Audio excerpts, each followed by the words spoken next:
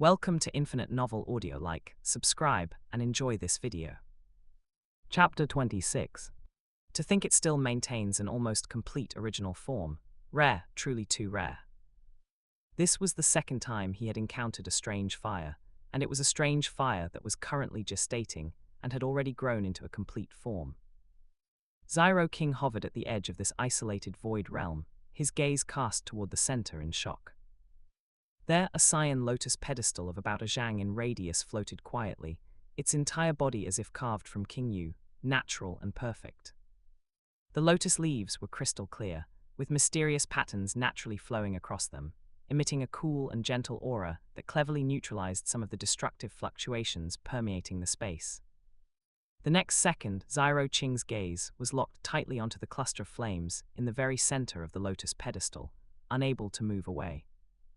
This was his first time seeing the gestation ground of a strange fire so intuitively.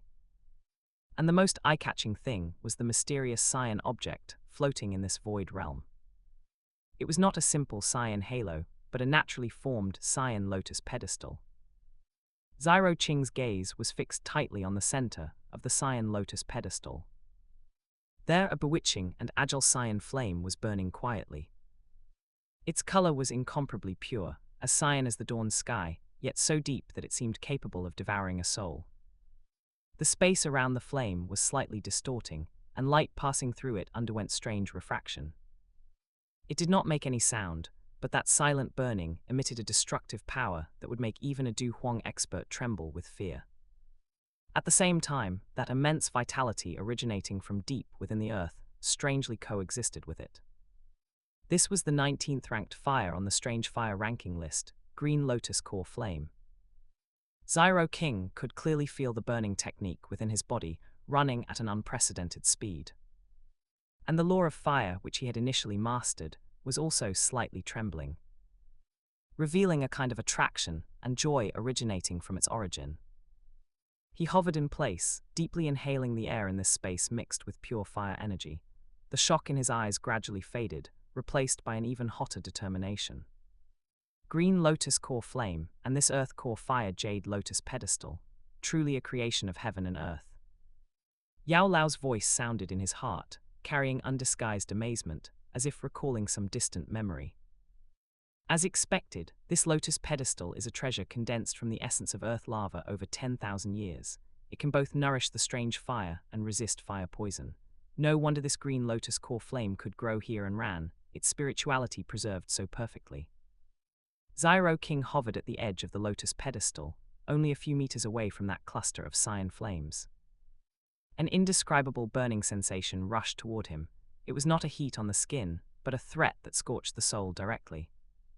If he were not carrying the law of fire, at just this distance, his soul would likely have already been scorched full of holes. What pure power! There is actually vitality hidden within the destruction. Xiao King stared at the swaying cyan flame, feeling both amazed and satisfied in his heart. This was just the aura it emitted unconsciously. If it really erupted, what would happen? Xiao King took a deep breath, suppressing the palpitations in his heart, and his gaze fell on the warm, jade-like lotus pedestal beneath his feet. This cyan lotus pedestal could assist in absorbing the green lotus core flame, and the few faint cyan lotus seeds in the center were even more of a heaven and earth treasure born with the strange fire. "Teacher, what should I do next?" he asked cautiously in his heart. Although his own idea was to grab it with one hand and refine it directly, Yao Lao's experience was the key. The green lotus core flame looks gentle, but it actually contains violence inside. According to common sense, if you were to forcibly swallow it with your cultivation of a 3-star Du Wang, you would be reduced to ashes in an instant. Yao Lao's tone was solemn, but he seemed to recall the subflame of the bone-chilling flame that had been refined by him in one go, and seemed relieved, saying, "However, you possess the innate fire spirit body, which has a natural suppression and affinity for all fires in the world. It should be able to greatly weaken its resistance." He paused and added with a serious tone, "Remember, when refining, you must proceed step by step. Use the burning technique to guide it, use your soul to control it, and let the origin flame seeds slowly merge into your Kai. Once you feel you cannot hold on, immediately retreat to the center of the lotus pedestal, and use the power of the lotus pedestal to suppress yourself. Do not be stubborn." Understood, Xiao King nodded, remembering every word in his heart. He landed on the lotus pedestal, and the moment his soles touched the King Yu, a cool and gentle energy quickly flowed through his entire body. It really is a good thing. Xiao King felt happy in his heart. Standing on this lotus pedestal, he felt his state was better than ever, his heart clear, and his perception of heaven and earth became even keener. He did not hesitate any longer and sat cross-legged in the center of the lotus pedestal. The lotus leaves, emitting a faint cyan light, seemed to come alive, slowly closing inward and protecting him in the center of the lotus pedestal. The cyan light became more solid, not only isolating the outside lava, but also creating a safe, refining environment for him. Xiao King first mobilized his soul power at the peak of the mortal realm and slowly probed out, sensing the green lotus core flame that was close at hand. He did not forcibly intrude, but rather, like listening to the heartbeat of an old friend he had not seen for a long time, he felt its unique, vigorous flame aura and tried to convey a trace of friendly intent. After all, this was the green lotus core flame, carrying all the strange fire energy. It was not something that could be compared to the sub-flame of the bone-chilling flame that Yao Lao had, which only had origin power and not much strange fire energy. At the same time, the burning technique inside his body also started to run crazily. The Danshan Kai vortex accelerated its rotation, generating a special suction force aimed at the strange fire, which was both a call to the strange fire and an adjustment to himself. Everything was ready. Xiao King raised his right hand, and at his fingertips, a wisp of golden-red flame, condensed to the extreme, quietly appeared. That was the manifestation of his own Kai and the origin power of the law of fire. He did not hesitate and directly reached toward the cluster of quietly burning cyan flames in the center of the lotus pedestal. The moment he touched the core of the flame, the earth-shattering resistance he had imagined did not appear. The bewitching cyan flame only swayed gently, as if attracted by an aura of the same source, but at a higher level. Xiao King closed his 5 fingers and easily grasped the cyan origin fire seed, the size of a baby's fist, in his palm. What he felt was not scalding hot, but a strange, gentle coolness. He could feel that this origin fire seed was exceptionally docile in his palm, even conveying a trace of faint reliance. This was precisely the natural suppression and extremely high affinity of the law of fire toward lower-ranked strange fires. Because he held good intentions, and his power was of the same origin and higher, this green lotus core flame did not resist at all. Seeing this unexpectedly smooth process, even Yao Lao fell into silence, clearly shocked by this unbelievable affinity. Xiao King looked down at the docile, leaping cyan fire seed in his palm, and a gleam flashed in his eyes. A rare opportunity.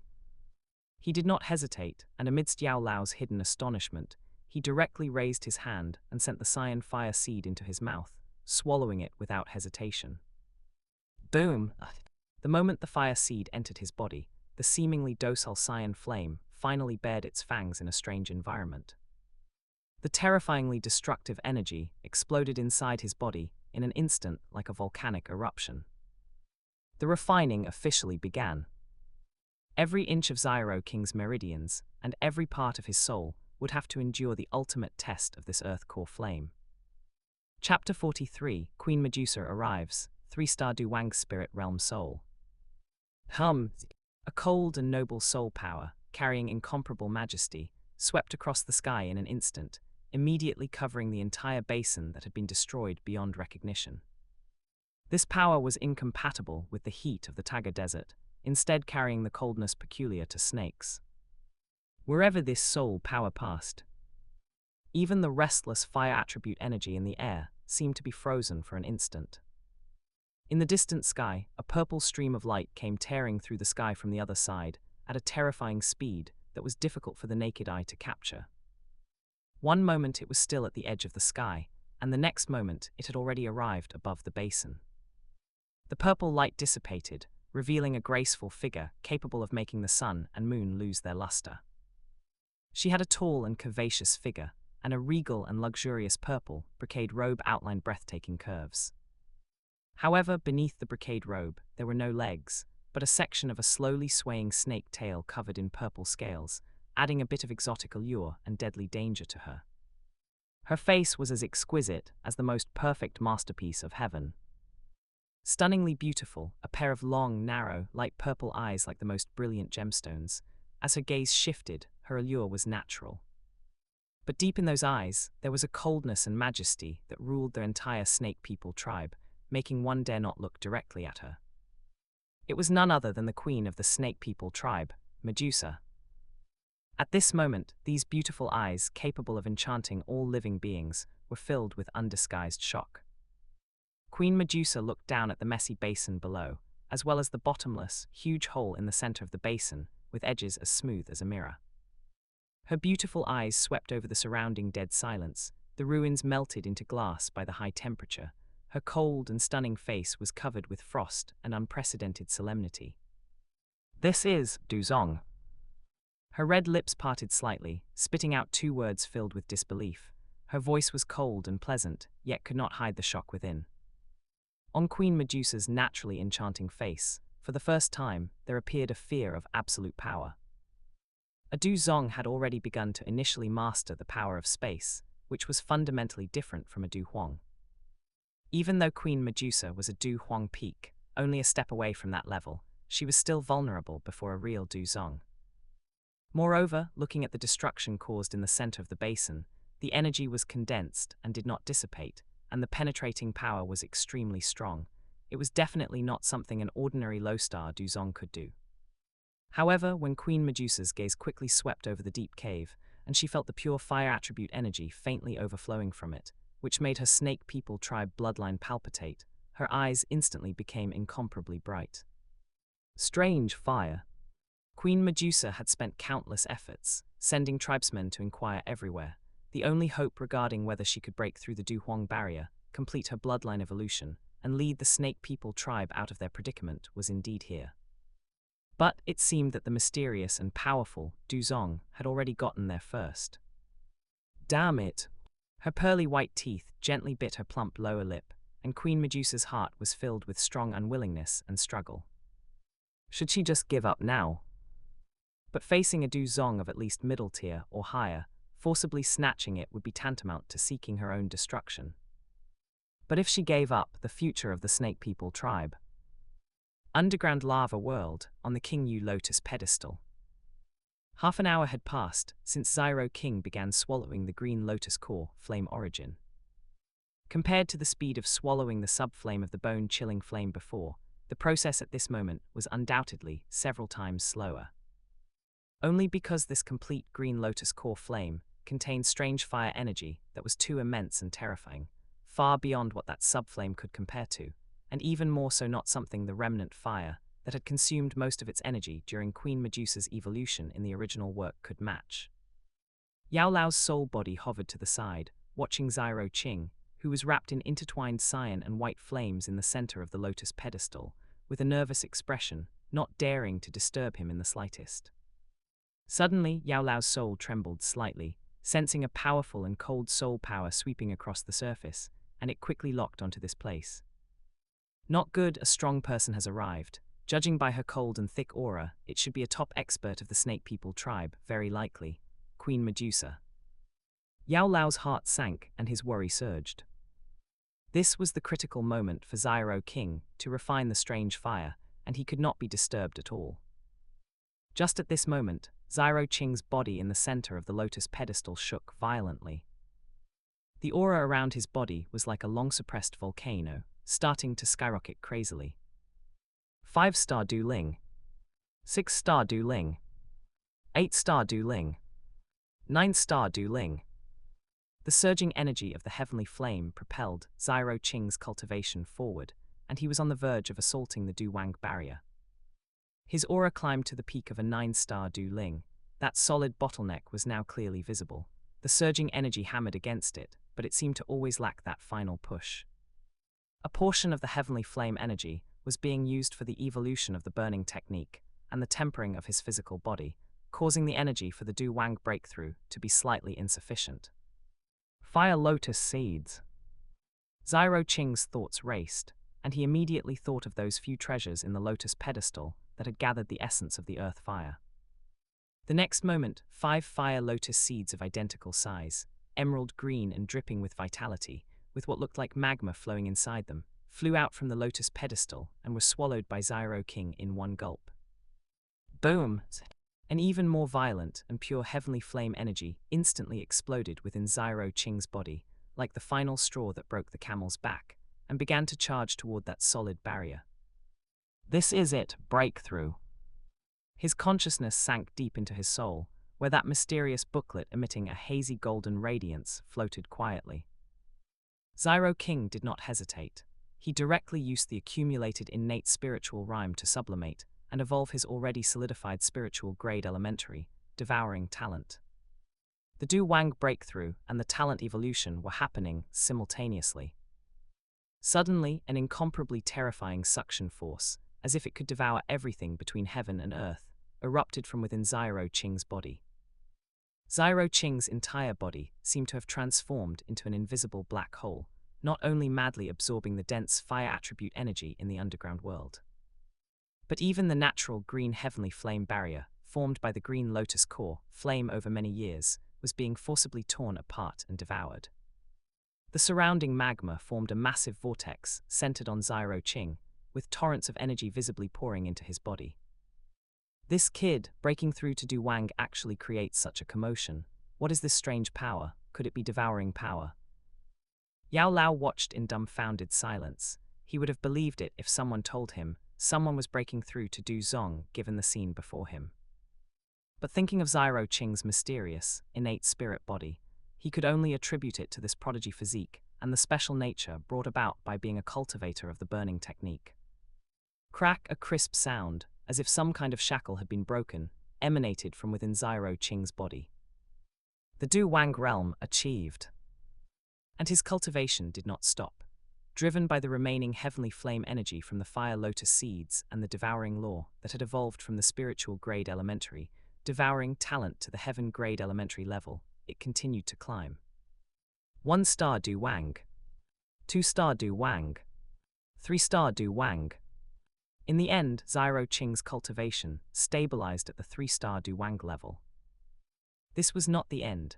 Along with the breakthrough in cultivation and the successful evolution of the devouring talent into the devouring law, Xiao Qing's soul power had also naturally broken through the shackles of the mortal realm.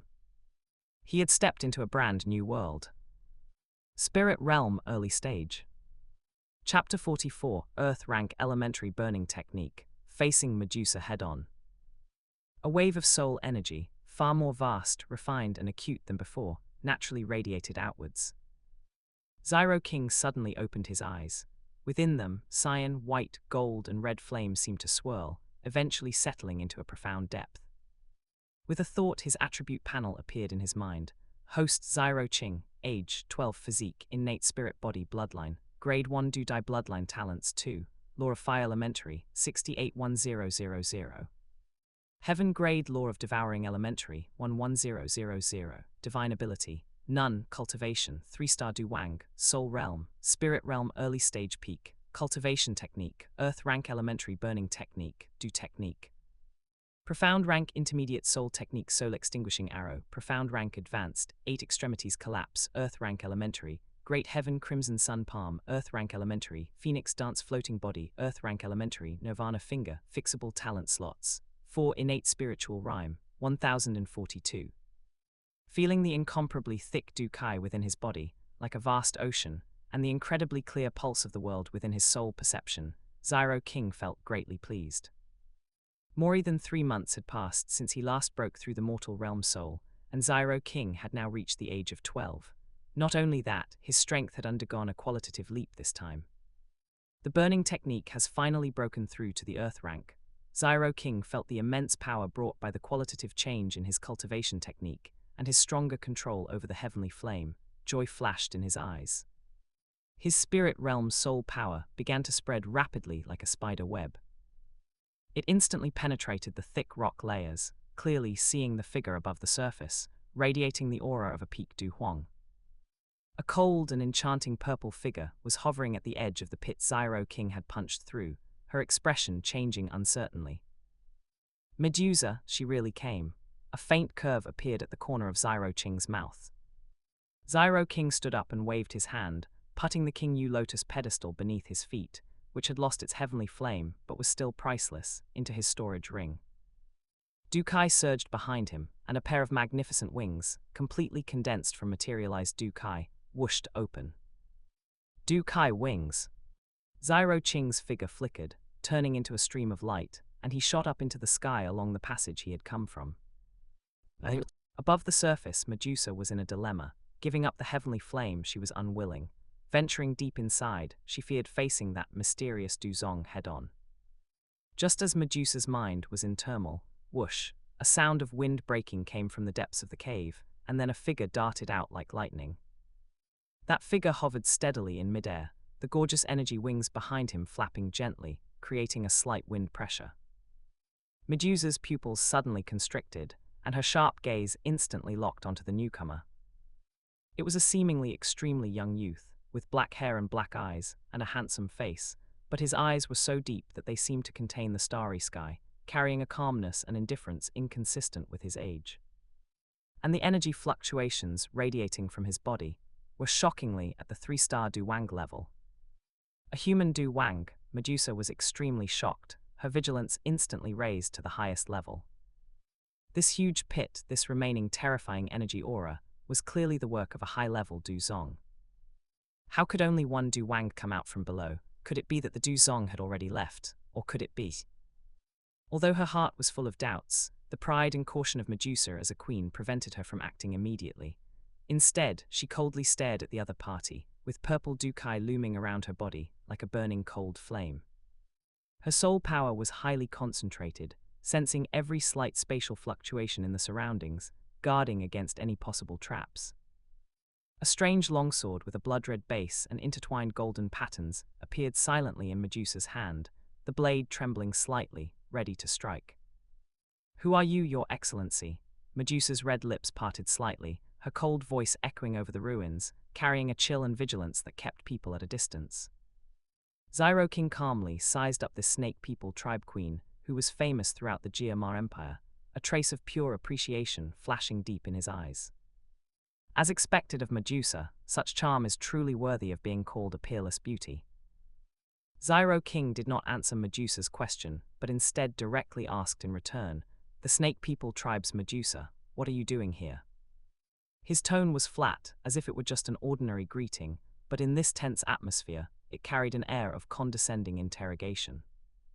Hearing a human Du Wang dare to speak to her in such a tone, a surge of anger rose in Medusa's heart. How many years had it been?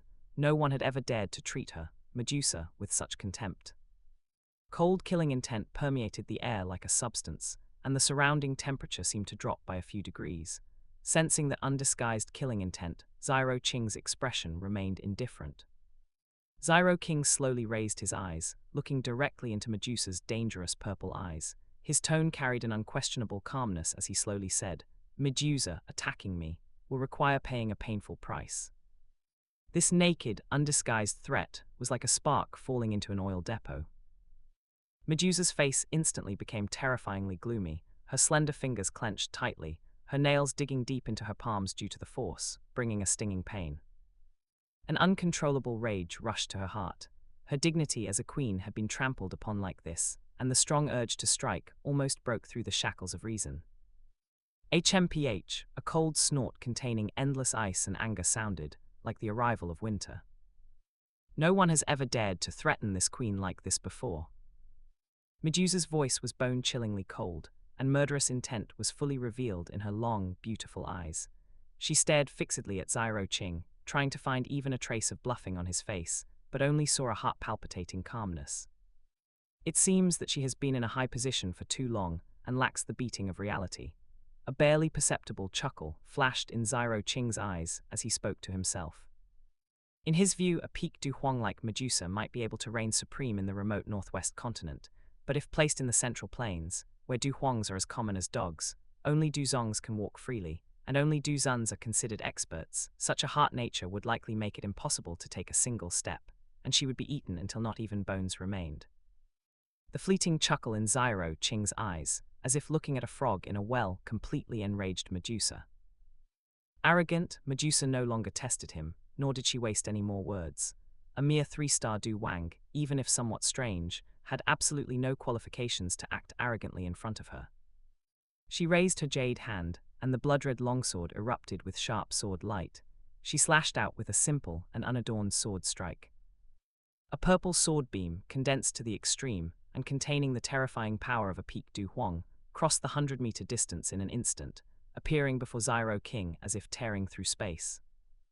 This sword strike was enough to easily kill any low-star Du Wang.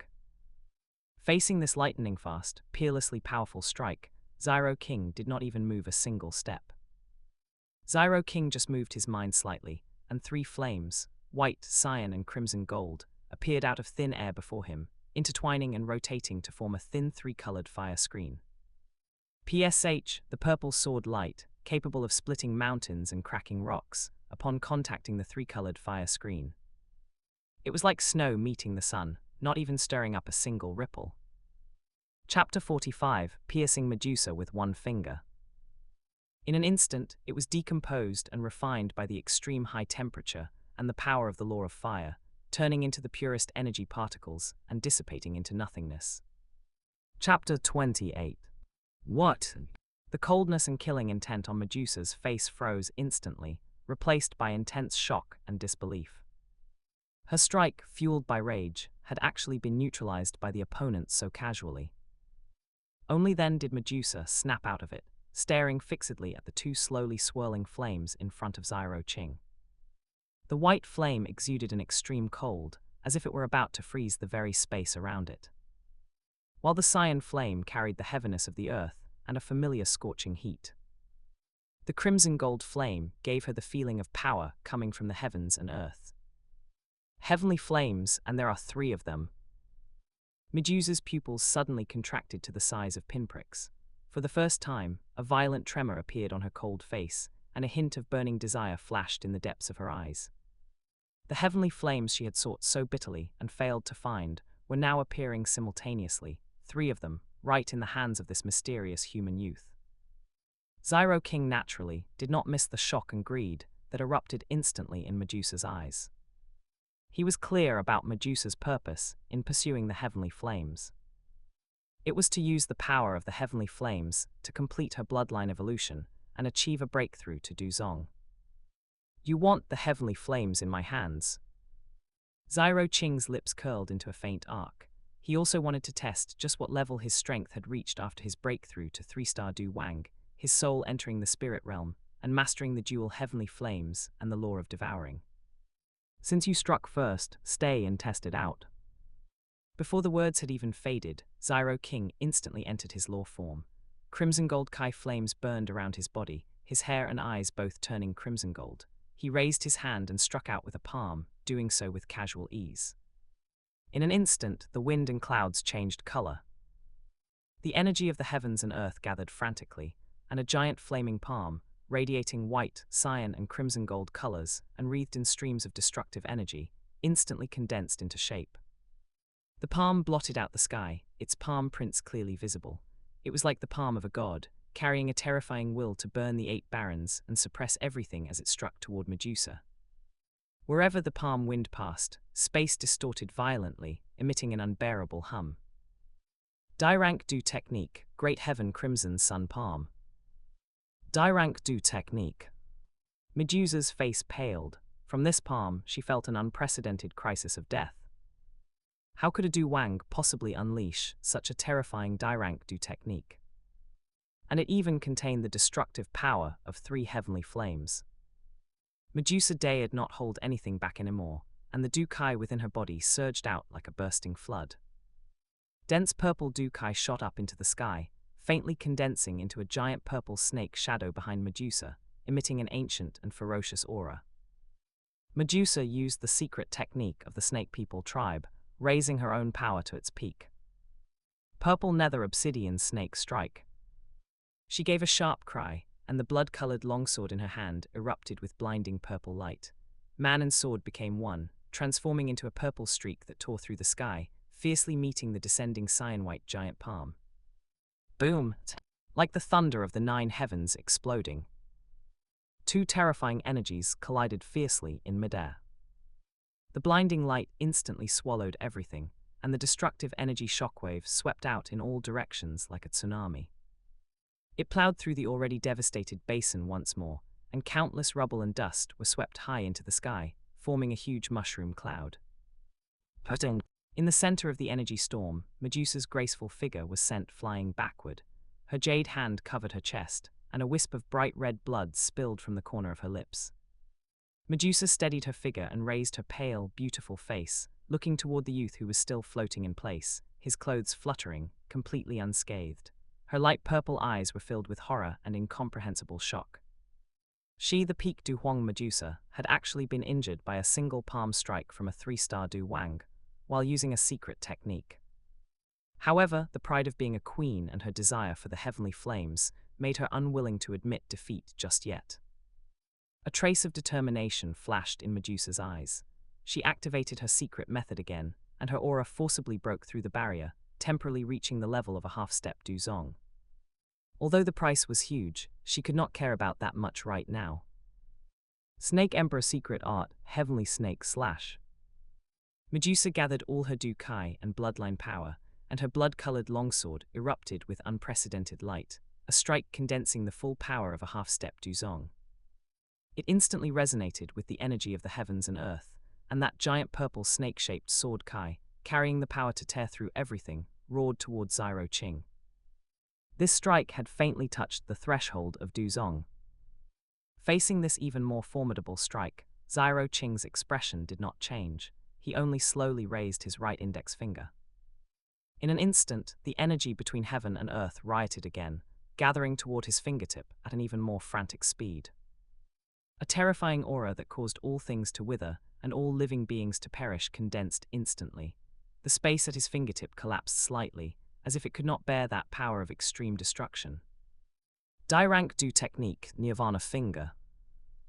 It represented the ultimate single-target attack power, specializing in breaking through formidable defenses and energy cores. He pointed out with one finger.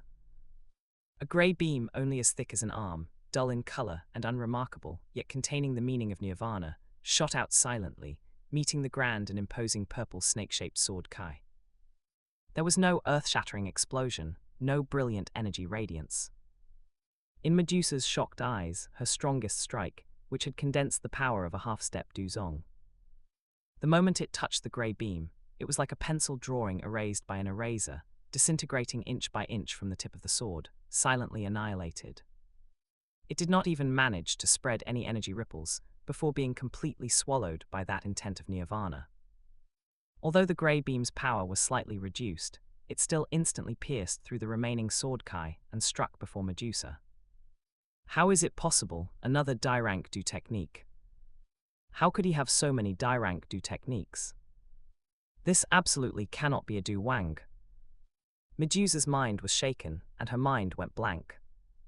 She could not understand, no matter how hard she tried, why a 3-star Du Wang would be so ridiculously strong. In her haste, Medusa held her blood-colored longsword horizontally before her, injecting all the Du Kai within her body without reservation to form a thick purple light shield. This was her strongest defensive means. Boom! The Nirvana finger beam struck the light shield, and the terrifying Nirvana energy exploded. The light shield trembled violently, and it shattered with a boom after holding for only an instant. The blood-colored longsword let out a mournful cry and flew out of her hand. The remaining finger force struck Medusa's abdomen fiercely. A large mouthful of blood sprayed from Medusa's mouth, and her graceful body fell rapidly from the high sky like a kite with broken strings, finally crashing heavily onto the scorching sand below, splashing up a cloud of dust. Xiao Qing exited his crimson gold law form, flashed, and instantly appeared beside her. Medusa was lying in the sand pit, her face as pale as paper, her aura withered. At her flat, snow-white abdomen, a shocking blood hole had pierced through her body. The edges were mangled, and wisps of grey nirvana energy, like maggots on a bone, lingered at the wound, preventing any form of healing. Bright red blood kept gushing out, staining the golden sand beneath her. With this finger, Xiao Qing had already controlled the power. He did not take her life directly, but a serious injury was unavoidable. Chapter 46, Medusa, What 10-Year Agreement? Medusa raised her head with difficulty, blood streaming from the corner of her mouth, as she clutched her unhealing wound. Medusa's expression was incomparably complex. Shock, unwillingness, and despair were intertwined in those charming purple eyes as she stared blankly at the youth walking closer step by step. Could it be that I, having dominated the Jiamar Empire for many years, am actually going to fall here today? A strong sense of sorrow and unwillingness surged into her heart. This heaven and earth seemed to go completely silent at this moment. Only the youth's calm and waveless voice slowly sounded, breaking the dead silence. Now can we have a proper talk, Medusa?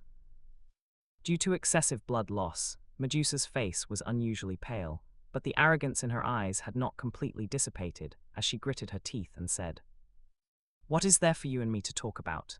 The winner is the king and the loser is the bandit. If you want to kill, then kill and give me a quick end." Although her voice was weak, it carried a determination that would not tolerate humiliation.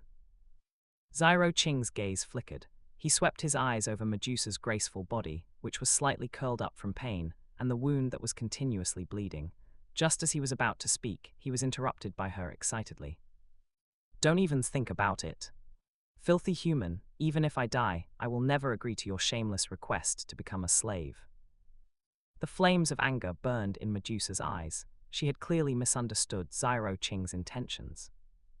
In her understanding, powerful humans capturing beautiful snake people was nothing more than to satisfy those filthy desires, becoming a snake slave for their amusement. Xiao Qing's expression remained as usual. He was not angered by Medusa's rebuke. He had long expected that with Medusa's unyielding nature, she would rather die than be humiliated. Even if Xiao Qing really had certain thoughts, he would never bring them up at this moment, not to mention that he currently had no such intention.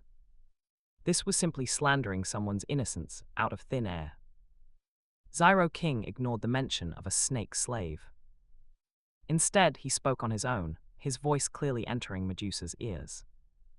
"I know that you, the successive generations of Medusa, possess a secret method that can use the power of the heavenly flames to conduct a strange evolution, thereby breaking through the shackles of your bloodline."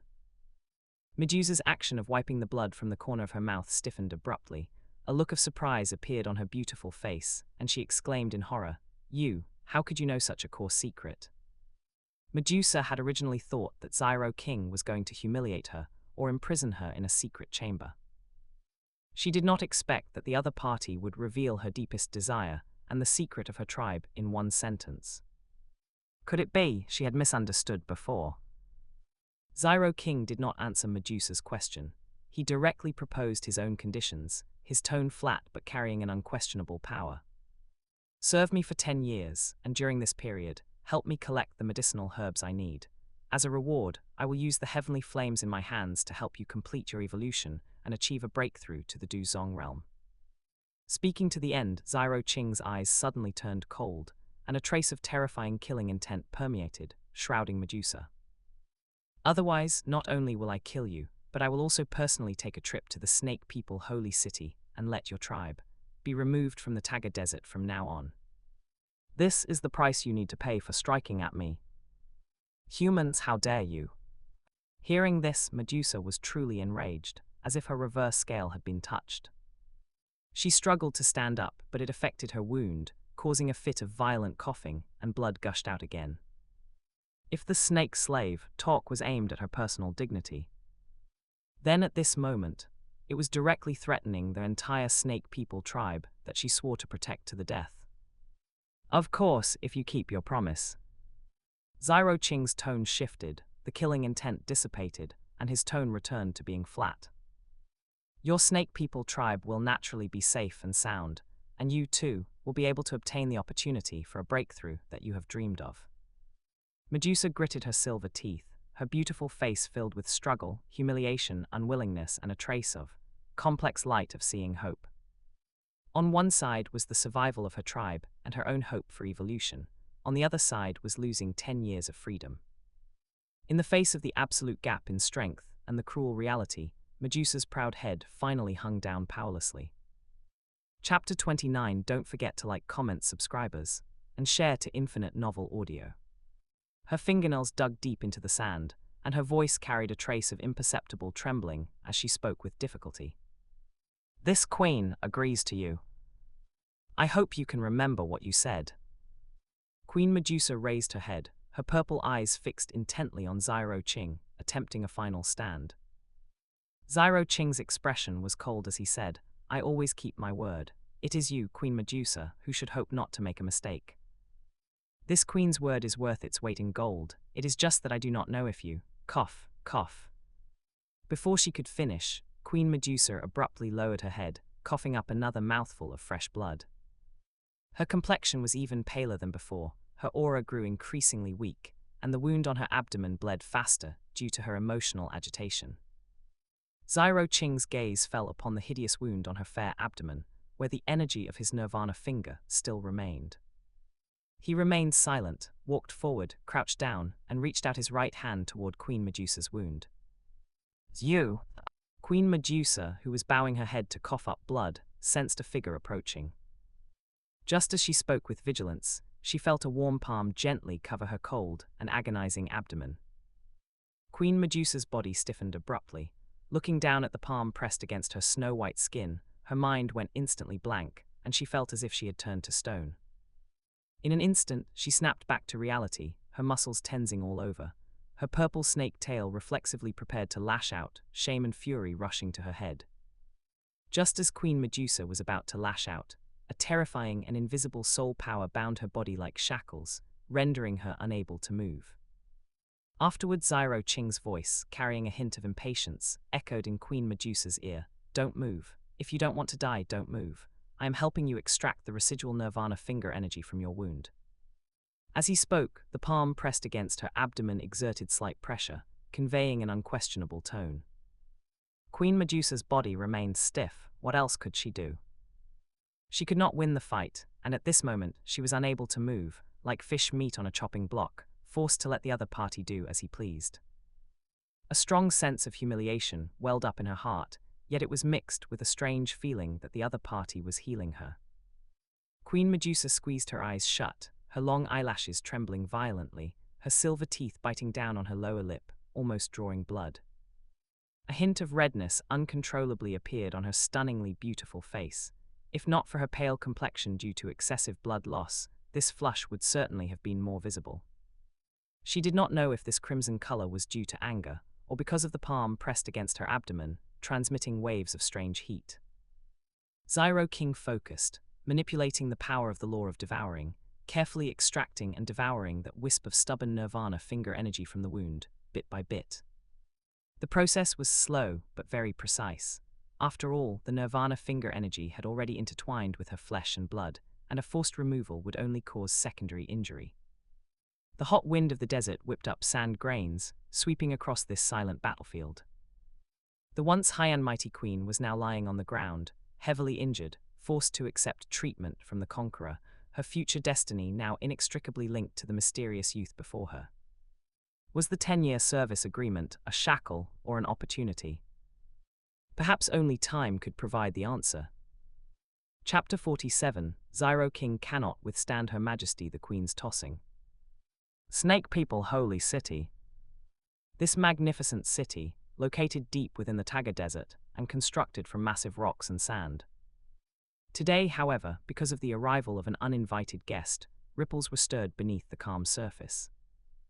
And at the center of these ripples was none other than their supreme queen, along with the unidentified human youth by her side. Queen Medusa's face was as cold as frost, as if she were oblivious to everything around her. She swayed that alluring and dangerous purple snake tail, walking with great elegance through the wide corridors of the palace. Half a step behind Queen Medusa followed the calm-looking Xiao Qing. The snake girl guards they encountered along the way bowed respectfully, their heads lowered to show absolute reverence for the queen. However, after Queen Medusa's graceful figure swept past, gazes suppressing curiosity, astonishment, and even ambiguity focused like searchlights directly onto that human youth. Once the queen had walked far away, whispers as faint as the chirping of insects spread uncontrollably among the pillars and outside the palace doors. Look quickly, is that the human that Her Majesty, the Queen, brought back? He is quite handsome, better looking than many of the warriors in our tribe. A relatively young snake girl guard focused first on Xiao Qing's refined and outstanding appearance. Shh, keep your voice down, but, looking at his slender build and young age, can he really withstand Her Majesty the Queen's, tossing? Another slightly older, charming-looking snake girl guard lowered her voice, 2 blushes flying across her face, her tone filled with unspeakable reverie. In the concepts of their snake people tribe, powerful tribespeople possess the absolute right to choose their partners. But this generation's Queen Medusa was completely different. Only someone whose strength could surpass hers and defeat her would have the chance to become her other half. And the fact that Her Majesty the Queen brought back a human male, its meaning was self-evident. Either this human was powerful and had defeated their queen, or their queen wanted a man, had taken a fancy to this human youth, and had snatched him back. Oh my, what are you saying? But Her Majesty the Queen has been abstinent for so many years, and now finally, he. How could these whispers, mixed with curiosity and salacious speculation, escape Queen Medusa's keen perception at the peak Du Huang realm? Queen Medusa's delicate ears twitched slightly, and an uncontrollable, faint blush appeared on her stunning profile, like white jade stained with rosy clouds, adding to her beauty. She couldn't help but recall that scene from before. The sensation of that warm palm pressed against her abdomen, and that heart-palpitating yet helpless feeling. She felt a surge of annoyance in her heart, but hindered by the Queen's dignity and the complex agreement with Xiao Qing. She could only forcefully suppress the urge to scold them, pretending she hadn't heard, though her walking speed increased imperceptibly. Xiao Qing, following behind Queen Medusa, having reached the spirit realm in Seoul, naturally heard every word of these discussions. The corner of Xiao Qing's mouth twitched imperceptibly, and he felt only helplessness in his heart. What did they mean he couldn't withstand the tossing? These snake girls' imaginations were simply too rich. Xiao Qing looked straight ahead, as if everything around him had nothing to do with him, simply following Queen Medusa in silence. And he secretly memorized the layout of this exotic snake people palace. Passing through layers of heavily guarded halls and corridors, the two finally arrived before a more secluded and magnificently decorated palace complex. The atmosphere here was clearly more solemn, and the air was filled with a faint, lingering fragrance. This was evidently the area of Queen Medusa's sleeping quarters. At the entrance to the sleeping quarters, a slender and agile figure stood waiting solemnly. It was none other than the captain of the Snake People tribe's personal guards, Xiao.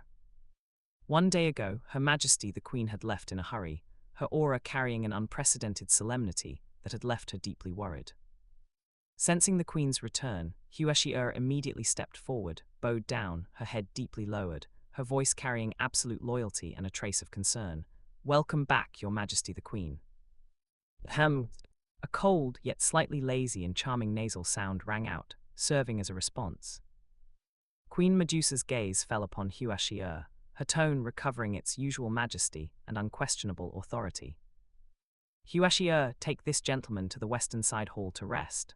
Remember, from this moment on, any of his instructions are to be treated as this Queen's orders. Do not fail." "Yes, Your Majesty." Xiao instinctively accepted the order, however, when she raised her head. When Xiao's gaze crossed over Queen Medusa, and she finally saw the appearance of the gentleman behind her, the words in her mouth came to an abrupt halt. Her sharp snake pupils instantly widened, her face full of unbelievable shock, almost blurting out, "Who, human?" Xiao stared fixedly at Xiao Qing, her mind blank. Her Majesty the Queen had actually brought a human back, and entered the most heavily guarded core area of the palace, and even granted him such high authority. This was truly the first time in history. Countless questions exploded in her mind like bubbles. Queen Medusa gently furrowed her beautiful willow eyebrows, a cold light of displeasure flashing in her narrow purple eyes. Xiao's loss of composure was undoubtedly a challenge to her authority. Sensing the chill in Her Majesty the Queen's gaze, Xiao shivered all over. She instantly snapped back from her shock, hurriedly lowering her head again, her voice carrying a trace of trepidation. "Yes, Your Majesty the Queen, your subordinate obeys." The Queen's orders were absolute. Even if she had many doubts and unease in her heart, she had to execute them unconditionally. Forcibly suppressing the raging waves in her heart, Xiao stood up and made a please gesture towards Xiao Qing. Her tone was kept as steady as possible, but the complexity and scrutiny in her eyes were hard to completely conceal. "This gentleman, please follow me." Xiao Qing glanced indifferently at Xiao, taking in the vigilance, curiosity, and that trace of imperceptible ambiguity in her eyes, yet he did not say much, simply nodding calmly. "Thank you for your trouble." Queen Medusa then turned to Xiao Qing. Her tone, compared to when she spoke to Xiao, lacked a bit of command and held a bit more complexity, even carrying a hint of imperceptible gnashing of teeth. "You first go with my guard to the side hall, next door, to rest for the night. Tomorrow, this queen will discuss the follow-up matters with you in detail. This queen also needs time to recover my state." Queen Medusa specifically emphasized the words, "recover my state," clearly brooding over the wound on her abdomen that had already been cleared of the nirvana finger energy, but still throbbed with pain. All of this was thanks to the seemingly harmless youth before her. "Good." Xiao Qing acted as if he hadn't heard the resentment in Queen Medusa's words, simply nodding again.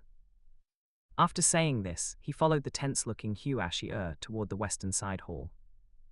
Watching Xiao Qing's departing back, light flickered in Queen Medusa's purple eyes. Eventually, it turned into an almost inaudible sigh, and she turned and entered her own luxurious sleeping quarters. She indeed needed to heal as soon as possible and think carefully about how to deal with this human youth who had forcibly broken into her life and brought huge variables to her and the entire snake people tribe. Chapter 48, Moving into the Queen's Sleeping Quarters. On the way to the western side hall, Xiao walked in front, her posture upright, her steps steady, but her heart was far from as calm as she appeared on the surface. What on earth is Her Majesty the Queen playing at? Her thoughts were in a chaotic mess. Yesterday she left in a hurry, saying she was going to investigate that earth-shattering energy fluctuation, suspected to be related to the heavenly flame and a mysterious expert. As a result, only a day or so has passed, and not only did she not mention the expert and the heavenly flame, but instead, she brought back a living human man and settled him in the side hall next to the sleeping quarters. This was truly an unprecedented event. It was no wonder Xiao couldn't help but overthink. She couldn't help but secretly turn her head again, glancing quickly at Xiao Qing behind her with the corner of her eye. The youth looked to be about 16 or 17, with a handsome face and deep black eyes. Although he didn't look old, he possessed an indescribable, steady temperament that was completely different from ordinary humans. His appearance is 1 in 10,000, truly handsome. Xiao evaluated subconsciously in her heart, then was suddenly shocked, secretly spitting at herself. What am I thinking about? However, looking at his age, he seems quite a bit younger than Your Majesty. Could it be? A bold thought uncontrollably popped into her mind, causing Xiao's heart to skip a beat. Your Majesty actually likes this type of younger, delicate-looking boy. This discovery seemed to open the door to a new world for Xiao. At present, Xiao Qing's true age was only 12 or 13, while Medusa was already nearly 100 years old. However, in the eyes of the Snake People tribe, Medusa was only equivalent to a human in her 20s or 30s, which was the prime of her life. Of course, the age of the Snake People tribe could not be compared to that of humans. Medusa held a revered status within the Snake People tribe, possessed great strength, and her appearance was peerless. Her romantic life had always been a topic of private speculation within the tribe, but there had never been any signs. Now, with this sudden hiding a beauty in a golden house, and the object being a human boy, if this news were to spread, their entire Snake People tribe would likely be shaken. Xiao tried hard to maintain a calm facial expression, but her heart was already in turmoil. She secretly decided that she must tightly guard the side hall, and at the same time, keep the mouths of her subordinate sisters in check. At the very least, before Your Majesty made a clear statement, she must not allow rumors and gossip to spread wantonly. However, looking at the approaching side hall, Xiao seemed to have already foreseen. After tonight within this palace, or rather within the holy city, it would likely be difficult to ever return to its former peace. Although the western side hall was called a side hall, its scale was basically not much different from the queen's sleeping quarters. Even Medusa would often come here to stay for a day or two in the past. The space inside the hall was vast and primarily built with cold-toned stone, which was rare in the desert. It was also carved with intricate snake-shaped totems and had huge glazed windows inlaid with colored crystals. These filtered the scorching sunlight from outside into soft, colorful halos that projected inward. The air was permeated with a special, faint fragrance, different from the rich, deep fragrance of the main hall, appearing even more tranquil. So this side hall is your residence? Xiao stopped inside the hall door and stepped aside. Her tone maintained a formulaic respect, but the inquiry deep in her eyes did not diminish. Everything you need is provided in the hall. There will be guards on duty outside the door. If you have any needs, you may instruct them at any time.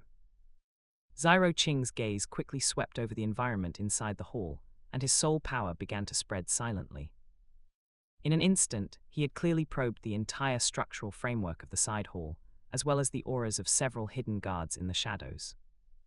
Xiao Qing nodded slightly to Xiao and thanked her, many thanks. Seeing his reaction so indifferent, neither having the fear of entering a forbidden land of another race, nor the amazement at the environment of the palace side hall, the feeling of weirdness in Xiao's heart grew stronger. Xiao hesitated for a moment, but still could not help but ask tentatively, "May I ask, sir, how should I address you, and what is your relationship with Her Majesty?" Xiao Qing.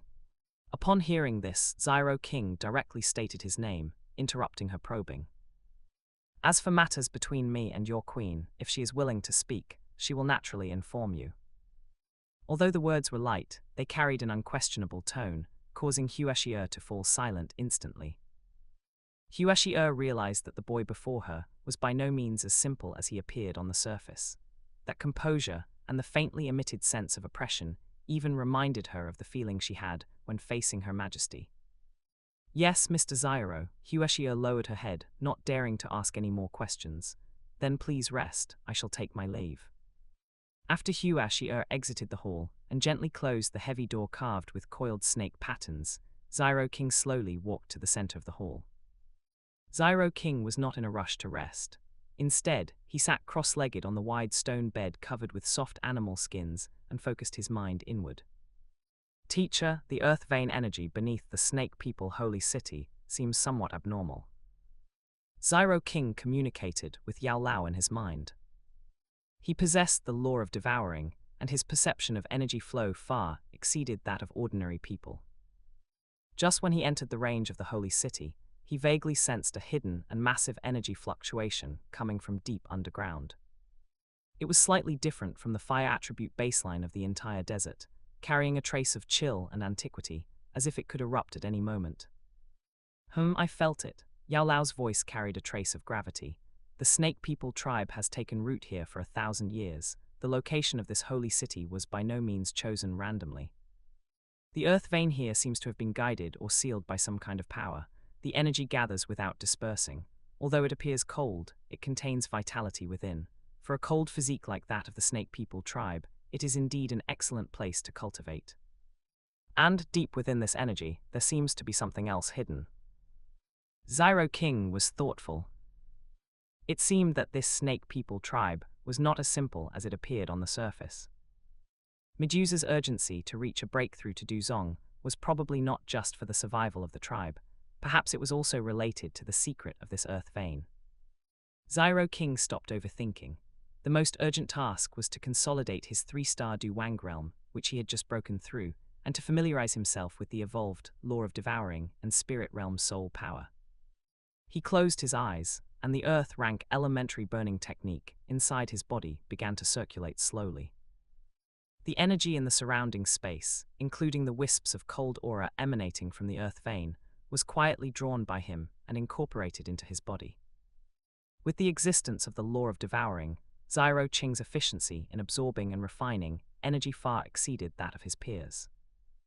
Energy of various attributes entering his body was domineeringly converted into the purest Kai, nourishing his meridians and the vortex.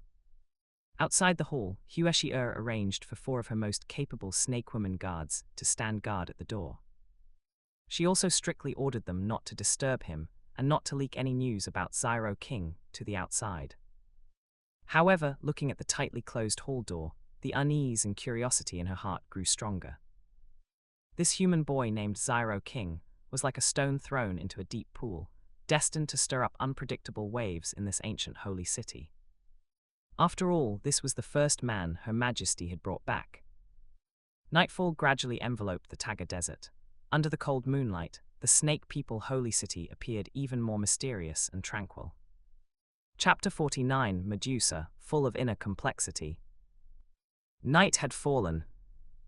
Inside the western side hall, Xiao King sat cross-legged on the soft and thick animal skin with dark patterns, his eyes slightly closed. The night-luminescent crystals inlaid on the ceiling of the hall emitted a soft halo, elongating Xiao Qing's slightly slender, yet upright figure and projecting it onto the cold stone wall carved with coiled snake totems. Within Xiao Qing's body, the earth-rank elementary burning technique was slowly circulating with a unique rhythm. The Qi of a 3-star Du Wang flowed rapidly through his wide and tough meridians, carrying a thick sense of vitality and power. The realm he had just broken through required such meticulous effort to be thoroughly consolidated. The soul power at the peak of the spirit realm elementary stage, like an invisible spider web, quietly spread with Xiao King as the center, clearly feeding back the subtle changes of every inch of space inside the side hall to his mind.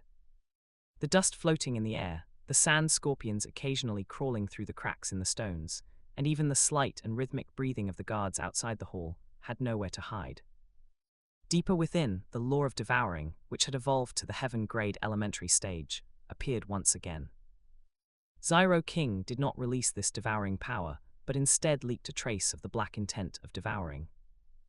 Even so, the thin energy permeating the surrounding space, whether it was the scorching fire attribute energy inherent to the desert, or the strange aura with a trace of chill faintly seeping out from the ground of this holy city, seemed to be drawn by an invisible force field, gathering in wisps. Subsequently, this energy quietly merged into Xiao Qing's entire body, being domineeringly refined and absorbed, becoming resources for him to consolidate his cultivation. Only by being strong enough could he truly grasp the initiative in this intricate situation, rather than merely relying on a fragile piece of paper. I wonder to what terrifying extent the law of devouring would reach if unleashed with full force. Xiao King stopped being distracted and focused all his attention inward, getting the law-based Qi to wash over his body repeatedly, filling the vortex at his dantian, making the Qi throughout his body increasingly solid and emitting a dazzling light. Outside the hall, the 4 snake women guards responsible for keeping watch stood tall, their hands tightly gripping tempered spears, the cold spear tips flashing with a chilly light under the moonlight. Their gazes occasionally glanced at the tightly closed, heavy hall door carved with ferocious snake heads, their eyes interlaced with curiosity, vigilance, and a trace of unspeakable excitement. Captain Lisha, is the person inside really a human? A guard who looked the youngest could not help but ask in a breathy voice, her tone filled with irrepressible curiosity. The captain, known as Lisha, was a snake woman with an exceptionally graceful figure and a natural charm at the corners of her eyes.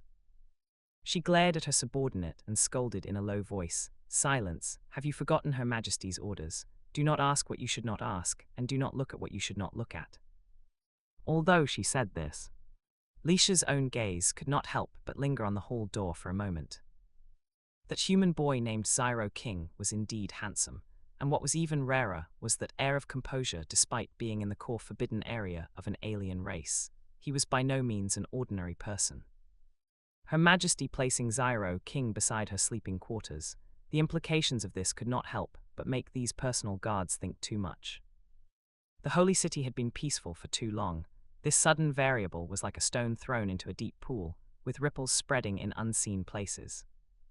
Meanwhile, inside Medusa's sleeping quarters, gorgeous purple curtains hung low, isolating the outside prying eyes.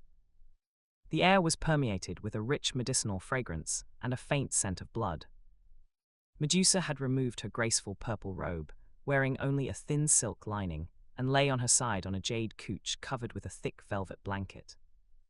Medusa's face still carried the paleness after blood loss, and fine cold sweat seeped from her smooth forehead. Although the wound on her abdomen pierced by the Nirvana finger had healed, that excruciating pain as if her soul had been torn apart, as well as the humiliation of having her power forcibly knocked down and her life and death in the hands of others, gnawed at Medusa's heart like a poisonous snake. Her long, jade-like fingers tightly gripped the velvet blanket beneath her, her knuckles turning white from the force. In her pair of enchanting, light purple eyes, complex and difficult to understand emotions were surging at this moment.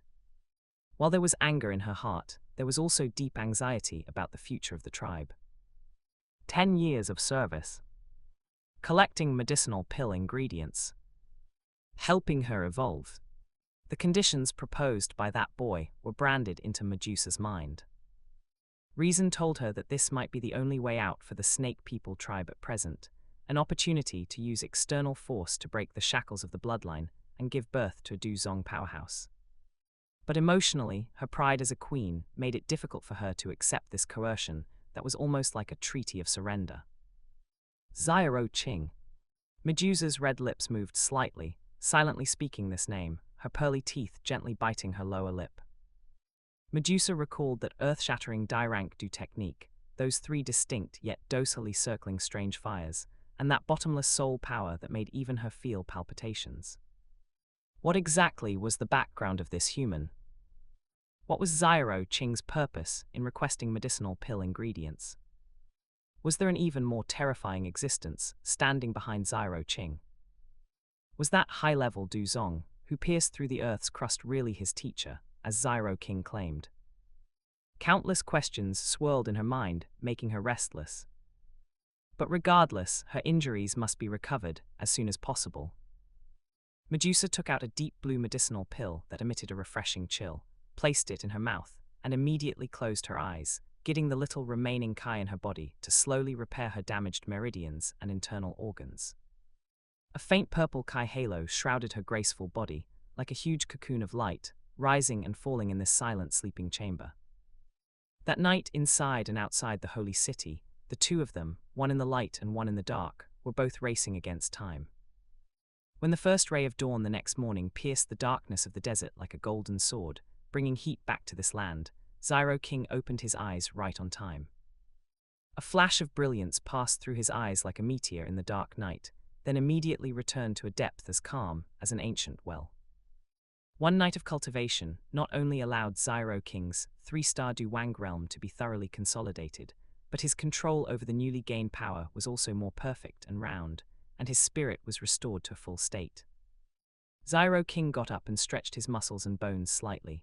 A series of subtle crackling sounds, like the light vibration of a bowstring, immediately came from inside his body.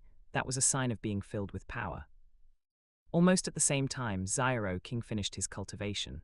The sound of Xiao walking with deliberate heaviness came from outside the hall door, along with her voice, which still carried a somewhat complex meaning. "Mr. Xiao, are you awake? Her Majesty requests your presence." Chapter 31. Xiao Qing straightened his unwrinkled clothes and pushed open the palace door with a calm expression. The morning sun was somewhat blinding. Xiao Qing narrowed his eyes slightly and saw Xiao standing respectfully outside the door with 2 guards, though the look they gave him held a bit more indescribable curiosity than the night before. "All right, lead the way." Xiao Qing nodded and said, his tone revealing neither joy nor anger. Walking through the palace corridors again, the hidden gazes cast upon him seemed to have increased, and even though the whispers were kept extremely low, they could not escape Xiao Qing's perception. Xiao Qing acted as if he did not notice, simply following Xiao until they arrived once again before the bedchamber of Queen Medusa. Unlike the quiet of last night, the doors to the bedchamber were wide open today, the interior appearing bright and solemn. Queen Medusa was already sitting upright on the snake-headed throne that symbolized supreme power. She had changed into a new purple brocade robe, as luxurious as ever, outlining that breathtaking curve to the fullest. Her pale complexion, masked by meditation and makeup, had recovered some of her usual cold beauty and majesty, though upon closer inspection, a trace of fatigue and weakness that could not be fully hidden still remained between her brows. Those light purple eyes were currently watching Xiao King as he walked in from the door with a calm, sharp gaze, as if wanting to see through Xiao King from the inside out. It seems you rested well. Chapter 50, The Wedge for Yao Lao's Resurrection, 7th rank peak bone-growing blood-merging pill. Queen Medusa spoke first. Her voice was cold and emotionless, but the fingertips of her jade hands resting on the armrests of the throne tightened imperceptibly. Xiao King walked to the center of the hall, stopped, and met Queen Medusa's gaze, calmly saying, "Your Majesty's complexion is also much better than yesterday." This plain greeting made the corner of Queen Medusa's eye twitch slightly. She took a deep breath, suppressing the surging emotions in her heart, and decided to stop beating around the bush, cutting straight to the point. "Since that is the case, let us discuss business. You want this queen to serve you for 10 years to help you collect medicinal materials. Specifically, what medicinal materials and how many, can you say now?" Queen Medusa's gaze was locked tightly onto Xiao Qing. This list of medicinal materials could, to a certain extent, reflect the other party's purpose and foundation. Xiao King seemed to have long anticipated that Queen Medusa would be so direct. His expression remained unchanged as he raised his hand and lightly brushed his storage ring. A faint light flashed, and a seemingly simple and ancient cyan scroll appeared in Xiao Qing's hand. The list of medicinal materials is all within this scroll. Xiao King did not hand it over immediately, but held it in his hand, looking at Queen Medusa with a calm gaze. "However, before handing this over, I hope your Majesty understands one thing." "Speak." Queen Medusa parted her red lips and uttered a single word. "Searching for these medicinal materials might touch upon some of the Snake People tribe's treasures, or might require utilizing the tribe's power to travel to certain dangerous places." Xiao Qing's tone was neither hurried nor slow, yet it carried an unquestionable weight. "I hope that during the process, the final result will not be affected by unnecessary suspicion and delay. After all, the sooner you reach a breakthrough to Duzong, the sooner the Snake People tribe can escape its current predicament, and our agreement can also end sooner."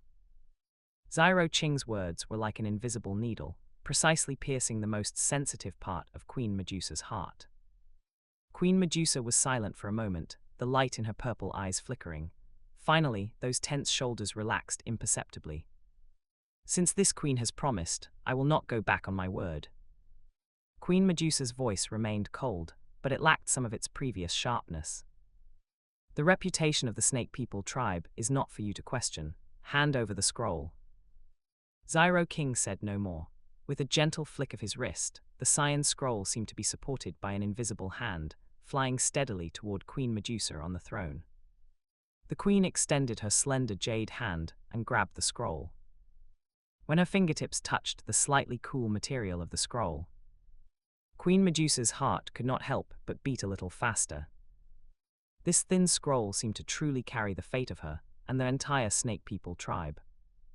Queen Medusa steadied herself, and with a trace of solemnity, slowly unfolded the scroll. When the words 7th rank peak bone-growing blood-merging pill came into view, Queen Medusa felt her breath hitch. Queen Medusa's slender fingers gripped the cyan scroll tightly, her knuckles turning slightly white from the force. "This," Queen Medusa muttered to herself, her voice filled with undisguisable shock. As the queen of the Snake People tribe, she knew too well what a 7th rank medicinal pill meant. In the entire Jiamar Empire, even 6th rank alchemists were as rare as phoenix feathers and unicorn horns, let alone a 7th rank medicinal pill. Medicinal pills of this grade often only existed in ancient records. Each one that appeared in the world was enough to cause a tremor throughout the entire northwest continent. Queen Medusa suppressed the surging waves in her heart and continued reading. Blood Essence Demon Fruit, 10,000-year green spirit vine, snow bone ginseng. The names of these medicinal materials were more astonishing than the last. Any one of these medicinal materials was enough to make Du Huang experts fight until their heads were broken and blood flowed. And now, this list actually listed 3 main ingredients, along with more than 10 types of rare auxiliary ingredients. Her gaze drifted involuntarily toward a hidden compartment in the corner of the bedchamber. There, the rare medicinal materials collected by the Snake People tribe over hundreds of years were stored, among which was a piece of carefully preserved 10,000-year green spirit vine. That was brought out 300 years ago by a Peak Du Huang elder of the tribe, who gave their life for it in an ancient ruins, and it had always been one of the treasures of the Snake People tribe. Later, Queen Medusa spoke with difficulty, her voice somewhat hoarse. "I will have someone take you to the treasury to select the medicinal materials." As she said this, her heart was bleeding. Those medicinal materials were not just precious resources, they were the legacy exchanged with the blood of the Snake People tribe's ancestors. But now, for the future of the tribe, Queen Medusa had to make this difficult decision. Xiao King keenly captured the struggle in her eyes and spoke at the right moment. "Of course, if anyone in the Snake People tribe needs to refine medicinal pills, they can come to me." This sentence was said lightly, but it made Queen Medusa look up abruptly. Having not practiced alchemy for several months, Xiao King was indeed feeling itchy. Since his soul realm broke through to the early stage of the spirit realm, Xiao King had gained a brand new understanding of alchemy, and he needed a lot of practice to verify it. The rare medicinal materials accumulated by the Snake People tribe were perfect for him to practice with, accumulating experience for his push to become a 7th-rank alchemist. "What rank of medicinal pill can you refine?" Queen Medusa could not help but ask, her voice carrying a trace of anticipation she herself had not noticed. "6th rank." 2 simple words, yet the air in the bedchamber instantly solidified. Queen Medusa's red lips parted slightly, and those eyes that always carried majesty were filled with disbelief.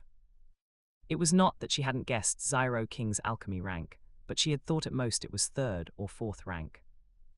After all, Xiao King looked so young. Being able to reach a 3-star Du Wang in Cultivation was already worthy of being called a prodigy. If he were also a 6th-rank alchemist, this simply overturned Queen Medusa's understanding of cultivation. Xiao King saw her doubt and offered no further explanation. As his mind stirred slightly, a vast soul power spread out silently. It had no aggression, just pure existence, yet it made Queen Medusa's face turn pale instantly, as if she were in the deep sea, causing her breath to hitch. This was absolute suppression at the soul level. Queen Medusa held onto the armrest of the throne, her fingertips trembling slightly. Only at this moment did Queen Medusa truly understand what kind of terrifying ability this seemingly young man before her was hiding. Previously, Queen Medusa had thought that collecting these high-tier medicinal materials was the work of Xiao King's teacher, but now it seemed. She took a deep breath, forcing herself to calm down. One must know they had no alchemist in the Snake People tribe. Furthermore, within the Jiamar Empire, no alchemist was willing to help the Snake People tribe refine medicinal pills. For so many years, the precious medicinal materials accumulated by the tribe could only be used in the most primitive way, with less than 1/10 of the efficacy remaining. If they could be converted into medicinal pills. Currently, the Snake People tribe needed a high-tier alchemist too much. All right. Queen Medusa finally made up her mind. Although her voice remained cold, it had lost some of its guard. 3 days later, I will have someone send over the list of medicinal materials collected by the tribe. As she said this, Queen Medusa felt her heart bleeding, yet she was also faintly anticipating it. Perhaps this mysterious man could really change the fate of the Snake People tribe. Xiao King nodded slightly, not surprised by this result. Xiao King had long seen the Snake People tribe's thirst for an alchemist, which was exactly the source of his confidence when proposing this condition. Since that is the case, I will await the good news. Xiao Qing's tone was calm, as if everything just now was within his grasp. This calm and unhurried attitude made Queen Medusa even more convinced that the young man before her was likely even more unfathomable than she had imagined. The sunlight outside the palace shone through the lattice windows, casting mottled light and shadows between the two. At this moment, Queen Medusa vaguely felt that the fate of the Snake People tribe might really change because of the young man before her. Chapter 51, Erasing a Du Wang in a Single Thought. 3 days later. Deep in the Taga Desert, the Snake People holy city. The morning sun shone through the dust, draping a layer of golden brilliance over the city standing amidst the yellow sand. However, today the holy city was filled with an unusual, oppressive atmosphere. It was as if an invisible undercurrent was flowing in the air, and even the usually bustling market was a bit quieter. "Look, it's the people from the Moshi tribe." At the city gate, a sharp-eyed female snake person exclaimed in a low voice, pointing toward the dusty figures outside the city. A group of male snake people with dark skin, fierce expressions, and jet-black snake tails for lower bodies were rapidly approaching the city gate. Their expressions were cold and stern, their bodies carrying the wind, frost, and evil kai of a long journey through the desert. The snake person leading them was particularly eye-catching. His build was far more robust than his tribesmen, his bare upper body showing knotted muscles, his arms wrapped in lifelike black giant python tattoos, his scales gleaming coldly in the sun, and his whole body exuding an uncomfortable, cold, and violent aura. "It's Commander Mobasi. Why did he suddenly bring people to the holy city?" An elderly snake person leaning on a cane had a trace of worry flash in their cloudy eyes. Could something have happened to the tribe? A seemingly ordinary male snake person nearby looked left and right, leaned closer to the others, and whispered mysteriously, "Don't you know, I heard. Her Majesty the Queen brought back a human male a few days ago." "What, a human?" Once these words were spoken, the surrounding snake people were in an uproar, their faces filled with shock and disbelief. "It's absolutely true, it is said. That person was even settled in the palace." The male snake person continued to reveal the news, his tone filled with incredulity. How is this possible, Her Majesty the Queen?" The young snake person widened their eyes, their curiosity completely piqued. "Brother, hurry up and tell us in detail." Just as the city gate was buzzing with whispers and discussions, because of this shocking news, Mobasi and his group had already entered the holy city without obstruction. Mobasi's face was as gloomy as water, the surging anger suppressed in his sharp snake eyes, and the low pressure exuding from his body made the snake people along the way dodge, not daring to look directly at him. Mobasi had received an urgent message from the spies planted in the holy city, which was why he had rushed over overnight from the distant Moshi tribe. Chapter 32. The Medusa that he had always admired and regarded as a deity had actually brought back a human male, and even allowed him to stay in the royal palace, which symbolized the power and dignity of the Snake People tribe. Even he, one of the 8 great commanders, had never had the honor of staying overnight in the royal palace.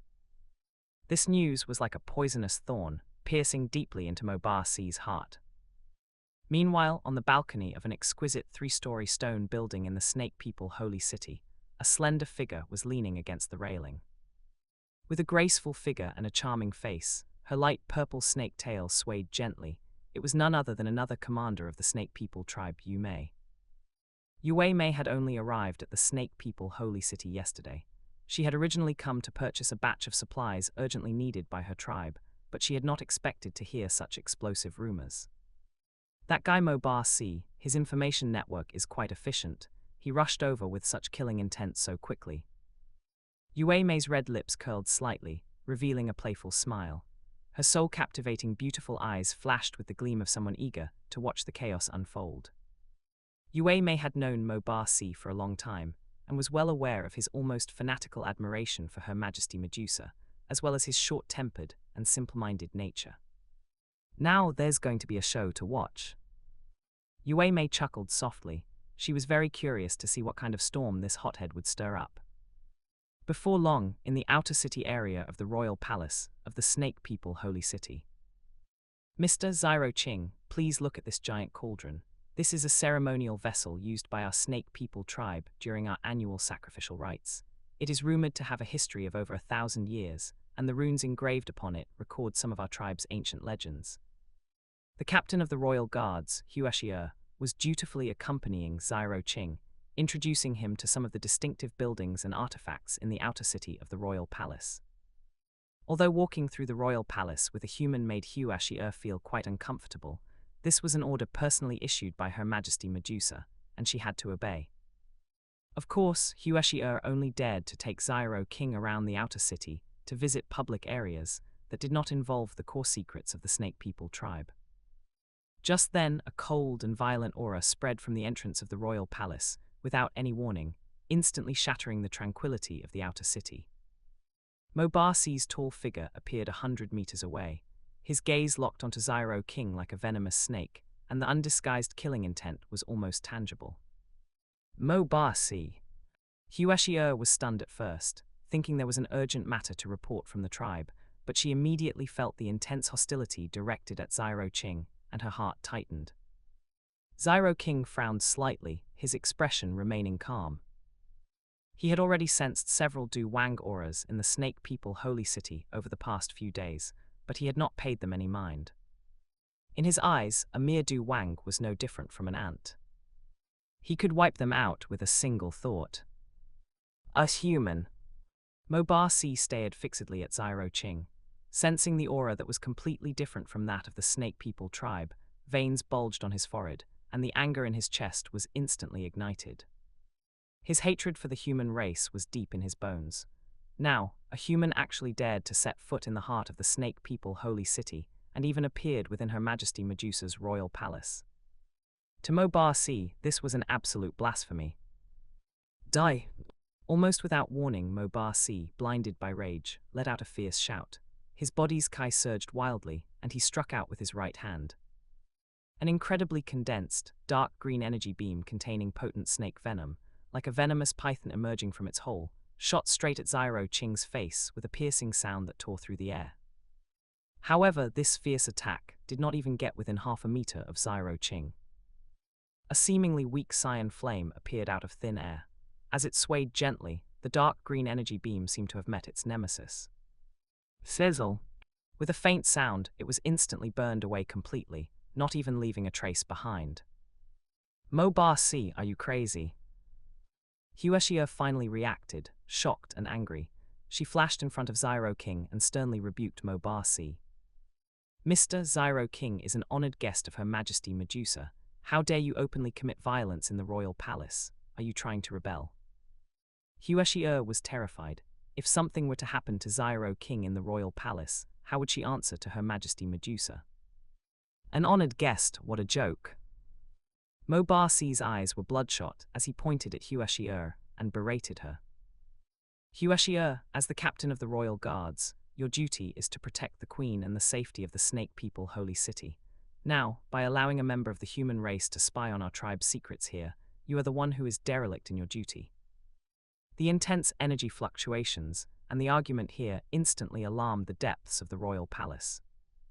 A powerful aura rapidly approached from afar. The next moment, a purple stream of light flashed, and the cold and stunning figure of Medusa had already appeared on the scene.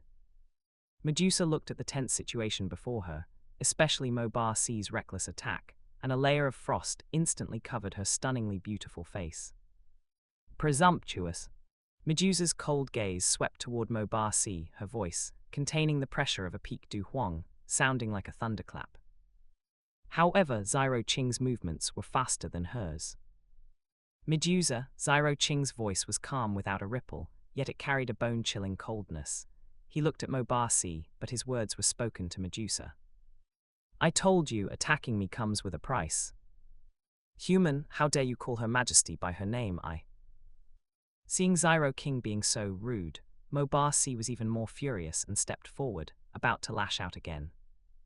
But before he could finish, a cold light flashed in Xiao Qing's eyes. An invisible and intangible, yet vast and profound soul power swept past silently. Mobasi's forward movement suddenly stiffened.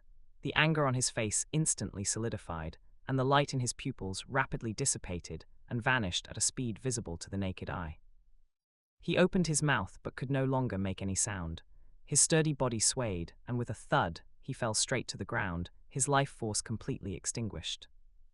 At the same time, this powerful soul power did not stop.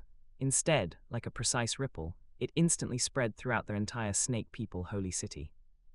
Chapter 52, Soul Realm Deterrence. The Storm in the Snake People Holy City.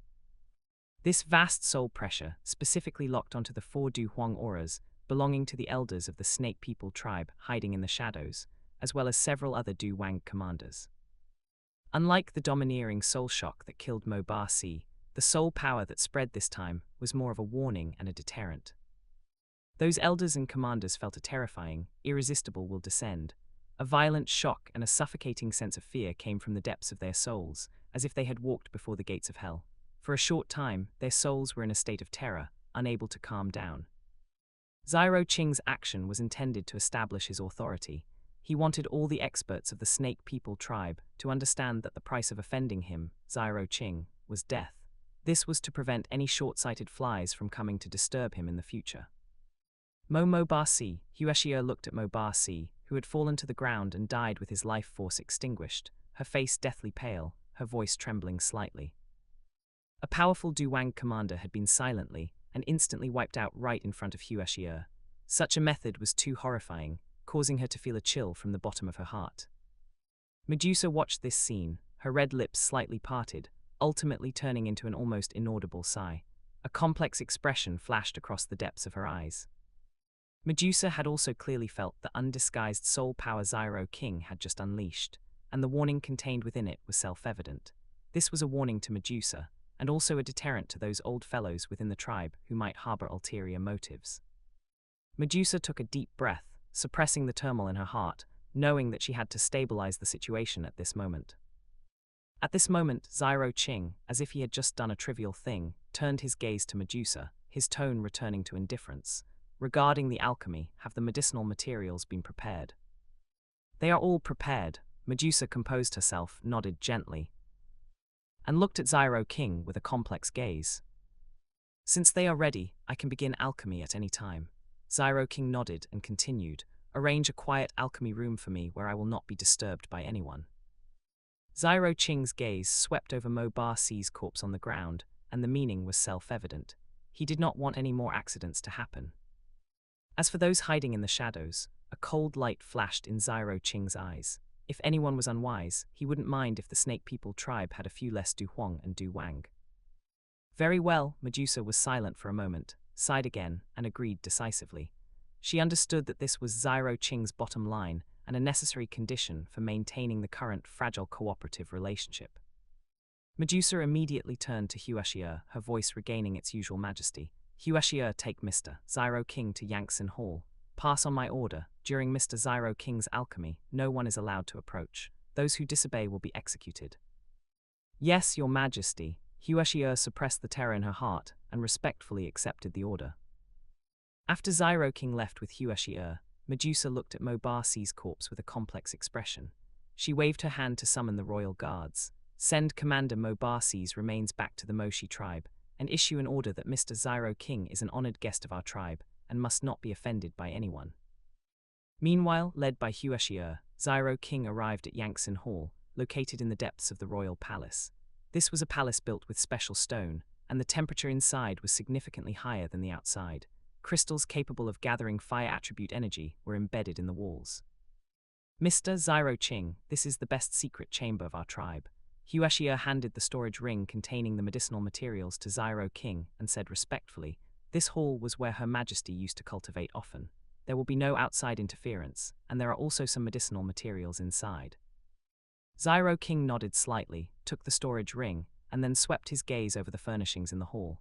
As an alchemist, Xiao Qing could feel the extraordinary nature of this secret chamber. Without my permission, no one is allowed to enter, Xiao Qing instructed indifferently. Yes, Xiao bowed and exited, gently closing the hall door. After Xiao left, Xiao Qing walked slowly to the center of the hall. Xiao Qing walked toward the side hall, where dozens of jade boxes were neatly arranged. Opening one of them, a rich medicinal fragrance immediately permeated the air. Inside lay a crystal-clear snow ginseng, with intact roots, emitting a faint cold air. 1000-year snow ginseng, good quality. Xiao Qing nodded slightly and continued to check the other medicinal materials. The collection of the Snake People tribe was indeed rich. Most of these medicinal materials were of top quality, and several of the main ingredients were rare treasures. It seemed that Medusa had indeed paid a heavy price to exchange for Xiao Qing's help. After checking all the medicinal materials, including those in the storage ring, Xiao Qing returned to the main hall. Xiao Qing sat cross-legged in front of the stone platform and closed his eyes to regulate his breathing. Although with Xiao Qing's current alchemy and soul realm, refining a grade 6 medicinal pill was no longer difficult, he still habitually adjusted his state to the best. Half an hour later, Xiao Qing slowly opened his eyes, and a bright light flashed and vanished from them. Xiao King flicked his finger, and a pitch-black medicine cauldron appeared on the stone platform. This was none other than the black demon cauldron of Yao Lao. "Let's begin." Xiao King took a deep breath, and a cyan flame rose from his palm. The green lotus core flame leaped beneath the medicine cauldron, and the temperature was precisely controlled to the optimal state. Xiao King tapped his fingers lightly, and one by one, the medicinal materials flew into the medicine cauldron, turning into pure medicinal liquid under the tempering of the heavenly flame. Chapter 33. Throughout the process, Xiao Qing's expression was focused and calm. Xiao King's soul power meticulously controlled every step, and the medicinal liquid slowly underwent fusion in the medicine cauldron, emitting an increasingly rich medicinal fragrance. Just as Xiao King was concentrating on his alchemy, a huge uproar erupted within the holy city due to the death of Mo Ba Si. The snake people of the Mo Shi tribe carried Mo Ba Si's remains back to the tribe, and the news quickly spread throughout the entire snake people tribe. The fall of one of the 8 great commanders shocked all the snake people. "I heard Commander Mo Ba Si was killed by that human." "How is that possible? Commander Mo Ba Si is a 5-star Du Wang." "It's absolutely true. Everyone present saw it. That human didn't even move, and Commander Mo Ba Si just collapsed." Similar discussions were circulating in every corner of the holy city. The snake people were both shocked by Xiao Qing's strength and confused by Queen Medusa's decision to bring a human back. In a pavilion, Yume took in everything, her heart filled with indescribable shock. She had only come to watch the excitement, but she never expected to witness the instant fall of a Du Wang expert. That seemingly young human male possessed terrifying strength. "It seems the snake people tribe is about to change." Yume muttered to herself, her figure quietly disappearing from the spot. Deep in the royal palace, Queen Medusa stood before the window, gazing at the distant Yangtze Hall, her brows slightly furrowed. Although Mo Ba Si's death made Queen Medusa feel regret, she knew even better that the current snake people tribe needed the help of an alchemist like Xiao Qing. Moreover, with the strength Xiao King had displayed, if they were to truly become enemies, it would be catastrophic for the snake people tribe. "I hope this choice is the right one," Queen Medusa whispered to herself. Just then, a personal guard rushed in to report, "Your Majesty, the 4 elders request your presence in the council chamber." A flash of understanding crossed Queen Medusa's eyes. Mo Ba Si's death had indeed alarmed those old fogies. Queen Medusa straightened her robes, her cold and beautiful face regaining its usual majesty. "Understood." Inside the council chamber, the 4 elders of the snake people tribe had been waiting for a long time. Each of them possessed a deep aura, and they were all Du Huang experts. Seeing Queen Medusa arrive, one of the white-haired elders spoke first. "Your Majesty, regarding the death of Commander Mo Ba Si, shouldn't you give us an explanation?" Queen Medusa walked calmly to the main seat and sat down, her gaze sweeping over the 4 elders. "Mo Ba Si openly defied my orders and attacked a distinguished guest in the royal palace. His death is well deserved." "But your Majesty, that is, after all, a human," another elder couldn't help but say. "And letting a human live in the royal palace, this is simply..." "Simply what?" Queen Medusa coldly interrupted their conversation. "Mr. Xiao King is not only a 6th-rank alchemist, but his strength is also unfathomable. With his help, our tribe can escape our current predicament as soon as possible." A 6th-rank alchemist. The 4 elders looked at each other, seeing the shock in each other's eyes. "That's right. In a few days he will refine a 6th-rank medicinal pill for our tribe, and by then, each of you elders will have a share." Queen Medusa stood up, the aura of a peak Du Huang slowly releasing, her face and voice filled with majesty as she said, "I have decided to cooperate with Mr. Xiao Qing. There is no need to discuss this further." Feeling the powerful aura on Queen Medusa, the 4 elders finally fell silent. They realized that the current Queen Medusa was no longer the young queen who needed their guidance. As a peak Du Huang, Queen Medusa now had the capital to act arbitrarily. "Since your Majesty has decided, we will naturally comply." The elder who spoke first, unable to resist the temptation of a 6th-rank medicinal pill, bowed and said. Queen Medusa nodded with satisfaction, Very good, pass the order down. While Mr. Xiao King is in our tribe, he shall enjoy the treatment of an elder. No one is to be negligent. Yes. On the other side, inside Yangtze Hall, just after the upper echelons of the Snake People tribe reached a consensus, Xiao King inside Yangtze Hall had also reached the critical moment of his alchemy. In the medicine cauldron, dozens of medicinal liquids had already perfectly undergone fusion, forming a fist-sized ball of colorful light. The surface of the light ball shimmered with flowing colors, emitting a refreshing fragrance. Xiao King was fully focused, his soul power meticulously controlling the temperature of the flames. This was the most critical step before the medicinal pill was formed. The slightest mistake would result in all previous efforts being wasted. As time ticked by, the light ball gradually solidified, and fine patterns began to appear on its surface. Suddenly, a beam of light shot up from the cauldron, piercing through the roof of the hall and straight into the clouds. The Snake People in the royal palace were all attracted by this phenomenon and looked up one after another. They saw the light condensing into an illusory pill cloud in the sky, and a rich medicinal fragrance permeated the entire palace. This is the phenomenon of a sixth-rank medicinal pill forming, a knowledgeable snake person exclaimed. Queen Medusa stood outside the council chamber, looking at the pill cloud in the sky, her beautiful eyes filled with wonder. She didn't expect Xiao King's alchemy to be so superb that he could refine a sixth-rank medicinal pill so quickly. Inside Yangtze Hall, Xiao King looked at the dragon-eye-sized medicinal pill in the cauldron, which had a smooth and plump surface, and a satisfied smile finally appeared on his face. Sixth-rank low-level ice pulse pill, it's done. Xiao King carefully placed the medicinal pill into a jade bottle, feeling the thick medicinal power contained within it. Not bad, you currently have no problems refining sixth-rank medicinal pills. At this moment Medicine Elder floated out from the bone flame ring, looking gratified as he spoke. This time, when Xiao King refined the sixth-rank medicinal pill, Medicine Elder did not appear to guide him, but let Xiao King refine it himself to accumulate experience, which would facilitate his future breakthrough to the seventh rank.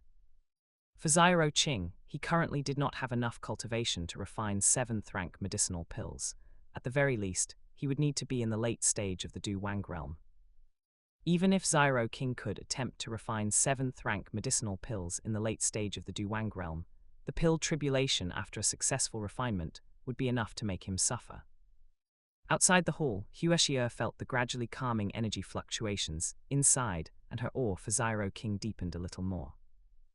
Being able to refine a sixth-rank medicinal pill that triggers a celestial phenomenon, this human male's strength was truly unfathomable. Night fell and the holy city gradually quieted down. However, everyone knew that the fate of the Snake People tribe might undergo earth-shattering changes starting from today. And all of this was closely related to the human male who was adjusting his breath inside Yangtze Hall. Xiao King slowly opened his eyes, feeling his fully restored soul power, and a faint smile appeared on the corner of his mouth. Continuously refining sixth-rank medicinal pills had indeed consumed a lot of Xiao King's soul power. He had initially gained control over the Snake People tribe. Next, he needed to use the power of the Snake People tribe to collect the necessary medicinal materials as soon as possible. Chapter 53, Breaking Through the Levels of Life, Breaking the Shackles of the Bloodline, Seeking First Subscription, 210. Time passed quickly. More than a month had passed since Xiao King and Queen Medusa reached an agreement in the bedchamber. During this month, Xiao King had hardly left the alchemy room, devoting himself entirely to alchemy. This alchemy room, named Yangtze Hall, was prepared by Xiao at the specific instruction of Queen Medusa and was located in the quietest part of the royal palace. Soundproof barriers were set up around it to ensure the alchemy process was not disturbed. The rich medicinal material reserves accumulated by the Snake People tribe for hundreds of years provided excellent conditions for Xiao Qing. Various rare medicinal materials that were hard to see on ordinary days were delivered to Xiao King's alchemy room in an endless stream. In order not to be disturbed, Medicine Elder casually set up a soul barrier, completely isolating the internal and external auras. Afterward, Medicine Elder's soul body floated quietly to the side, mostly just observing silently. Only occasionally would he offer one or two pointers via soul voice transmission at critical moments. But these brief pointers could often hit the mark, allowing Xiao King to gain new insights into the control of heat, the timing of medicinal power fusion, and the delicate and meticulous control of soul power. However, the refining process was not all smooth sailing. Especially when he first attempted to refine the 6th-rank advanced medicinal pill, Huangji pill. Even though Xiao King's soul power had reached the spirit realm, and his control over flames was superb, he still slightly underestimated the massive energy that erupted at the critical moment of pill formation. This caused the energy inside the cauldron to spiral out of control, and a furnace of precious medicinal materials instantly turned to nothing. At that moment, even Xiao King couldn't help but frown. The difficulty of refining 6th-rank medicinal pills was indeed far beyond that of 5th rank, and it was a great test of soul power, Dou Qi, flames, and even one's mindset. It doesn't matter. Medicine Elder's calm voice sounded at the right time. 6th-rank medicinal pills can already trigger the energy of heaven and earth, so failure is inevitable. Calm down and recall the details of the energy changes just now. The lessons of failure are sometimes more precious than success. Xiao King closed his eyes, carefully replaying every step in his mind, analyzing the momentary mistake. A moment later, Xiao King opened his eyes, his gaze having returned to calm. Xiao King was not discouraged in the slightest. He cleaned the medicine cauldron and put in another portion of the Huangji pill materials. This time Xiao Qing's movements were more steady, and his soul power, like invisible tentacles, penetrated every inch of the medicine cauldron. The jumping of the flames seemed to have the rhythm of life, precisely controlling the fusion process of dozens of medicinal liquid essences. The second refinement went smoothly.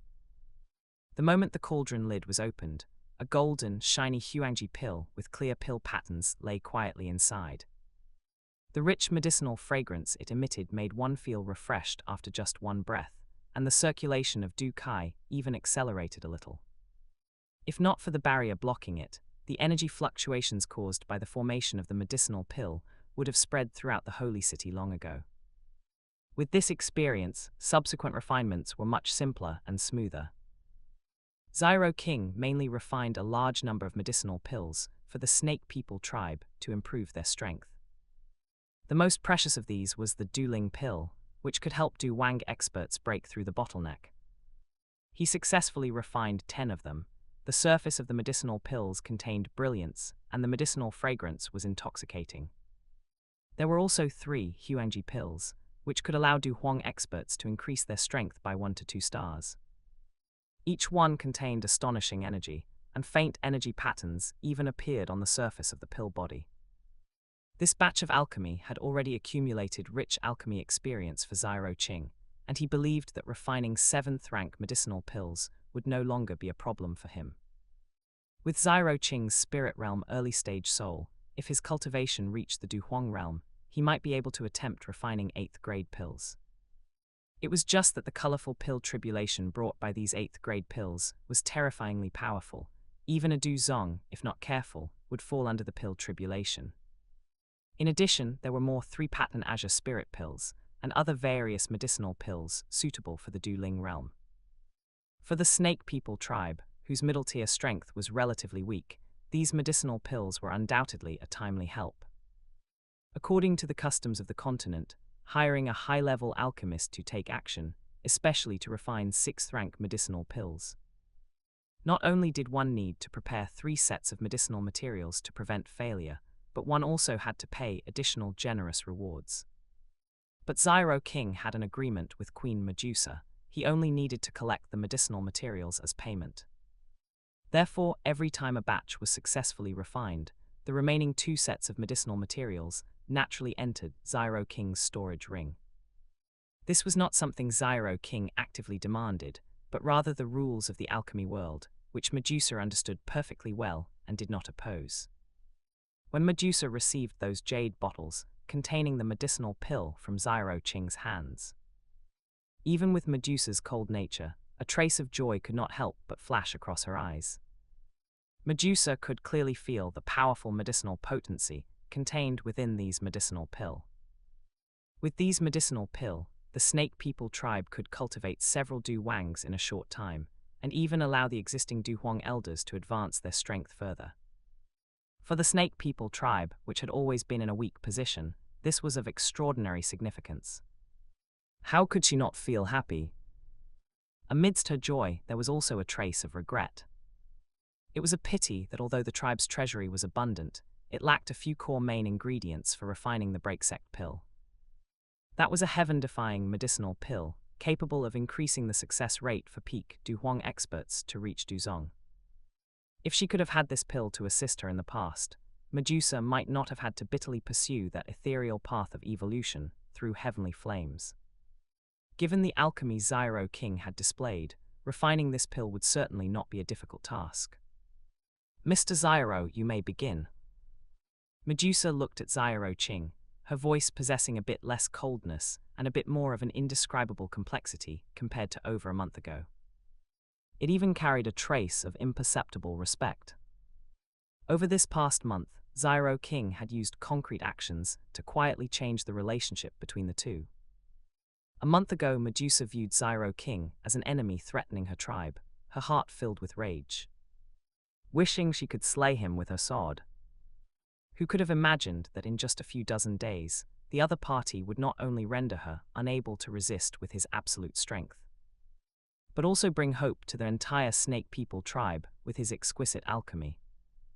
The value of those medicinal pill had long since far exceeded the price of 10 years of service that Medusa had promised. What made Medusa feel even more conflicted was the cold ruthlessness Xiao King displayed when defeating her. This formed a stark contrast with the transcendent calmness he showed while practicing alchemy and during their daily interactions.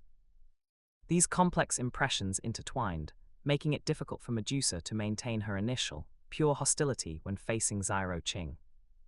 If Medusa were to know that the youth before her, who seemed mature and composed, and whose strength and alchemy could both be called that of a prodigy, was actually only just over 12 years old, one wonders what thoughts would stir in the heart of this Your Majesty, who had dominated the vast desert for many years.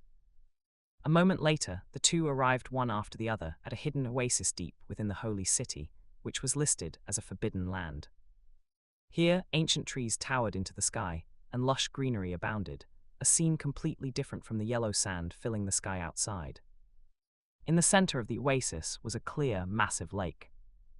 The lake water shimmered under the moonlight, emitting a faint chill, clearly not an ordinary water source. In the center of the lake was a solitary, small island, covered with rocks, with no paths connecting to it. Next, I will use Heavenly Flame to help you complete your evolution. Xiao King stood by the lake, looking towards the central island, his tone exceptionally serious. The essence of the evolution process is to draw fire to burn oneself, tempering the bloodline and soul. The pain involved far exceeds the burning of ordinary flames by 1,000 times. Even with me gidding from the side and suppressing the violence of the heavenly flame, that pain is absolutely not something an ordinary person can endure. The slightest carelessness will result in your soul flying away and spirit scattering, so you must be mentally prepared. Medusa looked where Xiao King was gazing, her stunningly beautiful face showing not a shred of fear, only incomparable determination. Medusa parted her red lips slightly, her clear voice echoing in the quiet oasis.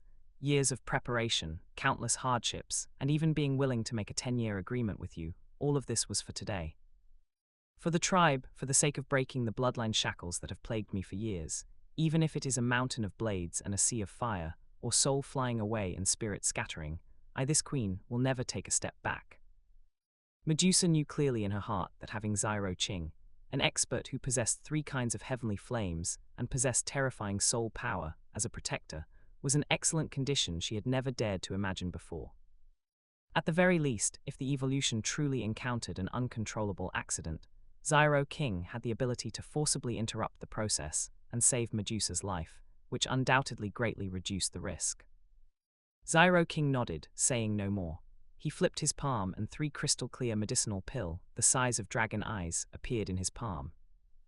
The surfaces of the medicinal pill were iridescent, emitting completely different auras. Some icy, some gentle, some full of vitality, the alluring medicinal fragrance immediately permeated the air, and even the surrounding energy seemed to become a bit more active. Xiao King handed the medicinal pill to Medusa and explained, "This month, besides refining those medicinal pill to improve strength for your snake people tribe, I also took the time to use the medicinal ingredients from the treasury to refine these few medicinal pill, specifically for dealing with heavenly flame burns and assisting bloodline evolution. Perhaps they can help you at the critical moment." Xiao King explained them one by one, detailing the uses and medicinal effects of these medicinal pill. This is the Ice Pulse Pill, grade 6.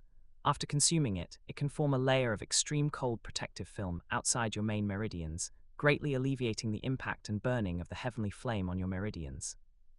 This is the Heart Protecting Pill, Peak Grade 5. It can firmly protect your heart meridians and soul origin, ensuring your core is safe. The last one is the Peak Grade 6 Life Creation Pill. Xiao King pointed at the medicinal pill with the most intense aura of life, his tone grave. This medicinal pill contains a trace of creation vitality. Not only can it instantly repair damaged meridians and physical body, but at the most critical moment of your evolution, when you need to break and then stand, it can provide a rich power of life to help you complete the final transformation. Listening to Xiao Qing's introduction, Medusa could not help but be stunned. Looking at the 3 iridescent medicinal pill in her palm, her heart was instantly filled with a complex emotion. The Ice Pulse Pill and Heart Protecting Pill were already rare, and the Peak Grade 6 Life Creation Pill was worth almost no less than a Huanji pill. With the assistance of these medicinal pill, Medusa's chance of successfully evolving had increased by more than 30%. This debt of gratitude was truly too heavy. Clearly, a month ago, the two were fighting to the death, and she herself had been forced to sign a humiliating treaty. Yet in the blink of an eye, the other party had not only refined a large amount of urgently needed medicinal pill for her tribe. And at this moment, he was sparing no effort to escort Medusa's evolution, the price paid having long since far exceeded the scope of a transaction. She, Medusa, owed Xiao King more and more. This debt, I am afraid, could not be repaid by just 10 years of service. In the future, perhaps she could only use the power of the entire tribe to try her best to search for those high-level medicinal ingredients for Xiao Qing. Or perhaps, regarding Xiao Qing, she would do her best to compensate for this profound friendship. Forcing down the complex emotions churning in her heart, Medusa knew that now was not the time for sentimentality. With a movement of her body, a purple stream of light flashed, and Medusa had already appeared on the small island in the center of the lake. On the island, there was a naturally formed depression, which did not contain ordinary spring water, but the milk-white ice spirit cold spring that emitted a bone-chilling cold. Medusa stepped into the ice spirit cold spring without hesitation, the extreme cold making her tremble slightly. Sitting cross-legged in the center of the spring, Medusa swallowed the 3 medicinal pill one by one, but did not refine them immediately. Instead, she carefully wrapped them with pure Dou Qi and stored them near her dantian. The medicinal power of these 3 medicinal pill needed to be detonated one by one during the evolution process, at the most dangerous moments, to exert their maximum effect. Once prepared, Medusa's eyes suddenly became sharp, and a powerful aura erupted from within her body. Medusa formed an ancient and complex hand seal with both hands, and purple Dou Qi surged violently around her body. Zra! Accompanied by a hiss that sounded like both a snake and a dragon, Medusa's body began to twist and expand in the brilliant purple light. In the blink of an eye, the originally peerless queen had vanished, and in her place was a purple giant python over 10 zhang long. This giant python was covered with crystal-clear purple scales, refracting a dreamlike luster under the moonlight. Its body was slender and full of power, with smooth lines, faintly revealing a sense of wild and elegant beauty. On its triangular snake head, a pair of cold purple snake eyes were currently looking down at Xiao King on the shore, its huge snake tongue flicking slightly, conveying the signal that he could begin. Xiao King had long known about the secret of the Snake People tribe queen. The birth of the queens of each generation was special. They were not born from a womb, but hatched from a snake egg containing ancient energy. After birth, they would use a secret method of the tribe to integrate the soul of a powerful snake-shaped demonic beast into themselves as a companion soul. This soul would gradually merge with the queen as she grew in age and strength, becoming indistinguishable. Medusa's initial companion soul was the Tier 6 demonic beast, the purple mystical flame snake. And the key point was that inside this purple mystical flame snake's body, it actually contained a trace of her, to the extreme, meager, ancient demonic beast. The bloodline of the seven-colored sky swallowing python. What was even rarer was that among the queens of each generation, there were a very small number of gifted individuals who were born with a trace of the seven-colored sky swallowing python bloodline in their bodies. The contemporary Medusa was exactly this 1 in 10,000 lucky person. The trace she was born with herself, added to the trace brought by the purple mystical flame snake companion soul, the two superimposed, producing a wondrous resonance. This caused the seven-colored sky swallowing python bloodline hidden within Medusa to be far more intense and vibrant than that of her predecessors. This was precisely the greatest source of confidence for Medusa to dare to take the risk and attempt to use the violent power of heavenly flame to complete her evolution. What Medusa needed to do was to use the heavenly flame as a hammer and herself as the embryo, and to thoroughly temper, purify, and fuse that companion purple mystical flame snake soul, as well as the two traces of seven-colored sky swallowing python bloodline hidden in her body. To break the shackles of her bloodline, complete the ultimate leap in the level of life, and transform into that seven-colored sky swallowing python, which was capable of rivaling a Dou Zong and possessed infinite potential. At this moment, the purple giant python coiled within the ice spirit cold spring, its cold snake eyes burning with resolute flames and an extreme thirst for power.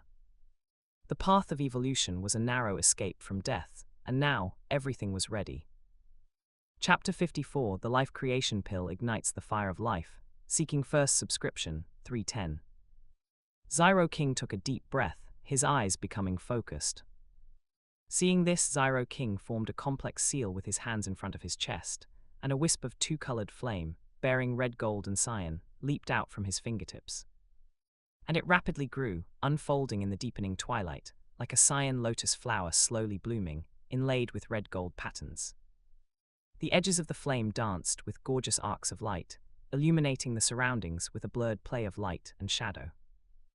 Xiao Qing's choice of the green lotus core flame as the main component, with the law of fire as an auxiliary to assist Medusa's evolution, was well considered. The green lotus core flame was different from the extreme cold and deathly silence of the bone-chilling flame. The green lotus core flame was born in the depths of the earth. Although it was equally violent, its core contained a trace of the power of life nurtured by the earth.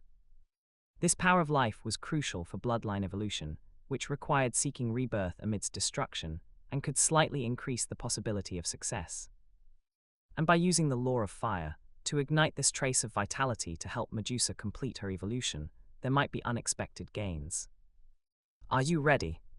Xiao King looked at the purple mystical flame snake on the island in the center of the lake, and said. The purple mystical flame snake, transformed from Medusa, raised its head, a flash of determination in its cold snake eyes. The Dou Qi within her body circulated rapidly, and the medicinal pill that had long been prepared began to emit a gentle medicinal power. Seeing this, Xiao King did not hesitate anymore. With a thought, the ball of cyan flame in his palm suddenly expanded, turning into a raging sea of cyan flames with wisps of red gold. And with a heart palpitating high temperature, it surged towards the purple mystical flame snake coiled on the island in the center of the lake. The purple mystical flame snake, transformed from Medusa, had the approaching cyan light reflected in its cold snake eyes. She did not hesitate in the slightest, and immediately activated the medicinal pill wrapped in Dou Qi within her body. The medicinal power of the ice pulse pill and the heart-protecting pill dissolved first, a cool sensation flowing through all her main meridians, and her heart was firmly protected by a warm and tough force. Immediately after, Medusa let out a resolute hiss, and her huge snake body not only did not retreat, but instead sprang forward violently, charging into that sea of cyan flames without a second thought. Boom! The cyan flames instantly swallowed the purple mystical flame snake completely, the scorching high temperature causing the air to distort. Almost at the same time, a sky-shaking roar filled with extreme pain erupted from within the flames, causing the entire lake's water surface to ripple. These cyan flames seemed to possess life, like countless tiny fire snakes, frantically drilling into the gaps between the scales, burning the flesh, calcining the bones, and even acting directly upon the depths of the soul. The pain of bone eroding and heart burning could be no greater than this. And at this incomparably critical moment, the medicinal power of the ice pulse pill and the heart-protecting pill completely erupted. It could be seen that on the surface of the purple mystical flame snake, wrapped in green flames, a layer of crystalline ice and frost quickly condensed, constantly counteracting and delaying the erosion of the heavenly flame. The pool of ice spirit cold spring beneath the purple mystical flame snake seemed to be stirred, as milky white icy aura steamed upwards, weaving into the flames, striving to neutralize that destructive power. At the heart of the purple mystical flame snake, the power of the heart-protecting pill transformed into a soft yet resilient glow, firmly guarding the core of life and soul. No matter how violent the external flames were, the core remained unextinguished. The evolution had officially begun. On the shore, Xiao King furrowed his brows, staring intently at the scene within the flames. Xiao King continuously adjusted the hand seals, carefully guiding the green lotus core flame with his own law of fire. He had to ensure the flames had enough power to refine her bloodline, while also preventing them from spiraling out of control and burning Medusa to ashes. Watching the giant snake shadow rolling painfully and hissing incessantly in the sea of fire, Xiao King couldn't help but tense up, secretly breaking into a cold sweat for her. Time ticked away in torment, and after an unknown amount of time, the sky quietly changed. The originally bright moonlight was obscured by layers of dark clouds, gathering from unknown origins.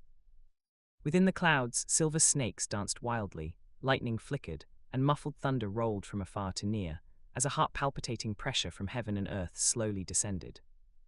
Seeing this, Xiao Qing's tightly furrowed brows finally relaxed a little, and he let out a soft sigh of relief. The appearance of the heavenly phenomenon meant that Medusa had successfully endured the most dangerous process of tempering her body with heavenly flame and purifying her bloodline. The following lightning tribulation was a test imposed by heaven and earth after the evolution was completed, which Medusa had to withstand on her own. If she survived, she would transform into a dragon and evolve into a seven-colored sky-swallowing python. If she failed, all her previous efforts would be wasted, and she might even perish under the lightning tribulation. Moreover, after the baptism of the heavenly tribulation, Medusa's bloodline would be refined to be even purer, with greater potential. Boom! A blinding bolt of lightning tore through the dim sky, accompanied by a deafening roar, as thick thunder, like a whip of divine punishment, struck fiercely at the island in the center of the lake. Just then, a huge black shadow soared into the sky from the gradually extinguishing green flames. It was the purple mystical flame snake that Medusa had transformed into, but at this moment, its appearance was incomparably miserable. The originally lustrous purple scales had largely charred and fallen off, her body was covered in horrific burn marks, and in many places, even ghastly white bones were exposed. However, in the snake eyes of the purple mystical flame snake, an unyielding will burned, and it fearlessly met that destructive lightning. The power of the heavenly tribulation instantly penetrated the body of the purple mystical flame snake, with violent energy crazily destroying its vitality. At the same time, it also further refined the newborn bloodline of the purple mystical flame snake in an overbearing manner. 1 bolt, 2 bolts, 3 bolts. Thunder struck continuously, each time causing the charred giant python to let out painful hisses, its body trembling violently, as if it would collapse at any moment. Yet the purple mystical flame snake tenaciously hovered in midair, forcibly enduring this might of heaven and earth. When the 8th lightning tribulation fell, the breath of the charred giant python had withered to the extreme, like a candle in the wind. The dark clouds in the sky rolled violently. The 9th and final, most powerful lightning tribulation was brewing. However, perhaps due to the limitations of the world's energy in this area, the 9th lightning tribulation ultimately failed to fully condense. The rolling dark clouds actually began to slowly dissipate, and the suffocating pressure of heaven and earth receded along with it. Although the 9th heavenly tribulation was gone, the damage from the 8 consecutive strikes was still extremely severe. Vitality was rapidly flowing away from within the giant python, and its charred shell began to show signs of cracking, clearly on the verge of collapse. Just at this near-death moment, a vibrant, emerald-green light, filled with infinite vitality, suddenly erupted from the deepest part of the purple mystical flame snake's body. It was the effect of the life creation pill. This rich power of life, like sweet rain after a long drought, quickly flowed throughout the riddled body of the purple mystical flame snake. It repaired the broken meridians, nourished the withered flesh, and forcibly reignited and strengthened that wisp of life fire that was about to be extinguished. The emerald green vitality and the charred death Kai intertwined, forming a strange balance. Following that, the surface of the charred shell began to show fine cracks. At first there were only a few, but they quickly spread over the entire body. The next moment, dazzling, colorful light suddenly burst out from those cracks. At first there were only a few wisps of light, but they quickly spread to the entire body of the purple mystical flame snake. Red, orange, yellow, green, cyan, blue, purple. The colors became more numerous and brighter. Finally, they transformed into 8 gorgeous radiances, reflecting each other, rendering the entire gray sky magnificently. An ancient, noble, and incomparably powerful pressure, like a vicious beast that had slept for 10,000 years awakening, erupted from the cracked, charred shell. The evolution was a success. Seeing this, Xiao King finally relaxed his tightly clenched fists. His palms were slightly damp, showing that his inner state was far less calm than he appeared on the surface. Cracks, boom. The charred shell covering its body completely shattered, turning into flying ash and dissipating. A giant python, with 8 magnificent colors flowing over its entire body, soared into the sky and circled elegantly in the clouds. Every scale on the purple mystical flame snake seemed to be forged from colorful divine metal, shining brightly and emitting a mesmerizing light and pressure. 7-colored sky swallowing python. No, that's not right, it's 8. This is the legendary 8-colored heaven swallowing python. Yao Lao's shocked voice suddenly came from the bone flame ring, carrying an incredulous tone. The 7-colored sky swallowing python is already a hegemon among ancient vicious beasts, capable of rivaling a saint-grade expert upon reaching adulthood. This 8-colored heaven swallowing python has potential far exceeding the 7-colored one. I fear that even among saint-grade experts, it is by no means weak, enough to make many veteran saint-grade experts wary. The 7-colored sky swallowing python has the potential to become a saint-grade expert. And this 8-colored heaven swallowing python, as long as it grows smoothly, is almost destined to be a peak existence at the saint-grade level in the future. Upon hearing this, Xiao King curled his lips into a faint smile. Not only that, Xiao King also knew that above the 8-colored, there was the 9-colored sky swallowing python, which only existed in ancient legends and possessed the potential of a Dou Qi. The 8-colored heaven swallowing python in the sky circled for several weeks, seemingly familiarizing itself with this newborn and powerful body. Then it transformed into a gorgeous, colorful stream of light, swooping down and landing beside Xiao Qing. The light converged, revealing a stunningly beautiful figure. Medusa was dressed in a colorful dress that seemed to be woven from rosy clouds, covered by a light gauze garment, her figure graceful, her beauty peerless. After the evolution, Medusa's appearance seemed even more flawless, enough to topple cities and states. Her originally bewitching and enchanting temperament now incorporated a holy light originating from her noble bloodline, adding a touch of sanctity. These 2 diametrically opposed traits perfectly merged within her, forming a breathtaking, unique charm that could make all things pale in comparison. Charm and sanctity coexisted, allure and majesty were present together. Medusa lifted those purple eyes, which had become even deeper and more charming, and looked at Xiao Qing, her eyes uncontrollably revealing the joy of success, as well as a deeper, almost overflowing feeling of gratitude. 1,000 words rolled in her heart, finally condensing into a whisper that encapsulated all her complex emotions. Xiao Qing, thank you. Medusa knew better than anyone that if not for the heavenly flame that Xiao Qing had precisely controlled, and those 3 medicinal pills that had saved her life at the critical moment, Medusa would absolutely not have been able to survive under the scorching of that terrifying heavenly flame and the bombardment of the heavenly tribulation, let alone complete this unprecedented evolution.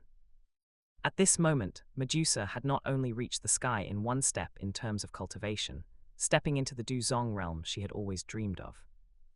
Her entire bloodline had transformed into the 8-colored heaven-swallowing python with infinite potential, and her strength was more than 10 times greater than before the evolution. No need to thank me, this is just one part of our agreement. Xiao King looked at this face, so close at hand and so perfectly unreal, and his heart couldn't help but waver slightly. Indeed, quite alluring. In both his past and present lives, Medusa was indeed the most charming woman Xiao King had ever seen, radiant and making it difficult to look away. An agreement, is it? Medusa was slightly startled, a trace of complex and difficult-to-understand emotion flitting across her stunning face, her red lips moving slightly, but she didn't know how to respond for a moment. The atmosphere suddenly became somewhat subtle and silent. Just at this moment, a faint yet incredibly clear throb and warning suddenly came from the depths of Xiao King's soul. What is going on? This was not baseless. A strong sense of foreboding instantly enveloped Xiao Qing's heart, as if something extremely terrible was about to happen. This was a mysterious, vague premonition of danger that occasionally appeared in Xiao King's soul after fusing with that mysterious golden book. Not good, leave here quickly. Xiao Qing's expression changed drastically. He had no time to explain, letting out an urgent shout. Almost instinctively, he reached out and grabbed Medusa's jade-like wrist, his internal Kai running wildly, intending to use his movement technique to forcibly escape. Medusa's wrist was held, and she first trembled subconsciously, feeling the strength and urgency coming from Xiao Qing's palm. Medusa hadn't even had time to think about this sudden contact. An indescribable, terrifying power that seemed to originate from heaven and earth itself suddenly descended, locking her firmly in place. Only at this moment did Medusa realize, belatedly, that the source of the crisis was not Xiao Qing, but the seemingly calm sky above. Unfortunately, it was too late. No matter how they urged their power or how their figures flickered, in front of that vast power locking onto Medusa, it all seemed futile. It was as if the entire space had turned into a viscous quagmire, trapping them firmly in place. The next moment, above their heads, the void realm was torn open silently like fragile glass, creating a small black crack. Inside that spatial crack, it was filled with heart-palpitating nothingness and chaos. An irresistible suction force erupted from within, instantly swallowing both Xiao King and Medusa. The figures of the two were like being erased, instantly disappearing from the island in the center of the lake. The surroundings returned to silence, with only the charred ground scorched by the heavenly flame, the dried-up ice spirit cold spring, and the faint lingering breath of the lightning tribulation in the air. Proving what kind of breathtaking transformation and accident had just occurred here. At the same time, deep beneath the Snake People holy city. This was a secret place sealed by countless ancient runes, hidden away for unknown ages. It seemed that because of the special bloodline fluctuations triggered when Medusa successfully evolved into the 8-colored heaven-swallowing python, some kind of subtle resonance was generated. An extremely dim, almost imperceptible rune flickered quietly, then disappeared. It seemed some long-forgotten secret had been slightly touched because of this. Not knowing how long they had been tossed about in darkness and chaos. As if having experienced a long and twisted nightmare, Xiao Qing's consciousness finally broke free from the stupor and suddenly woke up. Xiao King instantly opened his eyes, his internal Kai instinctively running, scanning the surrounding environment vigilantly. The scene that met his eyes made Xiao Qing's heart sink abruptly. This was a world of extreme silence. The sky was an oppressive lead grey, with no sun or moon to be seen. And there were no clouds, only a faint and uniform grey light of unknown origin, barely illuminating the boundless, desolate land below. The ground here was cracked and grey-brown, like the colour of skin on a terminally ill patient. And cracks crisscrossed, bottomless, with no plants to be seen, only strangely shaped, severely wind-eroded boulders standing sporadically like tombstones. The air was filled with a mixture of ancient, decaying, and a certain bone-deep destructive aura, which brought a heavy sense of suffocation when inhaled into the lungs. Looking around, this space was so vast it couldn't be seen to the end, but everywhere remained shocking traces of battle. Giant pits resembling a giant's palm print, mountain peaks neatly sliced by invisible blades, and large areas of ground scorched into glass by extreme high temperatures. These traces had weathered countless years, yet they still emanated a heart-palpitating residual power, causing the flow of Qi within Xiao Qing's body to become somewhat sluggish and obstructed. Don't forget to like, comment, subscribers, and share to Infinite Novel Audio. Where is this place? Xiao Qing immediately suppressed the shock in his heart and asked in his mind in a deep voice. What about Medusa? Xiao Qing suddenly discovered that Medusa, who had been swept into the spatial rift with him, was not by his side. This discovery made Xiao Qing's heart tighten, but he quickly forced himself to calm down. Right now, Xiao Qing himself was in an unknown dangerous situation, and it was uncertain whether he could even protect himself, let alone go looking for someone else. Perhaps he could find Medusa later, but for now, he could only take care of himself first. Yao Lao's soul phantom also emerged, his expression unprecedentedly grave. Xiao Qing carefully observed the dilapidated building ruins half buried in the sand. The style of those buildings was ancient and peculiar, certainly not belonging to the current fighting Qi continent. If this old man's guess is correct. Yao Lao's expression was also filled with shock, and even his voice carried a hint of dryness. This place should be an independent small world, created by an ancient Dou Qi expert, using heaven-reaching power within the void of space. A Dou Qi expert already possessed the power to open up the heavens and earth. Creating a small world as a foundation, or a place of seclusion, was not impossible. The Starfall Pavilion that Yao Lao and Wind Venerable established in the Star Realm back then was in a similar small world. However, looking at the state of things before us, this small world was likely used as an incredibly tragic battlefield in the ancient era, having experienced a world-shaking, peerless battle. Yao Lao's gaze swept over the terrifying remnants of battle, and he spoke in a heavy tone. Moreover, this space is extremely unstable, and its energy is slowly leaking and collapsing. It looks like it probably won't last many more years before it completely collapses and returns to nothingness. A battlefield of a Dou Qi expert. Xiao Qing repeated softly, his heart trembling violently. An expert at that level was still an unreachable existence for Xiao Qing. Xiao Qing never expected that after being swallowed by that eerie spatial rift, he would actually fall into such a desperate land. Just then, Xiao Qing's gaze was drawn to a patch of ruins in the distance. In the depths of those broken walls and ruins, a point of dark red light was faintly flickering. The light was not dazzling, but it carried a strange magical power that seemed to pull at one's heart and mind, causing Xiao Qing to involuntarily develop an urge to approach and investigate. Teacher, do you see that? There is red light emanating from over there. Xiao Qing's eyes narrowed slightly as he pointed in that direction. I see it, Yao Lao said, his voice carrying clear vigilance. Be careful, this place is full of eeriness. That red light seems to be able to directly affect the minds of living beings. It is by no means a good place. Xiao Qing tried to extend his soul power outward, but was shocked to discover. His early-stage soul realm perception was greatly suppressed here. His detection range was forcibly compressed to less than a 10-mile radius, and beyond that it was a blur, as if blocked by an invisible wall. Xiao Qing took a deep breath of the air carrying a scent of decay, and forced himself to calm down. He circulated his Qi to form a faint protective layer around his body, then took a step forward, cautiously walking toward the direction where the red light was flickering.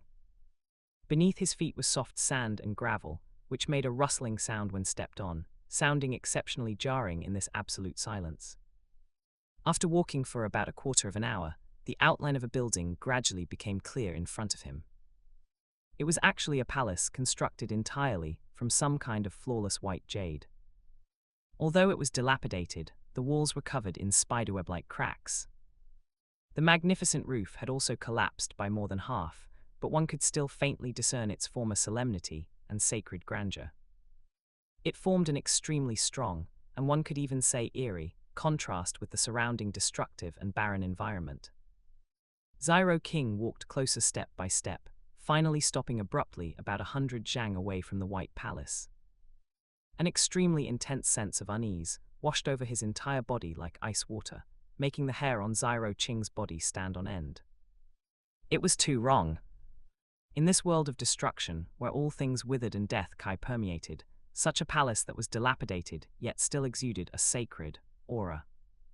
It was as if a flawless work of art had been forcibly placed in a field of scorched earth and bones, appearing so abrupt, uncoordinated, and full of dissonance. There's something wrong. Xiao Qing's heart was pounding, and a sharp alarm rang out from the depths of his soul. Could this be an illusion? Xiao King immediately concentrated his mind, and his powerful soul power, like the most precise scanner, began to meticulously perceive every inch of space around him. Sure enough, Xiao King quickly discovered some subtle distortions and inconsistencies. The spatial fluctuations were slightly stiff, and the flow of energy carried a certain sense of artificial patterns. Although the scene before him was realistic, it always gave one a false feeling of being separated by a veil. Just as Xiao King saw through the illusion, a mysterious voice, carrying undisguised excitement yet struggling to feign peace and kindness, suddenly and directly sounded in the depths of his mind. Waited for thousands of years, long years, finally, someone has come to this place. With the appearance of this voice, one could see at the entrance of that dilapidated White Palace. The air began to distort, and light and shadow gathered. They quickly condensed into the phantom of an old man with white hair, wearing a white robe, with white hair and a long beard reaching his chest. This white-haired old man had a kind face and gentle eyes. His face wore a gratified smile, as if he had met a long-lost relative, and he gazed at Xiao King with full goodwill. Little friend, to be able to cross the spatial turbulence and arrive here is not only fate with this old man, but also fate with the legacy here. The white-haired old man's phantom's voice was full of temptation, carrying a strange power that made one's mind calm as he spoke slowly.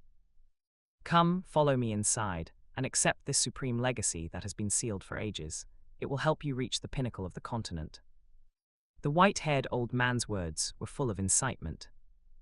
Combined with that kind face and the sacred palace background, it was enough to make most people lose their judgment in ecstasy. However, this seemingly perfect opportunity made the chill in Xiao Qing's heart rise to its peak. Xiao King stood directly in place, motionless, without the slightest intention of stepping forward to accept the legacy. Instead, his eyes were as sharp as swords, coldly staring at the kind white-haired old man's phantom, as if he wanted to see through him from the inside out. Seeing that Xiao King did not rush over excitedly as expected, the white-haired old man's smile remained warm. He stroked his beard gently and continued, "Little friend, do you have any doubts? Are you worried that there is a trap here?" Rest assured, this old man is the guardian spirit of this place. My duty is to guide those with fate. I have absolutely no intention of harming you. The white-haired old man paused, his voice becoming even more tempting. Within this legacy, there is not only a heaven-rank cultivation technique that will allow you to look down upon the masses, but also a heaven-rank Dou skill with world-shocking power. Obtain it, and you will be able to roam the continent and achieve supreme greatness. Heaven-rank cultivation technique, heaven-rank Dou skill. Chapter 57, The Sealed Du Sheng Remnant Soul, Blood Gloom Saint, seeking first subscription, 610. Throwing out any one of these names would be enough to stir up a storm of blood throughout the entire Fighting Kai continent, making countless experts go crazy for it. If it was someone with a weak will or excessive greed, they would likely have been dizzied by this huge pie in the sky long ago and rushed toward that palace regardless of everything, never stopping to think about the trickery within. But Xiao King could almost be 100% certain that everything before him was a meticulously laid trap. That seemingly sacred palace was likely the entrance to hell. The soul-bewitching power that was faintly present, constantly trying to penetrate Xiao Qing's mental defenses. And the faint scent of blood and death kai that permeated the depths of the land beneath his feet, which could not be covered up no matter what, were all silently revealing the bloody truth. This illusion looks real, but in reality, it is full of flaws. It's time to end this. Xiao King did not hesitate anymore. A fierce look flashed in his eyes, and he pushed his will to the limit. His early-stage soul realm soul power was no longer used for perception, but transformed into an intangible yet incredibly sharp mental shockwave. Like a raging sea or a battering ram breaking through a city, it slammed fiercely into the false illusion before him. Hum! A violent humming sound that only the soul could perceive rang out. The scene before his eyes, the kind white-haired old man, the dilapidated yet sacred palace, instantly became covered in dense cracks, just like a mirror struck by a heavy blow. The kind smile on the white-haired old man's face instantly froze, turning into astonishment and a hint of ferocity that he couldn't hide in time. The phantom flickered violently a few times before dissipating without a trace like blue smoke. And the white jade palace followed suit, crumbling inch by inch and turning into countless light spots that dissipated. The shattering of the illusion revealed the true scene, naked and cruel, before Xiao Qing. Where was there any sacred palace? In its place was a huge stone tablet, 3 zhang tall, entirely ominous dark red, as if cast from countless solidified blood and grievances. The surface of the stone tablet was covered with distorted, eerie, and unknown runes that seemed to suck one's soul in if looked at for too long. The eerie red light that had previously bewitched his heart and mind was emanating from this daunting blood tablet. And within a few miles' radius centered on this eerie blood tablet, the scene was even more hair-raising, as if one were in purgatory. The ground was no longer sand or rock, but paved with layers upon layers of dense, stark white bones. Human skulls, ribs, and limb bones were piled, intertwined, and squeezed together with the bones of various massive and ferocious-looking demonic beasts, and one could not see the end at all. A thick, inseparable aura of death, mixed with blood, decay, and despair, hit him like a tangible stench, making him almost want to vomit. At this moment, that mysterious voice sounded again, but the tone was completely different from before. There was no longer any kindness or peace in the voice, only endless coldness, resentment, and a greed that seemed to have been pent up for ages. The scent of a living person, how delicious, how many years has it been, finally, there is blood food again, entering this eternal cage. The source of this eerie voice was that blood tablet that was constantly emitting red light. Xiao Qing's muscles instantly began to tense up, his internal chi also began to circulate to the limit, and his gaze was fixed tightly on that blood tablet. The surrounding white bones looked even more terrifying under the reflection of the blood-colored light, and the air emitted a nauseating bloody scent. Kid, to be able to see through the illusion set by this saint, your soul talent is not bad. The voice coming from the blood tablet carried a bit of mockery, as if it were admiring an interesting toy. Step forward and kneel before the tablet and offer your loyalty, and I can impart to you a heaven-rank cultivation technique and a matching heaven-rank do skill, helping you dominate their entire fighting Qi continent. Watch out! Yao Lao's urgent voice rang out in Xiao Qing's heart. This damn thing's soul power is extremely eerie and powerful, far exceeding ordinary soul bodies. I'm afraid its realm before death was terrifying. Xiao Qing scanned the mountain of bones piled up all around and already understood in his heart. He also noticed that all the bones were piled up within a 5-mile radius around the blood tablet, as if an invisible boundary was restricting it. And the red light and eerie fluctuations emitted by the blood tablet also seemed to be restricted within this range. It cannot leave that tablet too far, or rather it is itself sealed within that tablet. Xiao Qing quickly judged the scene before him. There is actually another soul body hidden on your person. The quality seems exceptionally pure. It had clearly discovered Yao Lao's existence and let out a hair-raising, strange laugh. Interesting, truly interesting. A terrifying soul pressure, far more powerful than the one in the previous illusion, and carrying a thick bloody scent, swept out from the blood tablet and instantly enveloped this area. Xiao Qing and Yao Lao both felt a stinging pain in their souls at the same time, as if they had been targeted by an invisible, highly venomous snake. Who could have thought that just after escaping from the spatial rift, they would run into such a mysterious existence that had been imprisoned for who knows how many years? This saint is the Blood Gloom Saint. Chapter 37. As this declaration fell, a tangible, saint's might descended upon them like a crushing tide. This pressure not only contained terrifying energy suppression, but also carried an absolute crushing force at the level of life itself.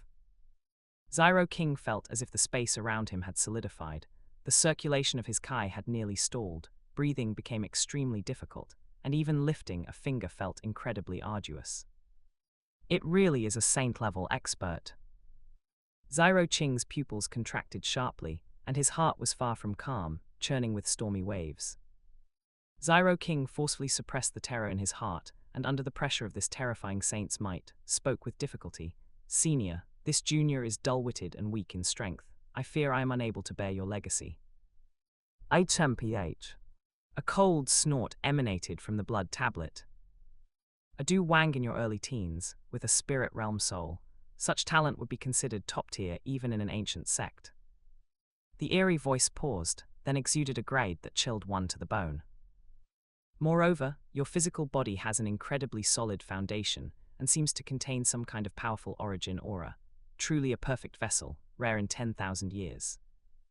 The blood gloom saint's voice suddenly rose.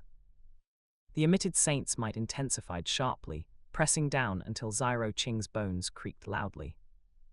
Yet he kept his teeth clenched tightly, his gaze firm, without any intention of yielding. HMPH, do you think that just because this saint is trapped by this damned seal, I can only use my methods within this tiny plot of land? The blood gloom saint laughed sinisterly. During these thousands of years of the seal, this saint has not spent the time in vain. Before the words had even faded, the distorted runes on the surface of the dark red blood tablet began to light up, writhing like living venomous snakes. Suddenly, a mysterious soul fluctuation, invisible and intangible, yet carrying an extremely cold and decaying aura, spread out from the tablet like a ripple, striking directly at the center of Zyro King's sea of consciousness. "It's not good." Yao Lao's exclamation exploded in Zyro Qing's mind, saying, "This is an extremely insidious soul attack. It can corrode and weaken the soul origin." Although this attack was not fatal, it could weaken one's soul realm. The blood gloom saint wanted to first weaken Zyro King's soul to make it easier to control him, lure him into that forbidden zone of life, and then devour his soul to take his place. Chapter 58, Yao Lao falls into a deep sleep. The golden book strikes to destroy the saint, requesting first subscription, 710. In the blink of an eye, there was no time for any thought. "Run!" Accompanying this shout, which was filled with determination and anxiety, an old and illusory figure rushed out from the bone flame ring on Zyro Qing's finger, blocking in front of him without any hesitation. It was Yao Lao. At this moment, Yao Lao unleashed his soul power without reservation. The originally solid phantom became almost transparent in an instant. Yao Lao burned his own soul origin, which had not yet fully recovered, to construct a fragile yet resilient soul barrier, forcibly meeting that soul-eroding wave. "Teacher." Zyro Qing's expression changed drastically. In the moment Yao Lao blocked in front of Zyro King without hesitation, all the past careful teachings and the bond of both teacher and father flooded his heart. It made Zyro King realize that this old man was already his true kin in this strange world. "Want to leave? Hehe, what a beautiful teacher-student bond." The blood gloom saint let out an eerie, terrifying laugh. "S.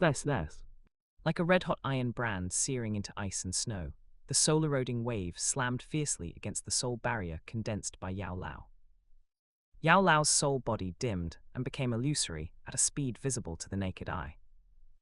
An expression of extreme pain appeared on Yao Lao's aged face, yet he still held on stubbornly, striving to buy a sliver of hope for Zyro Qing. Ultimately, Yao Lao's soul body could no longer be maintained. It turned into a faint glimmer of light and instantly shrank back into the bone flame ring, its aura weak to the extreme, falling into complete silence. However, the crisis had not been resolved. Having lost Yao Lao's obstruction, the soul-eroding wave, though weakened slightly, was still incomparably insidious and had already reached Zyro Qing, about to invade his sea of consciousness. Just at this critical moment, in the deepest part of Zyro King's soul origin, that mysterious golden book, which had always been floating quietly, seemed to have triggered some kind of restriction by this external soul attack. Suddenly, it bloomed with an incomparably brilliant and majestic golden light. This golden light was not blinding, but it carried an indescribable majesty, as if it were a call from ancient times. Wherever the golden light passed, that cold, soul-eroding fluctuation dissolved rapidly like snow meeting a scorching sun. What this is, the voice in the blood tablet displayed a fluctuating sense of shock and uncertainty for the first time. What kind of power is this? The golden light expanded rapidly within Xiao Qing's sea of consciousness, forming a barrier that completely isolated the remaining soul fluctuations outside it. At the same time, Xiao Qing felt an unprecedentedly close connection established between himself and the Golden Book. Xiao Qing had a flash of inspiration and immediately channeled all his soul power, resonating with the Golden Book. The golden brilliance grew increasingly intense, like a dazzling sun descending upon the world. Impossible, this is impossible. The blood gloom saint's voice carried incredulous terror. You are just a Du Wang, how could you possess such mysterious, mighty power? Xiao Qing's expression was exceptionally cold, and he did not answer the blood gloom saint. He immersed all his focus into the marvelous resonance brought by the Golden Book. Xiao Qing could clearly feel that this golden light seemed to have a natural suppression against the existence within the blood tablet. Then the golden light bloomed completely from within Xiao Qing's body. No! The blood gloom saint let out an incomparably miserable scream. The red light on the blood tablet began to flicker violently. Those writhing runes seemed to have met their nemesis and rapidly dimmed. The saint's might shrouding the surroundings disintegrated at this moment. Xiao Qing stood dazed in place, his chest heaving violently. Everything that had just happened was too shocking. That sacred golden light did not emanate from Xiao Qing's body, but bloomed directly from the deepest part of his sea of consciousness. That golden light carried an inviolable majesty, cleansing away all evil and sinister things.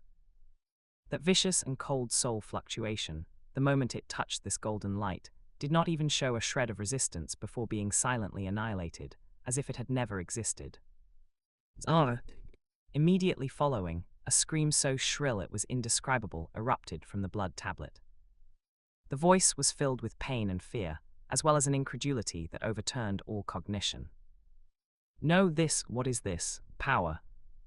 The blood gloom saint's voice was distorted and intermittent, as if he had seen something that transcended the scope of his understanding.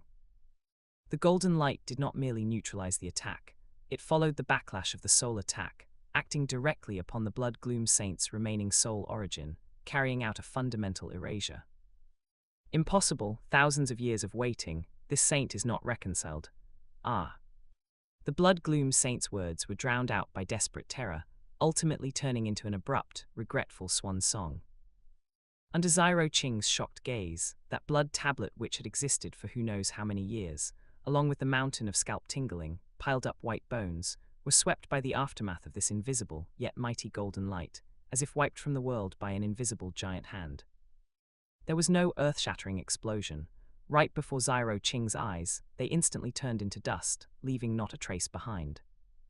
One moment it was a hell of bones, the next it was an empty, flat, greyish-brown expanse of land. Only the faint aura of death that had not yet fully dissipated in the air proved that the thrilling events just now were not an illusion. Xiao Qing stood in place, his mind greatly agitated. This was the first time Xiao Qing had seen the mysterious Golden Book deep within his soul exhibit such direct and terrifying power. It was no longer just a tool for assisting cultivation and solidifying talent. It also contained a destructive power that Xiao Qing could not understand. The trigger mechanism is it attacks targeting the soul origin. Xiao Qing forced himself to calm down quickly, his brain working rapidly to analyze everything that had just happened. This golden light seems to be a passive protective mechanism. It is only triggered when there is a power attempting to erode my soul origin. And its power. Xiao Qing looked at the empty ground, feeling a shiver in his heart. A saint's remnant soul that had been sealed for who knows how many years did not even have a chance to resist before it, and instantly turned into fly ash in front of it. The origin and level of this golden book likely far exceeded Xiao Qing's imagination, and might even involve certain realms he could not yet touch. But now clearly was not the time to delve into this. The top priority was Yao Lao's safety. Zyro King immediately sank his consciousness into the bone flame ring on his finger, carefully examining Yao Lao's condition. His soul power sensed that familiar, yet incomparably weak aura. A moment later, Zyro King finally breathed a sigh of relief, and his tightly strung heartstrings began to relax slightly. Although Yao Lao's soul body was incomparably dim, and almost no obvious soul fluctuation could be sensed, it had not completely dissipated after all. Zyro King could feel that deep within the soul origin, a sliver of extremely weak vitality was stubbornly holding on. It had merely fallen into a deep sleep of self-protection. As long as the origin remains, there is still hope. Zyro King gripped the bone flame ring in his hand tightly, his fingertips turning slightly white from the force, his eyes becoming incomparably firm. I must find heaven and earth treasures that nourish the soul origin, or refine high-grade medicinal pills to repair the soul. No matter what, I must make teacher wake up. Chapter 59, Law of Devouring shows its power for the first time. 4-star Du Wang, requesting first subscription, 810. Zyro King hid the bone flame ring close to his body and scanned the now empty battlefield again, but his mood did not lighten much. Although the Blood Gloom Saint had been thoroughly erased by the power of the Golden Book, this small world, opened by an unknown saint and now in ruins, was still full of unknowns and potential dangers. Do not forget, the Blood Gloom Saint himself was sealed here by some more powerful unknown existence. This is definitely not a good place. It is not advisable to stay here long. Zyro King must find a way to leave this small world as soon as possible. At the same time, he must find precious items that can wake Yao Lao up in this dangerous environment. The originally planned training in the Taga Desert had already headed in a completely unknown direction due to this sudden spatial rift and encounter. No longer hesitating, Zyro King restrained all his auras, selected a direction, and with his spirit realm soul perception beginning to cover the surroundings, he prepared to leave this area. Suddenly, a skeleton without a shred of flesh, emitting a glass-like jade luster, appeared within Zyro King's perception. Saint's skeleton. Time flew by, and 7.5 days passed. Zyro King was still searching within this boundless, dilapidated small world for a possible way out. Although this space, created by a Du Sheng, was on the verge of collapse, the strength of its spatial barriers was still far beyond what a mere Du Wang like Zyro King could forcefully break. Zyro King could only wander like a headless fly, relying on his intuition and subtle perception of energy flows, while remaining highly vigilant against the omnipresent dangers, and carefully searching for potentially stable spatial nodes or mysterious exits leading to the outside world. These past 2 days of exploration had not been smooth sailing. This seemingly dead world was not devoid of life. Instead, long-term exposure to the chaotic energy and destructive environment had given birth to some strangely formed and ferocious native demonic beasts. A roar filled with violence suddenly exploded, breaking the silence of the ruins. A fifth-order magical beast, shaped like a cheetah but covered in bone spurs, pounced from behind a ruin. Its speed was like lightning, its sharp claws whistling as they tore through the air, aiming straight for Zyro King's throat. Its moves were ruthless, clearly making it a top predator here. Zyro King's eyes instantly turned cold. The combat instincts honed through countless life-and-death battles left him without a shred of panic. Zyro King moved his feet, dodging the fatal pounce. At the same time, he lightning fast extended his right index finger, the Du Qi at his fingertip highly compressed, carrying an aura of death that seemed to extinguish all things. Earth rank low-level Du technique, Nirvana finger. Puff, the finger wind struck first despite being launched later, precisely hitting the hardest part of the bone-splitting beast's frontal bone. There was no earth-shattering explosion, only a soft, muffled sound. The bone-splitting beast's forward momentum came to an abrupt halt, its massive body stiffened in place, and the fierce light in its eyes rapidly dimmed. The next moment, the internal structure of its skull was completely pierced by the power of Nirvana, and it collapsed with a boom, its breath gone. Afterward, Zyro King looked at the corpse of the fifth-order magical beast before him, a flash of pure black light crossing his eyes. An extreme black energy instantly appeared, twisting and circling like a living creature.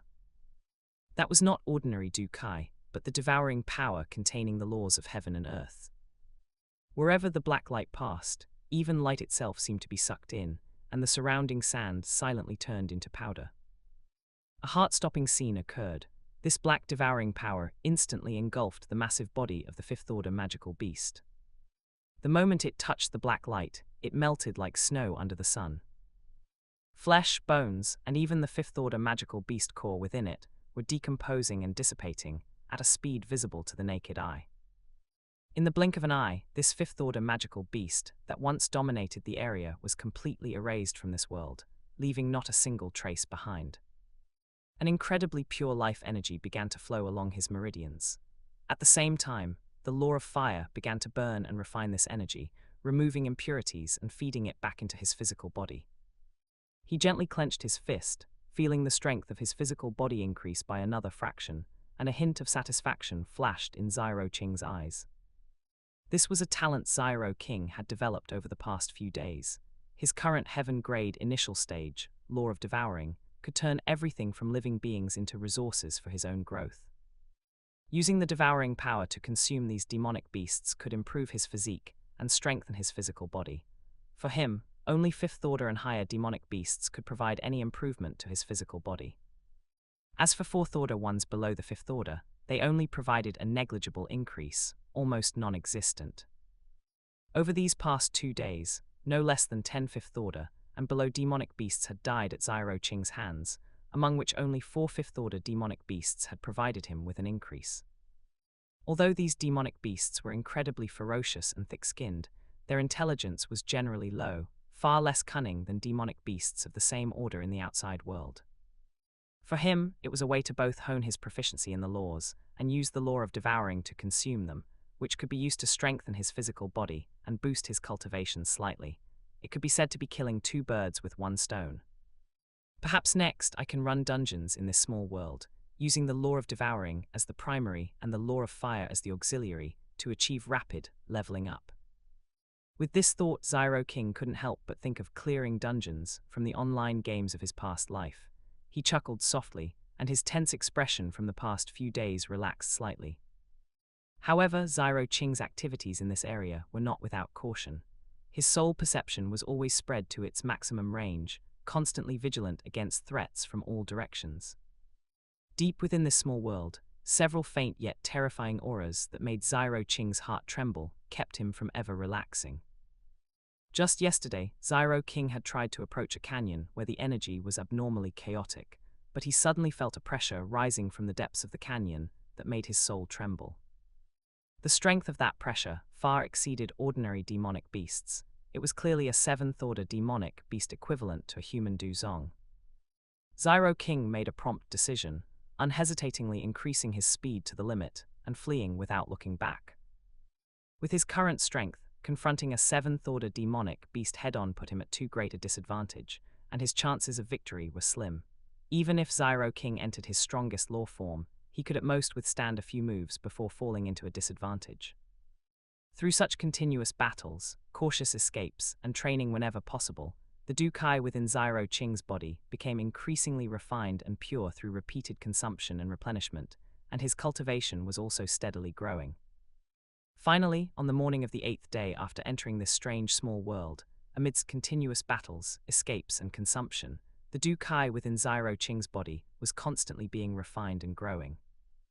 When Xiao Qing sat cross-legged under a relatively safe broken wall to break through his cultivation, an aura significantly stronger than before permeated from his body. 4-star Du Wang. Feeling the fullness of power within him, Xiao Qing slowly opened his eyes. There was not much joy in them, but rather a hint of gravity.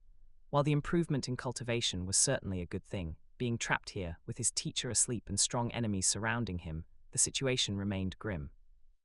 Xiao Qing stood up, brushed the dust off his body, and cast his gaze once again into the depths of the ruins.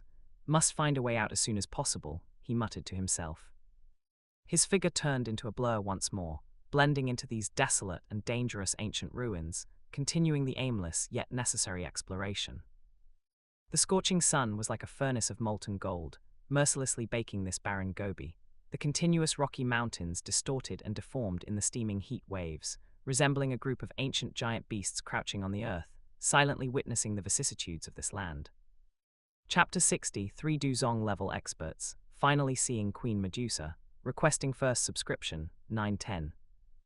Xiao Qing's figure moved rapidly between the shadows of giant stones, his clothes creating a faint whistling sound, and the gravel beneath his feet made a soft rustling noise. He had been wandering in this strange region for several days.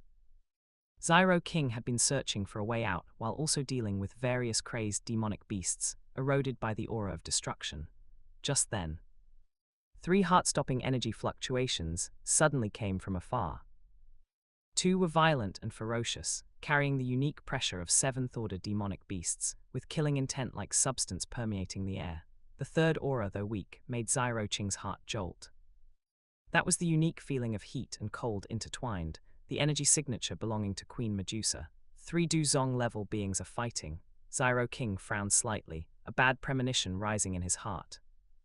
In this strange, small world, any anomaly could mean fatal danger.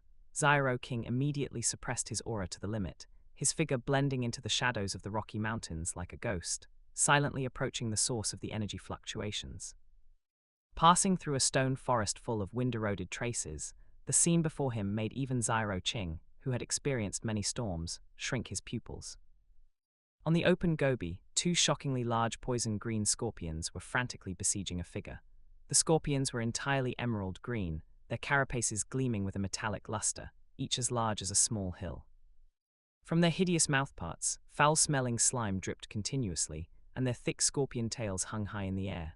The tail hooks gleamed with a heart-stopping eerie light, and the dripping venom corroded the ground into bottomless pits. The one being besieged was none other than Queen Medusa, wearing a snake-shaped crown. Queen Medusa's situation at this moment was quite dire. Queen Medusa's originally cold and beautiful face now bore an unnatural pallor, and her breathing was slightly rapid. Her red brocade robe was damaged in several places, revealing the snow-white skin underneath. Every dodge Queen Medusa made seemed quite strained. Clearly, she had suffered non-trivial injuries in the previous exchange. What shocked Xiao Qing the most was that these 2 poison-green scorpions were both 7th-order demonic beasts, equivalent to human intermediate Duzong experts. They were not only powerful in strength, but also held the advantage of terrain, moving like the wind in this gobi they were familiar with. Every pounce carried the momentum to tear through space. Although Queen Medusa's moves were sharp, every wave of her slender jade hand carried purple beams of light that tore through the sky. But Queen Medusa's attacks landed on the poison-green scorpion's hard carapaces, leaving only shallow white marks, unable to cause any substantial damage at all. Instead, Queen Medusa herself, under the siege of the 2 7th-order demonic beasts, could only rely on her flexible movement to keep dodging, and the situation was precarious. Finally found her, watching that beautiful figure who still did not lose her majesty despite the siege, a trace of excitement surged in Xiao Qing's heart. For these past few days, Xiao Qing had been wandering alone in this strange small world, either fighting demonic beasts or searching for a way out. It was simply incredibly dull. What worried Xiao Qing even more was that this space was extremely unstable and could collapse completely at any moment. Now Xiao Qing finally understood why they had fallen into this small world on the verge of collapse. It must have been that ancient seal beneath the Snake People holy city, because Queen Medusa evolved into an 8-colored heaven-swallowing python. Some unknown mutation occurred, accidentally opening the spatial passage. It was just unclear why Queen Medusa would come into conflict with the native demonic beasts here. Just as Xiao Qing was pondering, the battle situation suddenly took a sharp turn for the worse. One poison-green scorpion suddenly spat out foul-smelling green venom, which turned into a giant net in the air, blocking all of Queen Medusa's retreat paths. The other cunningly circled behind Queen Medusa, its thick scorpion tail carrying a shrill whistling sound as it struck straight at her back, a pincer attack. Queen Medusa's phoenix eyes held murderous intent. She quickly condensed a purple energy shield in front of her, forcefully blocking the venom in front. The moment the venom made contact with the energy shield, a hissing corrosion sound rang out, and the purple light shield became thinner at a speed visible to the naked eye. But facing the fatal blow coming from behind, Queen Medusa was already too late to defend, seeing that the poisonous tail hook was about to pierce into Queen Medusa's body. An invisible soul power under Xiao Qing's precise control, condensed into an arrow, profound rank intermediate soul technique, soul-destroying arrow. The soul-destroying arrow struck first despite being launched later, precisely sinking into the head of the poison-green scorpion that was launching the sneak attack. Screech, the poison green scorpion let out a shrill and miserable scream, its massive body stiffening suddenly. The compound eyes that were originally filled with fierce light instantly dimmed, drooping softly, and its breath dissipated rapidly. This soul-destroying arrow directly pierced through its soul origin, killing it. This sudden turn of events left both the other poison green scorpion and Queen Medusa stunned.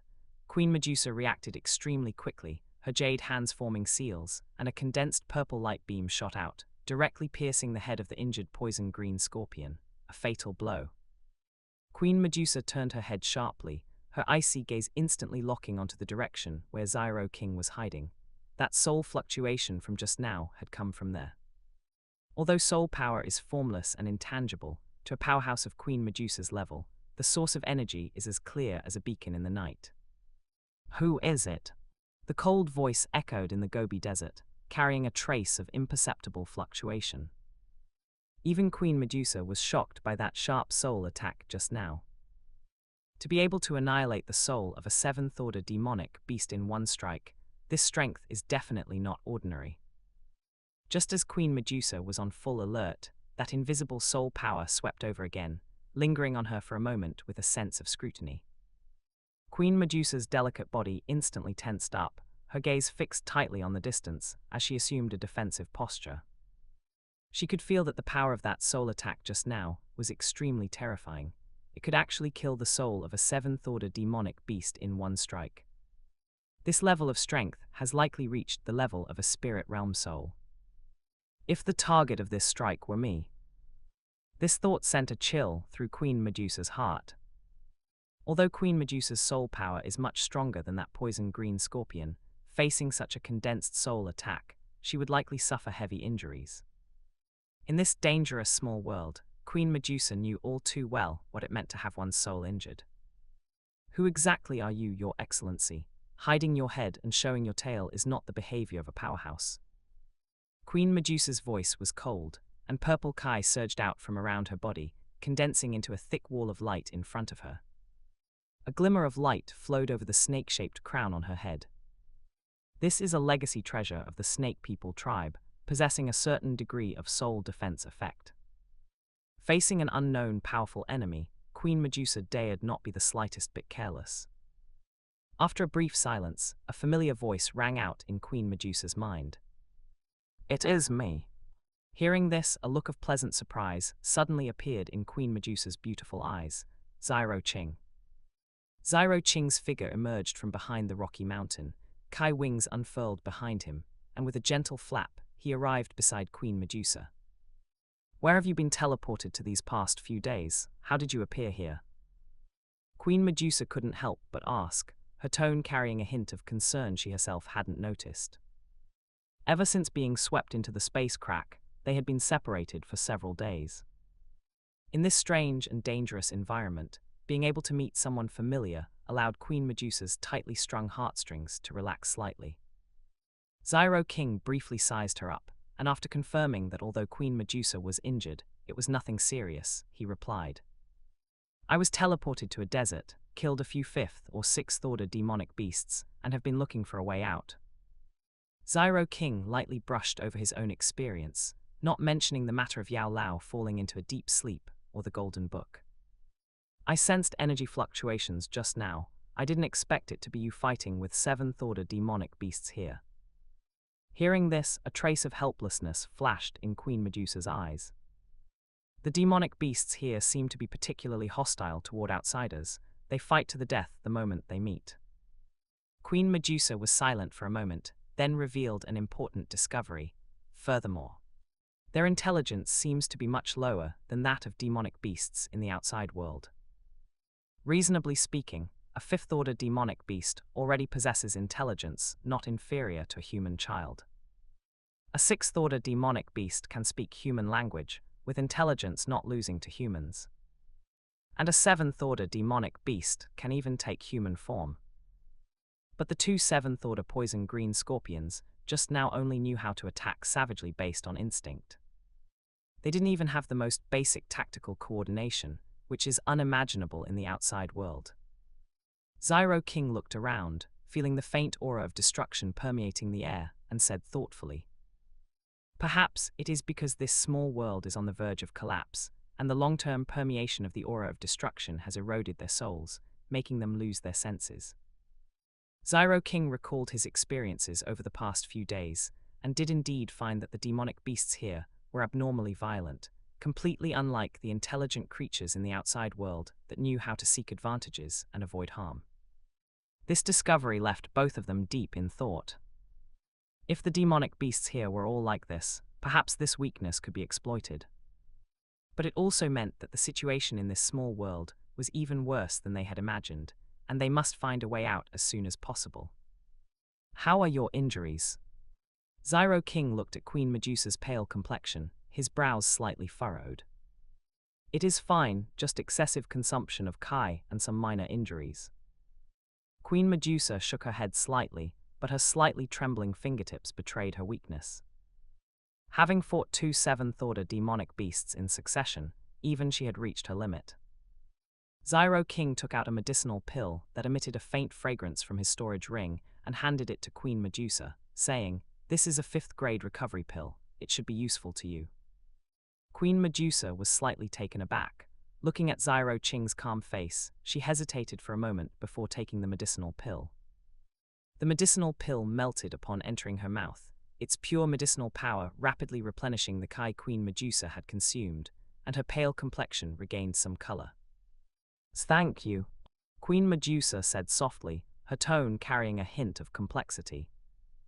Once upon a time, she was the high and mighty Queen Medusa, yet now she had to rely on this human youth whom she had once regarded as a threat.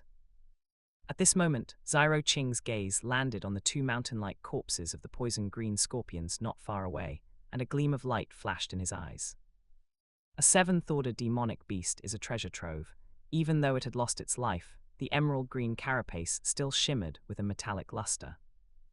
The residual poison gas formed a faint green mist around the corpses, and even the air was being corroded, making a sizzling sound. "Do you need this demonic beast? I can trade with you using medicinal pills."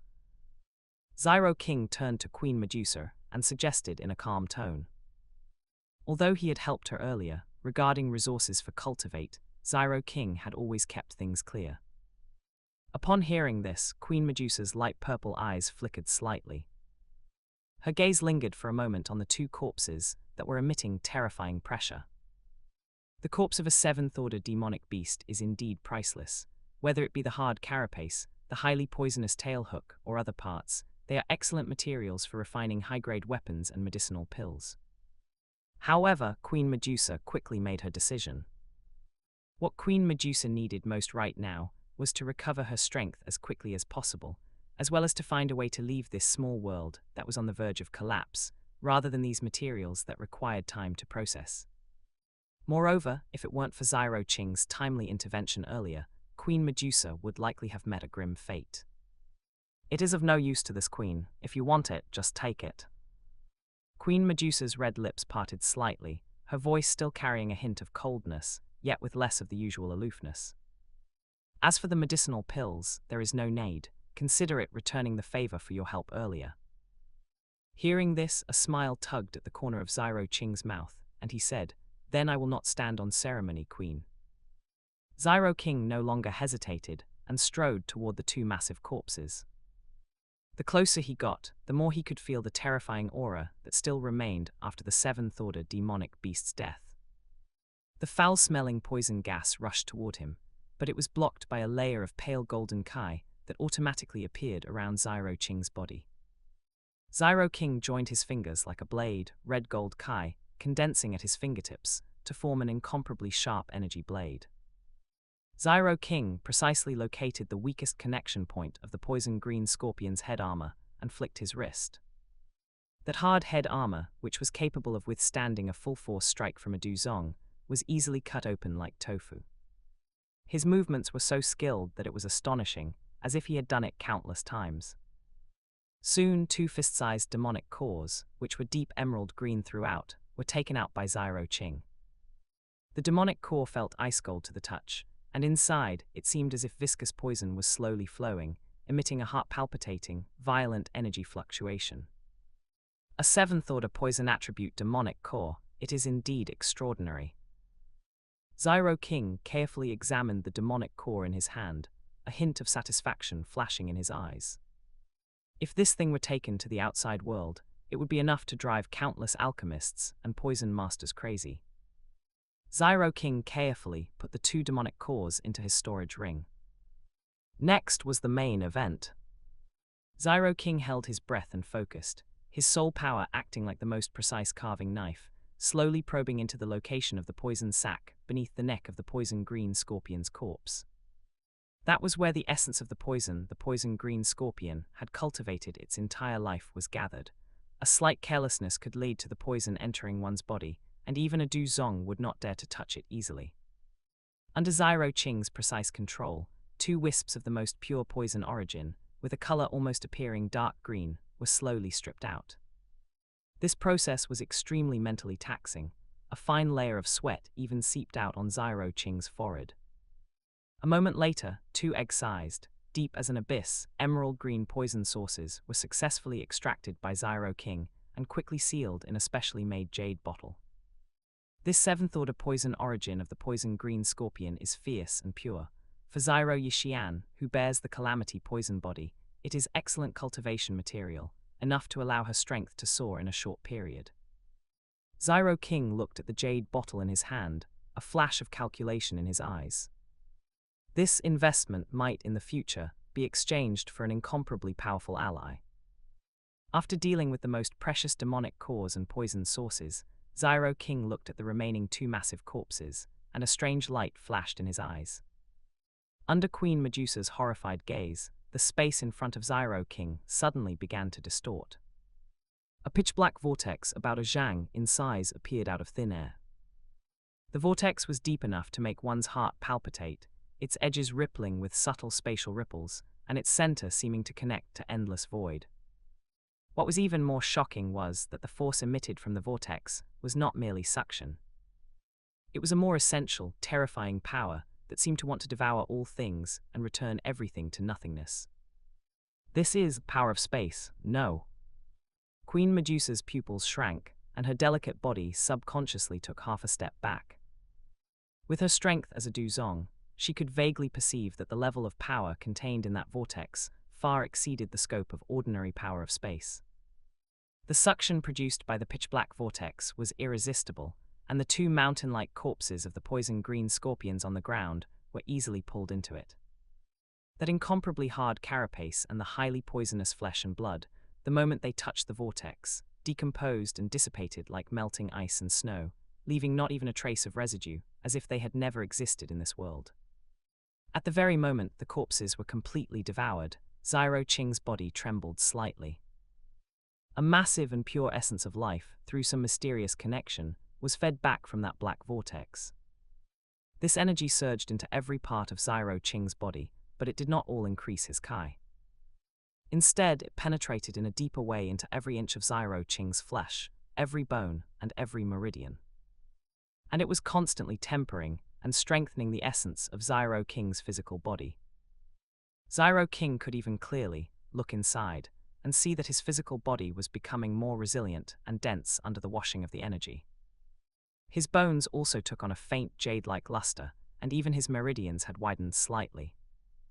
His entire body seemed to have undergone a baptism of rebirth, and a sense of pleasure spread, making Zyro King unable to help but let out a long sigh of relief. 5-star Du Wang.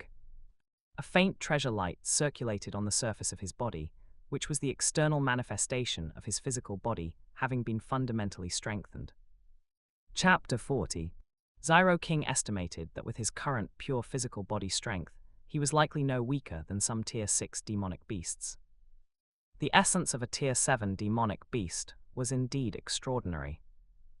Feeling the profound power contained within that black vortex, which far exceeded ordinary energy absorption, the shock in Zyro Qing's heart was still difficult to calm. The overbearing and miraculous nature of this law of devouring gave Zyro King new insights every time he experienced it. One must know that on the Fighting Kai continent, the power of law is a supreme realm that only peak experts who have stepped into the high-level Du Sheng can begin to touch and comprehend. And if one were to cast their gaze toward that legendary higher plane, that vast and boundless major thousand worlds, There, only experts who have entered the sovereign realm can initially perceive the existence of laws between heaven and earth. Only at the Earth Supreme level does one have the qualifications to begin attempting to understand and grasp a trace of the power of law. And the Titans at the Heavenly Supreme level are the terrifying existences who can truly control and utilize the power of law. As for the Dominator realm that stands at the pinnacle of the major thousand worlds, that is to have become the master of a certain Tao of heaven and earth. Such an existence stands at the end of a path of law, where words become law, a supreme realm of controlling the origin. Yet Xiao Qing, currently only at the Duwang realm, had already grasped 2 heaven-grade initial stage talents that involved a trace of the origin of law. If placed in the major thousand worlds, based on the information given by this mysterious golden book, heaven-grade initial stage corresponds to supreme, heaven-grade middle stage corresponds to earth supreme, heaven-grade high stage corresponds to quasi-heavenly supreme. Of course, this does not mean that possessing a heaven-grade initial stage talent equates to having Du Sheng level strength, but rather reaching a level in terms of status. The origin and potential of this mysterious golden book were likely far beyond Xiao Qing's initial imagination. Xiao Qing composed his mind, and the black vortex in front of him slowly dissipated, as if it had never appeared. Queen Medusa only then recovered from her extreme shock, her charming purple eyes filled with an expression of disbelief. Just at this moment, more energy fluctuations suddenly came from the distance. It seemed the previous battle had attracted more demonic beasts, eroded by the aura of destruction. The ground began to vibrate slightly, and the sand rising in the distance indicated that a large number of demonic beasts were approaching. It seems we have to find another place to talk. Xiao Qing's eyes narrowed, and more than a dozen powerful auras had already appeared in his soul perception. Among them, the weakest were at tier 5, and the strongest were even no less than the poison-green scorpion from before. This quantity and this magnitude were not something they could deal with at the moment. Queen Medusa also sensed the danger, forced herself to stand up and said, "Follow me, I know a relatively safe place." Queen Medusa stepped onto the void realm and flew toward a spot in the Gobi. Xiao Qing unfurled his Du Qi wings and followed closely behind, the 2 of them one after the other, quickly disappearing into the vast Gobi. Behind them, more and more demonic beasts gathered at the previous battlefield, emitting heaven-shaking roars. After flying for about the time it takes to burn an incense stick, Queen Medusa brought Xiao Qing to a secluded valley. The valley was surrounded by towering rocky mountains, and the entrance only allowed one person to pass through. It was a natural fortress that was easy to defend and difficult to attack. "I found this place a few days ago. No demonic beasts have found this place yet." Queen Medusa landed at the bottom of the valley and said. Xiao Qing looked around the valley. There was a clear spring at the bottom, and some drought-resistant plants grew around it. It was indeed a good place to stay. Xiao Qing casually set up several soul barriers to isolate the valley's aura from the outside world. At this time, Queen Medusa finally couldn't help but ask Xiao Qing, what exactly was that ability just now, that devouring power from earlier? That terrifying feeling that seemed to be able to annihilate all things and return to the origin. It made even her, a Du Zong, feel a palpitation from the depths of her soul. Xiao Qing turned his head to look at Queen Medusa, his face returning to its usual calmness, and smiled faintly.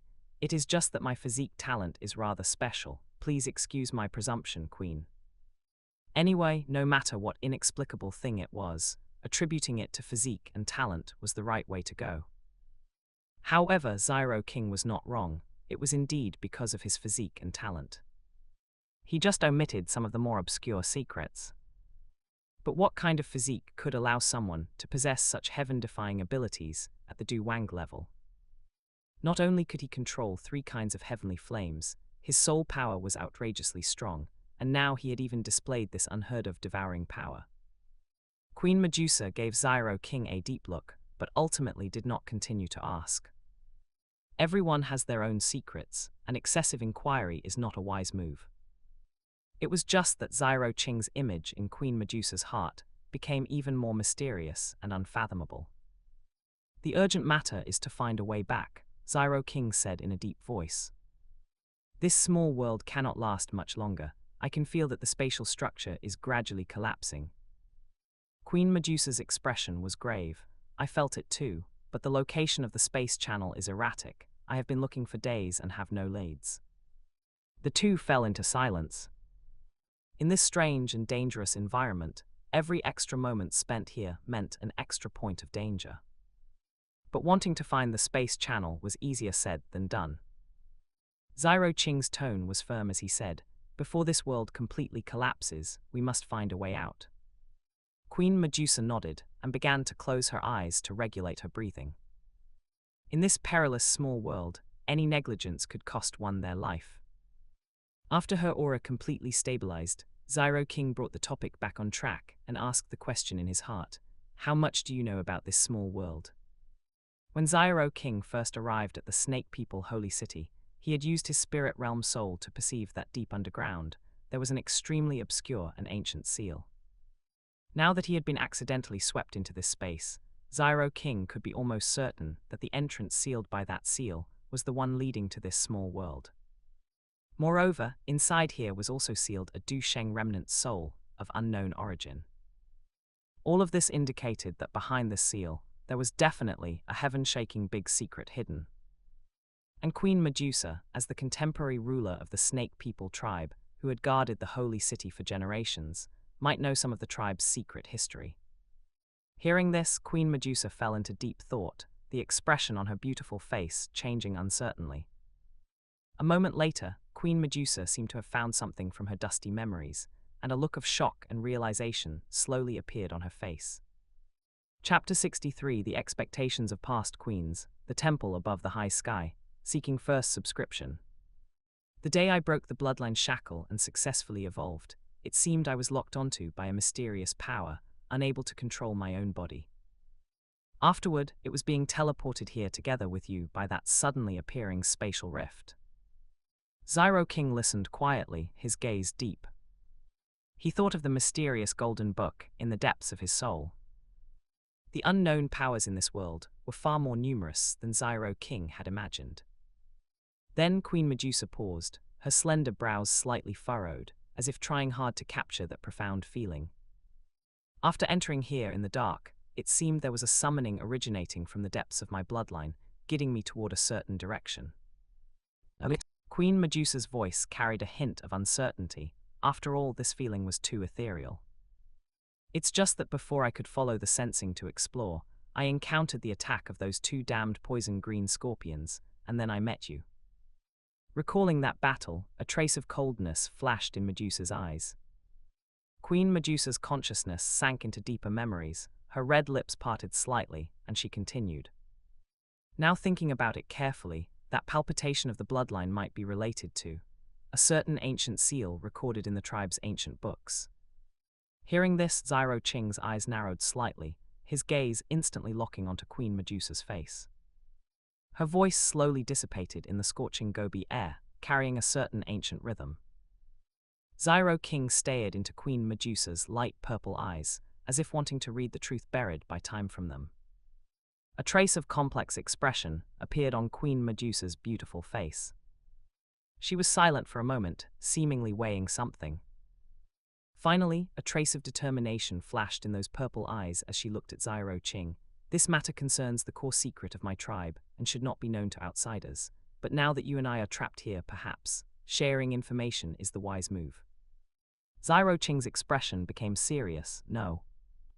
Knowing that what he would hear next would be the secret history of the Snake People tribe that was never to be spread outside. Queen Medusa took a deep breath and began to recount that dusty history.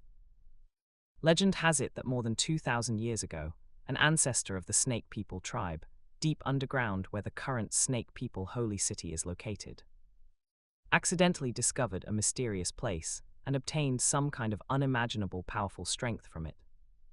Relying on this heaven-defying opportunity, her bloodline power began to climb all the way, her cultivation advanced by leaps and bounds, and finally reached the legendary Dou Qi expert level. And at that time, the Taga Desert was not the scene of 10,000 miles of yellow sand and lack of vitality as it is today, but a vast oasis with lush water and grass, and full of vitality. That Snake People tribe ancestor gathered the scattered Snake People tribe clans at that time.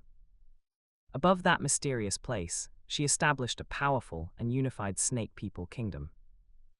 And this Snake People tribe ancestor was the first queen in the history of the Snake People tribe to be honored as Medusa.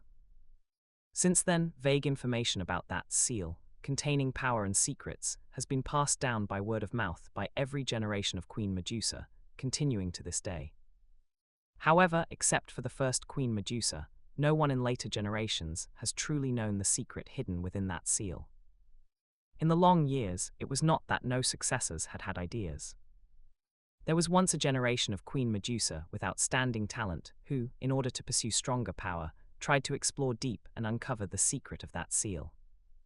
But the final result, naturally, was that it was left unsettled. What was even more unsettling was that, from some unknown time, roughly over 1,000 years ago, a strange and imperceptible mysterious power began to quietly permeate, with that seal as the core. This power was like an invisible vortex, greedily absorbing all the vitality on this land. Dense jungles began to wither, clear rivers gradually dried up, and fertile land turned into sand and gravel. After hundreds of years of change, the once vast oasis finally evolved into the current dead and desolate Taiga Desert. Nowadays, the remaining oases in the desert can be counted on one's fingers, and the living space left for the Snake People tribe is becoming increasingly narrow. According to this trend, I am afraid that in not many years, the entire Taiga will be completely turned into a golden Dead Sea with no signs of life. This is also one of the core reasons why every generation of Queen Medusa wants to lead the tribe to leave Taiga and find a new home at all costs. Listening to this secret history of the tribe, spanning 1,000 years that Queen Medusa narrated, waves rose in Xiao Qing's heart. He did not expect that behind the Snake People tribe, such a history was hidden. A seal that brought the rise of power in the end became the culprit that devoured the homeland. The contradiction and suspicion in this were by no means ordinary. Xiao Qing's foreknowledge of the original work completely failed at this moment. This was definitely not just a background simply mentioned in the original work. The secrets hidden within were likely deeply involved. Is it the butterfly effect caused by my arrival? Xiao Qing began to think to himself. Or is this originally a real world that was simplified in the narrative? Is the plot, I know, just the tip of the iceberg? Just as Xiao Qing's heart was surging with excitement, a hum resonated. A brilliant beam of light, its color impossible to describe, shot up from the sky without any warning. The radiance was not merely nine-colored. It seemed to shimmer with countless indescribable hues, containing vibrant vitality and a supreme majesty. The beam of light shot straight into the clouds, illuminating the entire gray small world until it was completely bright. What is this? That bloodline summoning has appeared again. Medusa's gaze was fixed intently on that streak of colored light in the sky. It was a violent resonance originating from the depths of her bloodline. It was clearer and more intense than any time before. Xiao Qing was also startled by this sudden phenomenon. Enduring the slight stinging sensation the light caused to his soul, he narrowed his eyes and looked up. He saw that from within the beam of light, an ancient aura was being emitted. Since we entered because of this bloodline resonance, then the one who tied the bell must untie it. Xiao Qing suppressed the shock in his heart, his thoughts becoming clear, and continued. Then the way out is very likely at the source of this resonance. We must go up there and take a look. Xiao Qing's tone was firm, carrying a sense of determination. In this desperate situation, any obvious clue was worth fighting for. All right, Medusa nodded without hesitation. At this moment, the bloodline within Medusa seemed to be boiling. It began to cheer, urging her to head to that place. That brilliant beam of light connecting heaven and earth did not last long.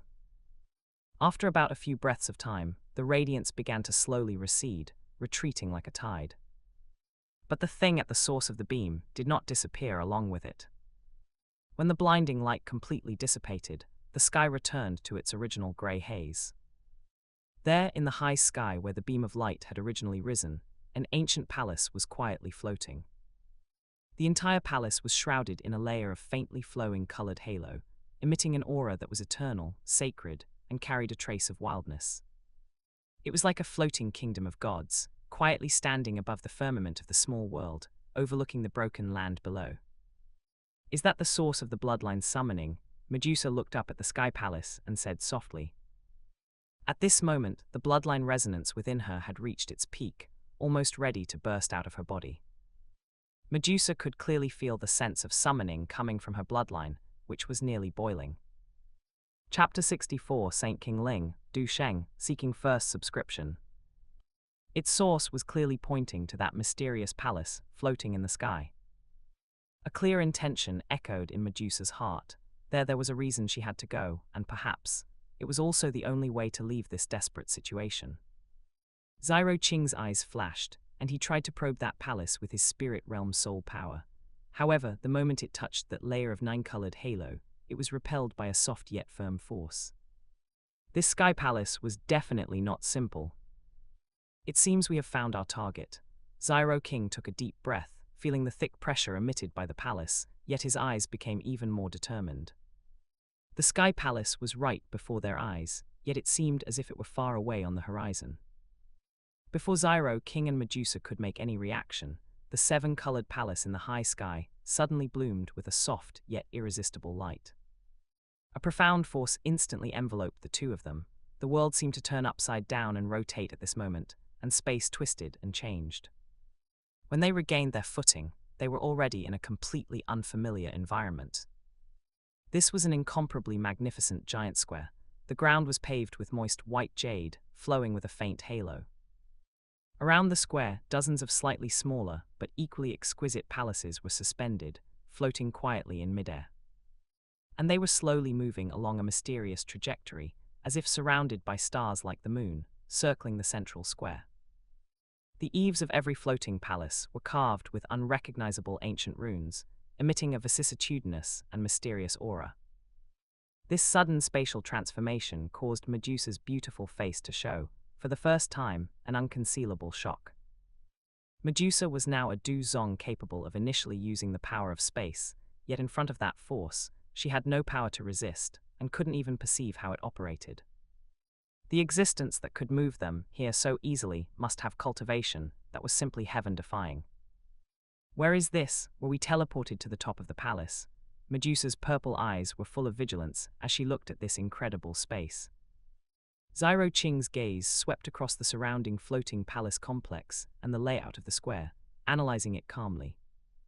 "This is likely the internal space of the palace. It looks like a palace from the outside, but the inside forms its own world, this kind of spatial attainment." His soul power perceived it carefully and discovered that the spatial structure here was stable beyond imagination. It was completely different from the small world outside that was on the verge of collapse. Medusa looked up at those floating palaces, a hint of contemplation flashing in her eyes, and said, "These palaces have such peculiar shapes, and the runes engraved on them are also full of mystery. Could they contain heaven and earth treasure, cultivation technique, and Dou technique left over from the ancient times?" As the king of a tribe, she instinctively considered the resources for the development of her tribe first. Xiao Qing nodded slightly. Although he could not understand the specific meaning of those mysterious characters, relying on the keen perception of his spirit realm soul, he could vaguely sense the interior of those palaces. There were indeed some traces left inside, as if extremely precious items had been stored there before. Just as he was trying to perceive further, a light and melodious voice, like the chirping of a lark, sounded abruptly, breaking the silence of the square. What a pity! This voice seemed to ring directly in their souls, carrying a bit of laziness and regret. "Your little plans are likely to fall through. These treasure halls lost their charm long ago in the long years, and most of the things stored inside have turned to dust with the passage of time." Following the voice, a brilliant colored radiance began to gather not far in front of the two, the light soft yet containing an indescribable majesty. The radiance condensed rapidly, turning into the figure of a slender and moving woman. The colored light gradually dissipated, revealing the true appearance of the person who came. It was a woman wearing a green ancient-style long dress, embroidered with complex and exquisite patterns. The woman's ink-colored long hair hung down to her waist like a waterfall, her face was stunning, and her temperament was ethereal and otherworldly, like a fairy who did not eat the food of mortals. don't forget to like, comment, subscribers, and share to Infinite Novel Audio. However, her body presented a strange, semi-transparent state, obviously not a physical body. What was even more alarming was that after the woman appeared, Xiao Qing's powerful soul power, which had reached the spirit realm early stage, had not detected any of her aura at all. If not for seeing it with their own eyes, they would not have known that there was a third person here. With the woman's appearance, the heaven and earth energy around the square began to gather towards her spontaneously, making the woman's originally illusory figure become more solid at a speed visible to the naked eye. Moreover, the aura emitted from her whole body became increasingly unfathomable. Senior Xiao Qing suppressed the shock in his heart, his tone respectful yet cautious. I wonder why Senior brought the two of us here. He could clearly feel that although this mysterious woman in front of him had a special state, her life level and residual energy fluctuations were far beyond what he could reach at present. Relax, tilde little guy, good vigilance. The green-skirted woman seemed to see through Xiao Qing's thoughts, covering her lips and laughing lightly, her eyes turning with a bit of playfulness. But I have no malice towards you, so rest assured. The woman's voice carried a magic that made people believe her involuntarily. As for why I summoned you here, naturally I have my own intentions. The woman had just woken up. As soon as she woke up, she sensed that new guests had entered the small world that had been silent for many years, and one of them even possessed the bloodline of her tribe. The woman turned her gaze to Medusa, her eyes revealing an indescribable complex emotion. There was nostalgia, relief, and a trace of release. And Medusa, who was on the side, from the moment this mysterious woman appeared, felt an unprecedented resonance and closeness from the eight-colored heavens swallowing python bloodline within her. It was as if a wanderer had returned home, or like a fledgling bird seeing its closest relative, making Medusa instinctively want to get closer, unable to harbor even half a point of hostility. May I ask, who are you? Medusa's voice unconsciously softened, carrying a hint of reliance that even she herself had not noticed. The green-skirted woman looked at Medusa, the smile in her eyes deepening, with a bit of teasing. In terms of bloodline origin, you might need to call me Ancestor. Ancestor, Medusa's delicate body trembled, her purple eyes widening instantly. And in her mind, the legend of the first Medusa who was stunningly talented and led the tribe to glory immediately emerged. Could the person in front of her be? Sensing Medusa's misunderstanding, the green-skirted woman shook her head, her voice ethereal and misty. I am not the ancestor you are thinking of. The little girl you are talking about only accidentally entered this place back then and had some fate with me. The woman tilted her head slightly, as if falling into long-distant memories, her tone carrying a trace of faint melancholy. Thousands of years have passed, and I have long forgotten my own name. I only vaguely remember. Others seem to call me Saint King Ling, and I only remember that I seem to have an unfinished mission, waiting here bitterly. Saint King Ling, Dou Qi. Medusa's heart was stirred with stormy waves. In her cognition, a Du Zong was already a powerhouse capable of dominating a region. And as for Du Zun, Medusa's ancestor who reached Du Zun was already able to shake the northwest continent. As for Du Qi, that was a realm that could almost only be heard of in legends. Could this seemingly gentle and beautiful woman in front of her be a remnant soul of a Du Qi? Compared to Medusa's shock, Xiao Qing appeared much calmer. Xiao Qing had not only learned about the terror of a Du Qi from Yao Lao long ago, even not long ago, he had witnessed with his own eyes the complete annihilation of a Du Qi's remnant soul. To him, although a Du Qi was strong, it was not an unreachable future. Chapter 65, 7-Colored Sky Swallowing Python Tribe, 9-Colored Sky Swallowing Python Bloodline Legacy, Seeking First Subscription. It is just unexpected that 2,000 years later, the descendants of that girl would return here, and moreover. Qing Ling's gaze fell upon Queen Medusa, carrying undisguised appreciation. To think you could rely on your own strength to evolve your bloodline to the 8-colored heaven-swallowing python realm. This talent and perseverance are even more outstanding than that girl back then. Qing Ling's tone carried a hint of emotion, then turned solemn. Perhaps the legacy she failed to complete back then will be continued through you. Legacy. Queen Medusa caught this keyword, a flash of doubt crossing her purple eyes.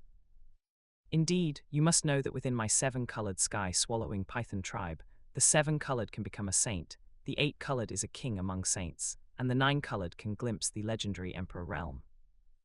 Qingling nodded slightly and began to slowly recount the secret history sealed away for thousands of years, her voice ethereal, as if crossing the long river of time. Back then, Queen Medusa's ancestor accidentally broke into this small world on the verge of collapse. Seeing that she possessed the Snake People tribe bloodline and had a resilient heart nature, Qingling bestowed upon her a wisp of 9-colored origin blood from her own clan to help her cleanse her bloodline.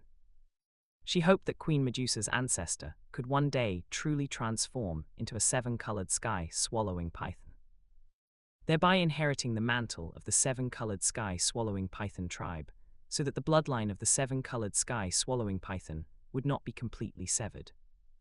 Qingling's eyes became distant and sorrowful, as if she could see the bloody storms of the ancient era. Thousands of years ago, the hostile forces of the 7-colored sky-swallowing python, united with several human race Dou Qi experts, set up an earth-shattering trap, intending to completely annihilate the 7-colored sky-swallowing python tribe. That was a war so tragic it was beyond description. In the end, only Qingling, the last bloodline of the 7-colored sky-swallowing python tribe, and also a 9-colored sky-swallowing python, whose bloodline had reached the extreme sublimation, survived. Relying on a bit of luck and sacrifice, she brought the remaining clansmen to escape. They moved around and eventually came to this remote northwest continent, opened up this small world, and hoped to let the tribe recuperate. Who would have thought, just as Qingling went out to find the heaven and earth spiritual items needed to stabilize the small world? One of the old enemies, a human race Dou Saint, the Blood Gloom Saint. He did not know what method he used to track this small world. When Qingling returned, all she saw were ruins and the corpses of her clansmen. In a fit of rage, Qingling and the Blood Gloom Saint fought to the death here. Unfortunately, the Blood Gloom Saint's cultivation was slightly superior to Qingling's, and his cultivation technique was extremely bizarre and sinister. In order to take revenge, and to prevent the legacy of the 7-colored sky-swallowing python tribe from being completely severed, Qingling had to burn her life essence and soul origin, risking mutual destruction to finally severely injure him. The cultivation technique practiced by the Blood Gloom Saint gave him extremely tenacious vitality. Qingling exhausted everything, yet she could not completely kill him. In desperation, Qingling had to use her remaining strength, combined with the secret technique of the 7-colored sky-swallowing python tribe. She laid down an extremely vicious, soul-eroding curse seal to suppress him here, intending to slowly grind him down over the long years. Who knew he would eventually outlast her? The life-and-death battle between the two Dou Saints also completely destroyed the foundation of this already unstable small world, leading to space tearing and destructive energy raging. Qingling was powerless to change the situation and could only seal this small world completely, trapping herself here with the Blood Gloom Saint. And Qingling herself, due to excessive burning, was exhausted, leaving only this remnant soul, relying on the last origin of the small world to linger on, guarding this legacy, guarding that seal. Until 2,000 years ago, that little girl from the Snake People tribe accidentally broke in. Unfortunately, Queen Medusa's ancestor was still a bit short and failed to fully transform into a 7-colored sky-swallowing python, unable to bear the complete power of the legacy. Qingling had to send her back to the outside world, hoping that her descendants would be better than her.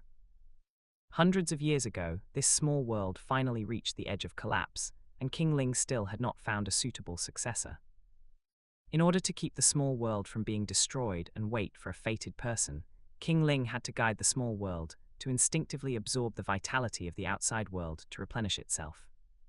This led to that vast oasis, gradually turning into an endless desert over hundreds of years. Qingling sighed and said apologetically, "This matter I owe your Snake People tribe, and I owe the living beings on this land." Queen Medusa listened to this magnificent and tragic ancient secret, her mood complex and indescribable. So the mystery of the oasis turning into sand recorded in the tribe was actually the truth.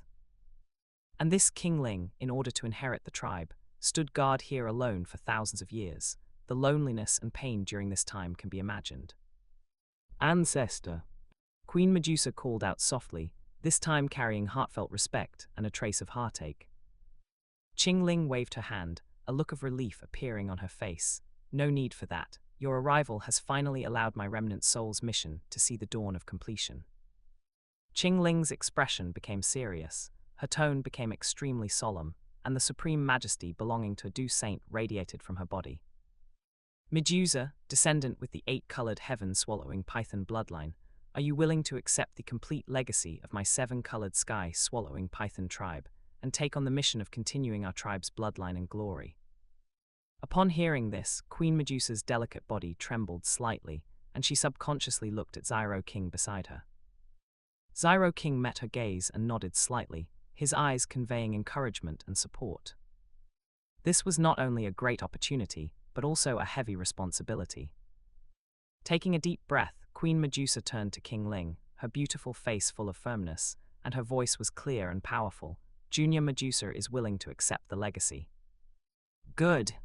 Qingling's face showed a bright smile of relief, as if the weight of thousands of years finally had a result, and she said, "Then the bloodline legacy, let's start now, shall we?" Good. Hearing this, Queen Medusa nodded, a hint of anticipation for the legacy rising in her heart. Seeing this, Qingling did not hesitate and raised her jade hand slightly. A 9-colored light, even more brilliant than before and containing immense life origin, erupted suddenly, instantly wrapping Queen Medusa completely. The light flowed and quickly condensed into a huge 9-colored light cocoon about 3 zhang high. Runes circulated on the surface of the light cocoon, emitting strong energy fluctuations and an aura that seemed to come from the ancient era. At the same time, Qingling's voice rang directly in Queen Medusa's mind. Receive the legacy with peace of mind. Do not worry about external matters. As for that little guy, I will send him out of this world. Immediately after, Qingling took out a drop of 9-colored essence blood that was dim but still emitted terrifying pressure. The moment this essence blood appeared, the energy of the entire square boiled. Qingling struck this precious origin essence blood into the light cocoon and simultaneously formed hand seals. She mobilized all the remaining heaven and earth energy around, pouring it into the light cocoon like 100 rivers returning to the sea, providing support for its legacy process. After doing all this, Qingling's already illusory figure was clearly dimmed a bit, but a satisfied smile appeared on her face. Qingling turned around, her gaze falling on Xiao Qing, who had been standing on the sidelines, with curiosity and inquiry in her eyes. Chapter 66, Heaven Rank Dou Skill, Annihilation Sword Art. Little guy. She spoke, breaking the silence of the square. You were the one who wiped out the remnant soul of that old thing, the Blood Gloom Saint, right? Although her words were a question, her tone was certain. You still have a trace of his disgusting aura on you, although it is very faint, it cannot escape my perception. When Qingling woke up, she found that her former mortal enemy had long since turned into ashes and dissipated between heaven and earth. Her intuition told her that this young man, who seemed to be only in the Du Wang realm, was hiding a huge secret. Otherwise, how could he, with the body of a Du Wang, deal with a Dou Saint remnant soul that could easily kill a Du Zun, even after being sealed for thousands of years? Below the Saint realm, all are ants. This is not just a gap in strength, but a chasm in the level of life.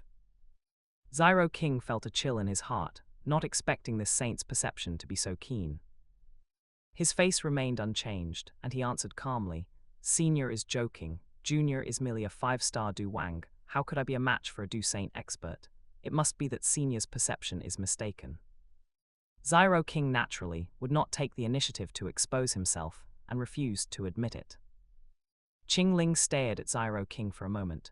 Those eyes that seemed to be able to see through everything made Xiao King feel a little pressure. Finally, she smiled, not digging deeper. Fine, what you said makes sense. Perhaps I have been sleeping for too long and my perception has deviated. She could tell that Xiao King was hiding something, but as a remnant soul about to dissipate, she had no intention of probing the opportunity of a junior. Moreover, Xiao King indirectly helped her solve the confident trouble of the Blood Gloom Saint, and she only felt gratitude in her heart. Suddenly, Qingling changed the topic, her gaze sweeping between Xiao King and the 9-colored light cocoon, her tone carrying a bit of teasing. Little guy, seeing that you are not very old, are you married? what do you think of this bloodline descendant of mine? She was actually trying to play matchmaker. Xiao King heard this, his face stiffened, and he said helplessly, Senior, Junior is not yet 13 this year, and has not yet performed the coming-of-age ceremony. Xiao King had only been through transmigration for 12 years. Although his soul was mature, this body was indeed still a young man. Moreover, with Xiao Qing's character, if he were really interested in Queen Medusa, why would he need others to matchmake? Qingling was slightly startled, carefully sensing Xiao Qing's bone age, and the surprise in her eyes grew stronger. A 5-star Du Wang and Spirit Realm soul under 13 years old. What kind of monstrous talent is this? She felt more and more that Xiao Qing's background was extraordinary.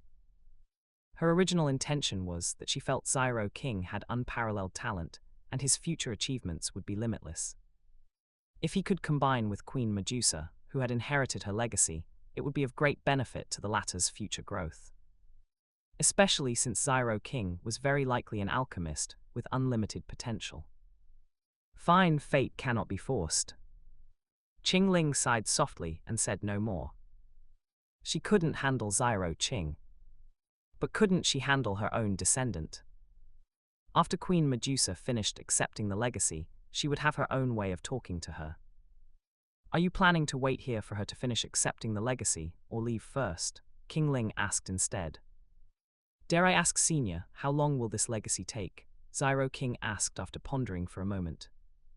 Qingling thought for a while and gave an answer with a relatively large deviation. Bloodline legacy rebirth takes a long time, short as a few months, long as, maybe 2 or 3 years. 2 or 3 years. Xiao King frowned slightly. He had been away from Wutan City and the Xiao family for a year, and it was time to go back and see. Moreover, the Yao Lao sleeping in the storage ring also urgently needed Xiao King to find medicinal pills or heaven and earth spiritual items to wake him up. He could not wait here for years. Since that is the case, Junior has important matters. It is inconvenient to stay long. I beg Senior to send me out of this place. Xiao King bowed and finally made a decision. Qingling nodded, expressing understanding. Subsequently, she flipped her jade hand, and 2 items appeared in her palm. A dark golden book with a special texture and an ancient, vicissitudinous atmosphere. And a cyan scroll that looked ordinary, but faintly radiated a sharp sword intent. Little guy, take these 2 things. Qingling handed the book and scroll to Xiao Qing. Consider it as you having a fated connection with this place. And as thank you gift for helping me finish off that old thing. Chapter 43. Qingling Saint added a sentence to herself quietly. Xiao King took it subconsciously, swept his soul power over it, his expression changed abruptly, and turbulent waves surged in his heart. On the cover of the dark gold book were 4 large characters written in ancient script, Heaven Snake Saint Scripture.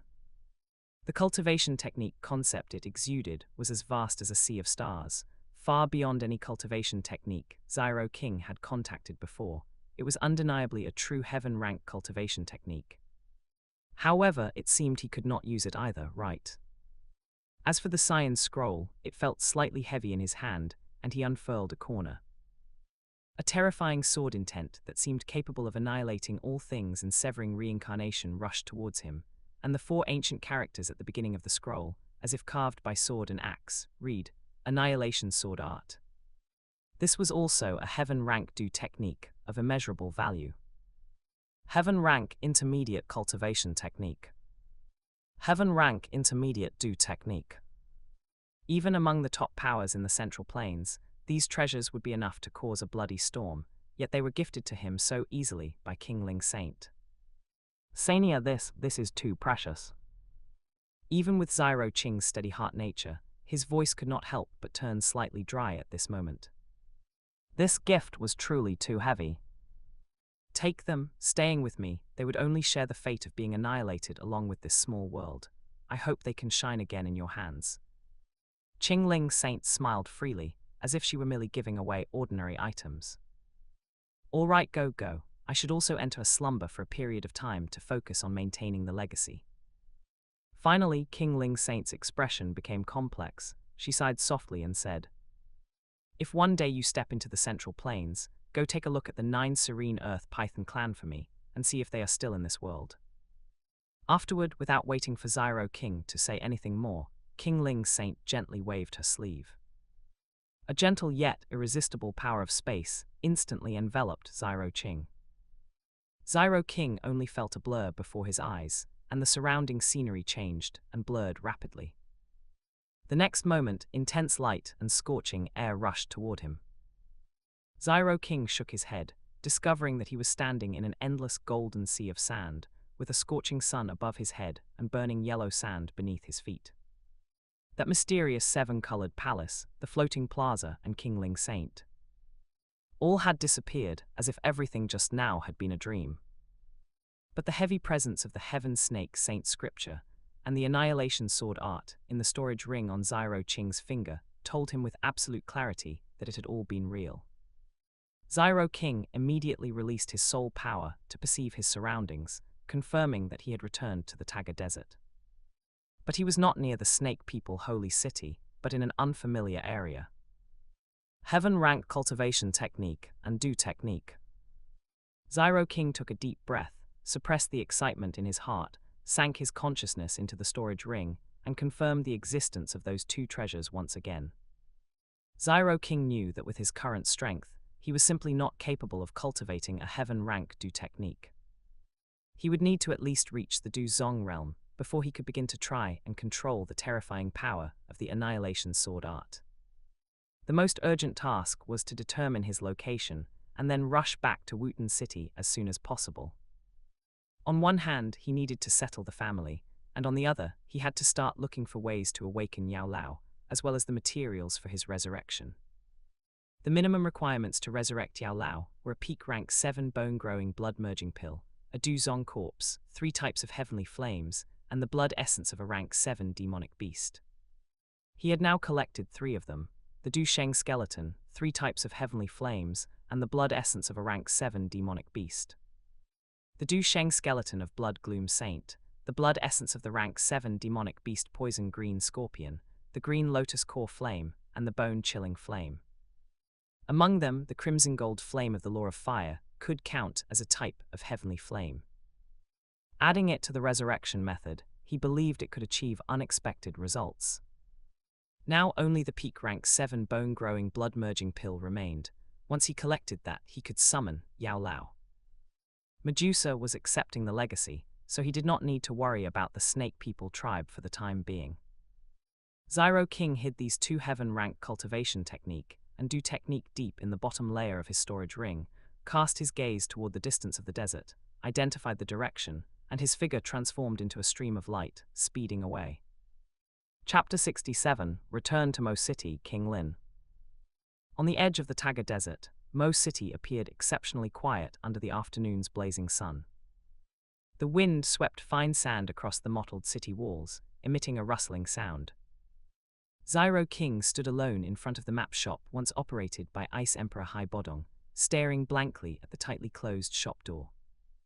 The wooden sign was covered in a thin layer of sand and dust, and the bronze bell hanging on the lintel swayed gently in the wind, but it could no longer emit a crisp sound. Several months had passed, things were the same, but the people were different. 3 months, Xiao King whispered to himself. From when he first ventured deep into the Taga Desert for the Green Lotus Core Flame, to the earth-shattering battle with Medusa, and spending over a month doing alchemy in the Snake People holy city. And then being accidentally dragged into that dilapidated Dou Sheng small world. This experience was like a bizarre dream. Returning to this place now, he felt as if a lifetime had passed. Xiao King recalled the relieved expression on Hai Bodong's face when he left. This former Ice Emperor had finally broken the seal and regained his Du Huang strength. Presumably, he was currently in the Mittal family in Jia Ma Holy City, enjoying the honor of being a Grand Elder. Ending the dozen or so years of exile, hiding east and west because of Medusa. Xiao King shook his head gently and turned to leave the map shop, which held quite a few memories. The most urgent task was to find a place to rest and recuperate properly. The continuous experiences, especially the life and death crisis in the Dusheng small world, had kept Xiao Qing's spirit in a state of constant tension. Even with Xiao Qing's current cultivation and spirit realm soul, he needed a thorough relaxation. Xiao Qing found an inn in the city named Desert Boat. Although this inn was not luxurious, it was kept clean and tidy, and a few drought-resistant sea buckthorn plants were planted in the courtyard, adding a rare touch of green to this desert border city. "Are you looking to stay at the inn, guest?" The innkeeper was a middle-aged man with a weather-beaten face, and his fingers had thin calluses from years of using an abacus. "I want a superior room, one that is quieter." Xiao Qing handed over a few gold coins. The innkeeper took the gold coins. His eyes brightened slightly, and his attitude became even more enthusiastic. "All right, heaven number 3 room, guaranteed to be quiet." That night, Xiao Qing lay on the soft bed, letting his fatigue wash over him like a tide. Xiao Qing rarely did not cultivate, but instead fell into a deep sleep, allowing his body and spirit to get a full rest. Outside the window, the night in Mo City was not peaceful. The noise of the tavern and the crisp sound of camel bells could be faintly heard in the distance, but these sounds instead became the best lullaby. Xiao Qing fell into a deep sleep, and he slept straight until noon the next day. When Xiao Qing woke up, he felt refreshed, and the fatigue of the past few days had been swept away. Xiao Qing pushed open the window, letting the sunlight spill into the room, and the gold of the desert in the distance shone brilliantly under the sun. After washing up, Xiao Qing strolled out of the inn and blended into the unique street atmosphere of Mo City.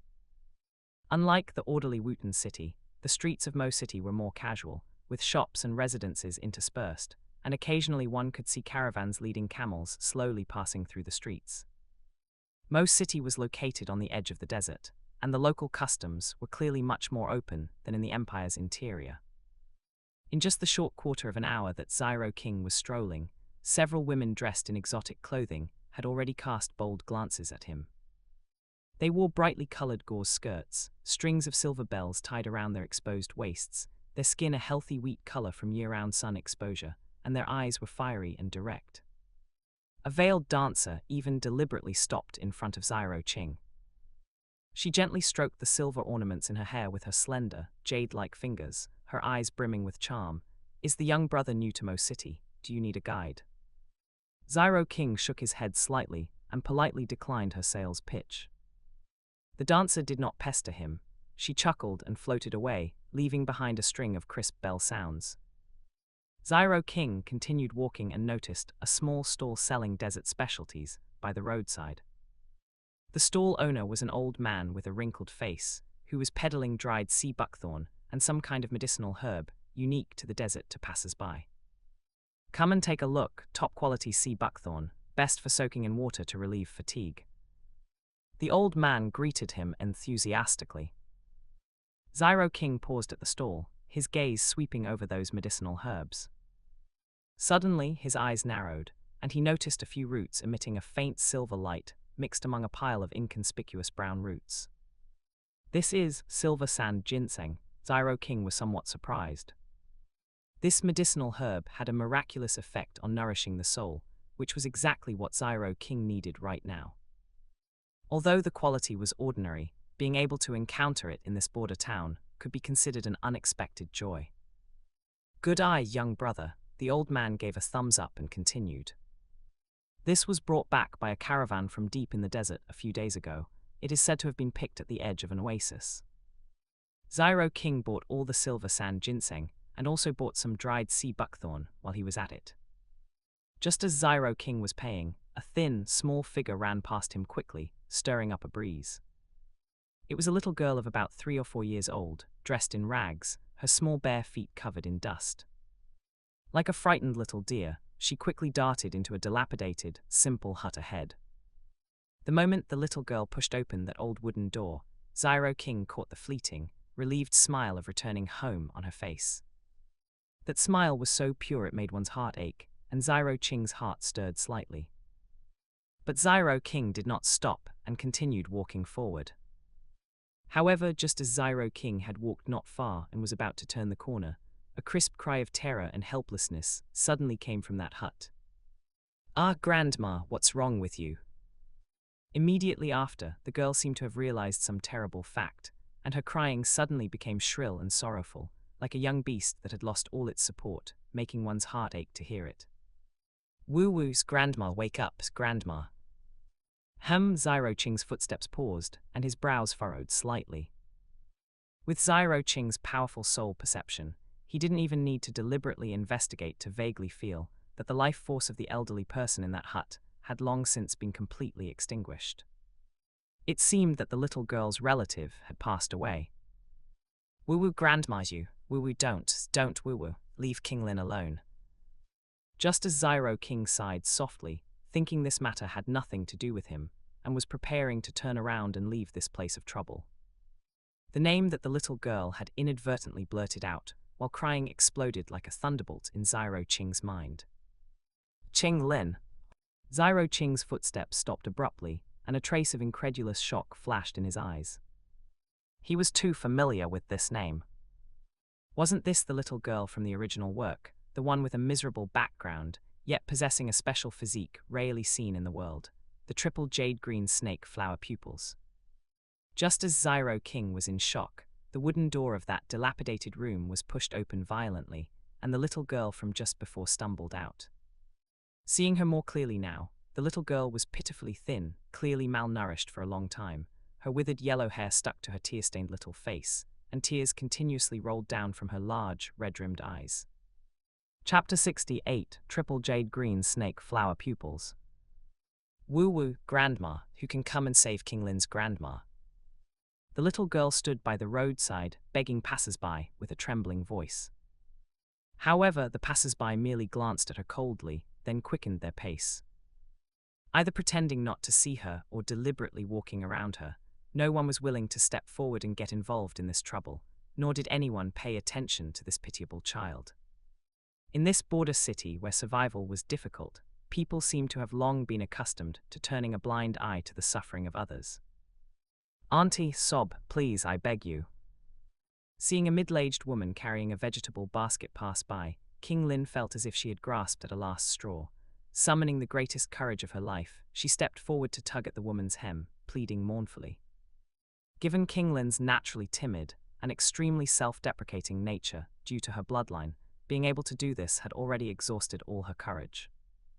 "Get lost," the middle-aged woman, being tugged at, instantly showed undisguised disgust on her face.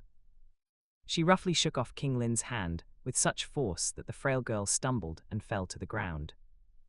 "You half-human, half-snake wretch, only that old hag would take you in. Well, look at it now, misfortune has befallen her, is she dead yet?" As if she had touched something extremely filthy, the woman vigorously brushed off her hem and walked away, cursing. The vicious words were like cold blades, piercing deeply into King Lin's young heart. "Sob, it's not true, it's not true." Qing Lin sat on the ground, her small body curled up, shaking her head helplessly, trying to deny the malicious accusation. But those words, like a curse, swirled in King Lin's mind, causing her already sensitive and fragile defenses to collapse, gradually leading her to blame herself for her grandmother's passing. Is it really because of King Lin? Xiao Qing watched this scene quietly, understanding clearly in his heart. In this city where the human race and the snake people tribe were hostile to each other, a child like King Lin, possessing both human race and snake people bloodline, was often regarded as an ominous curse, subjected to rejection and discrimination from both sides. The cold glares and ridicule she endured were far more than what ordinary people could imagine. Her plight made one feel pity. Based on the sporadic information from the original story and the scene before him, Xiao Qing could roughly deduce King Lin's circumstances. King Lin's mother, a woman of the human race, had endured unimaginable pressure and abuse for carrying a child of the snake people tribe, and died of depression after giving birth to King Lin. Afterwards, it was this kind old grandmother who adopted King Lin, giving her a home that barely sheltered her from the wind and rain, along with a glimmer of warmth. However, the grandmother was advanced in age, and already in the twilight of her life. Being able to care for King Lin for 2 years was likely her limit. Now, the only person in this world who had given King Lin warmth had also departed from her. Usually, such mixed-blood children, due to their unique physique and harsh living environments, rarely survived past the age of 2. That King Lin could struggle to survive until nearly 4 years old showed her tenacious vitality, as well as the faint glimmer of hope and curiosity she still held deep within for this world. Seeing this, Xiao King no longer hesitated. He strode toward the small figure curled up in the dust, crying until she was almost fainting. At the same time, an invisible and intangible, yet imposing soul power, centered on Xiao Qing, silently spread out, precisely enveloping the cold-hearted onlookers nearby. Instantly, those passers-by felt a chill run up their spines, as if they had been targeted by some extremely terrifying entity, and a great fear welled up in their hearts for no reason. No longer caring about watching the spectacle, they turned pale, exclaimed ghosts or something evil, and scattered like birds and beasts. As for the middle-aged woman who had spewed vicious words, she was given special attention by Xiao Qing. A subtle soul power impact caused her head to swell and her vision to darken. She staggered a few times and fled in a panic, likely to spend the next few days feeling dizzy and disoriented. This could be considered a small punishment for a big warning. After clearing the area, Xiao Qing walked up to King Lin. He crouched down, his gaze landing peacefully on King Lin's tear-stained little face, looking particularly closely at her large eyes, which were swollen from crying. At this moment, the pupils of her eyes, reflected against the tears, faintly displayed a greenish luster. And in the deepest part of those pupils, relying on the keen perception of Xiao King's spirit realm soul, he clearly saw 3 extremely tiny, emerald-green dots arranged in a triangular formation. These 3 small dots seemed to contain some kind of mysterious power, emitting a very obscure, almost imperceptible special fluctuation. If not for Xiao King's soul power far exceeding that of ordinary people, he would never have been able to capture this trace of anomaly. So this is the triple jade-green snake flower pupils. Xiao King sighed inwardly, truly extraordinary and mystical. This special physique, formed innately, had infinite potential. If she could grow smoothly, her future achievements would be limitless. Grandma, sob, it was King Lin who caused your death. Sensing someone approaching, King Lin timidly raised her tear-filled eyes, and through her blurred vision, saw a big brother with clean clothes and an extraordinary temperament. Xiao Qing's outstanding temperament, which was completely out of place with the surrounding environment, made the already self-deprecating King Lin instantly feel incredibly inferior. Qing Lin subconsciously hugged her frail arms tightly, buried her little face in her knees, and tremblingly refused with a crying voice, Don't come near King Lin. King Lin is a person who brings ominous misfortune." Clearly, King Lin had fallen deeply into the self-doubt and self-denial, brought about by that middle-aged woman's vicious words. Xiao King felt a slight bitterness in his heart. He reached out and gently took King Lin's small, thin hands, which were malnourished and felt cold to the touch. His movements were as gentle as possible, and his voice was exceptionally soft, as if he were afraid of startling this frightened little beast. "I don't believe that such a well-behaved and sensible King Lin could bring misfortune." Xiao King looked into King Lin's eyes, his tone firm and gentle. Let's go inside and see your grandmother." In fact, Xiao King had already sensed that the grandmother inside the house had died of natural causes, having nothing to do with any so-called misfortune. Big brother, why sob, feeling the warmth from Xiao Qing's palm and hearing those words, which held not the slightest bit of disdain, but rather were filled with trust and gentleness, King Lin felt as if a drowning person had grasped the only piece of driftwood. The sorrow and grievance she had been holding back burst forth like a dam breaking, and she threw herself into Xiao Qing's arms, crying loudly. At this moment, in a world where King Lin was almost swallowed by darkness, the appearance of Xiao King was like a ray of warm sunlight tearing through the haze, illuminating King Lin's trauma-filled heart and bringing a hint of long-lost warmth from being accepted and cared for. Xiao King gently patted King Lin's back, letting her cry out all the grievances in her heart. When the crying subsided slightly, Xiao King said softly, "Let's go see Grandma first, okay?" Qing Lin nodded while sobbing, her small hand gripping Xiao Qing's hem tightly, as if afraid that this only warmth would also disappear. Chapter 69, finally leaving the Taga Desert. Xiao King carefully checked the old woman's condition and confirmed it was a natural death. From the initial confusion upon seeing her grandmother without breath, after calming down, King Lin knew that the grandmother who loved her the most had truly passed away.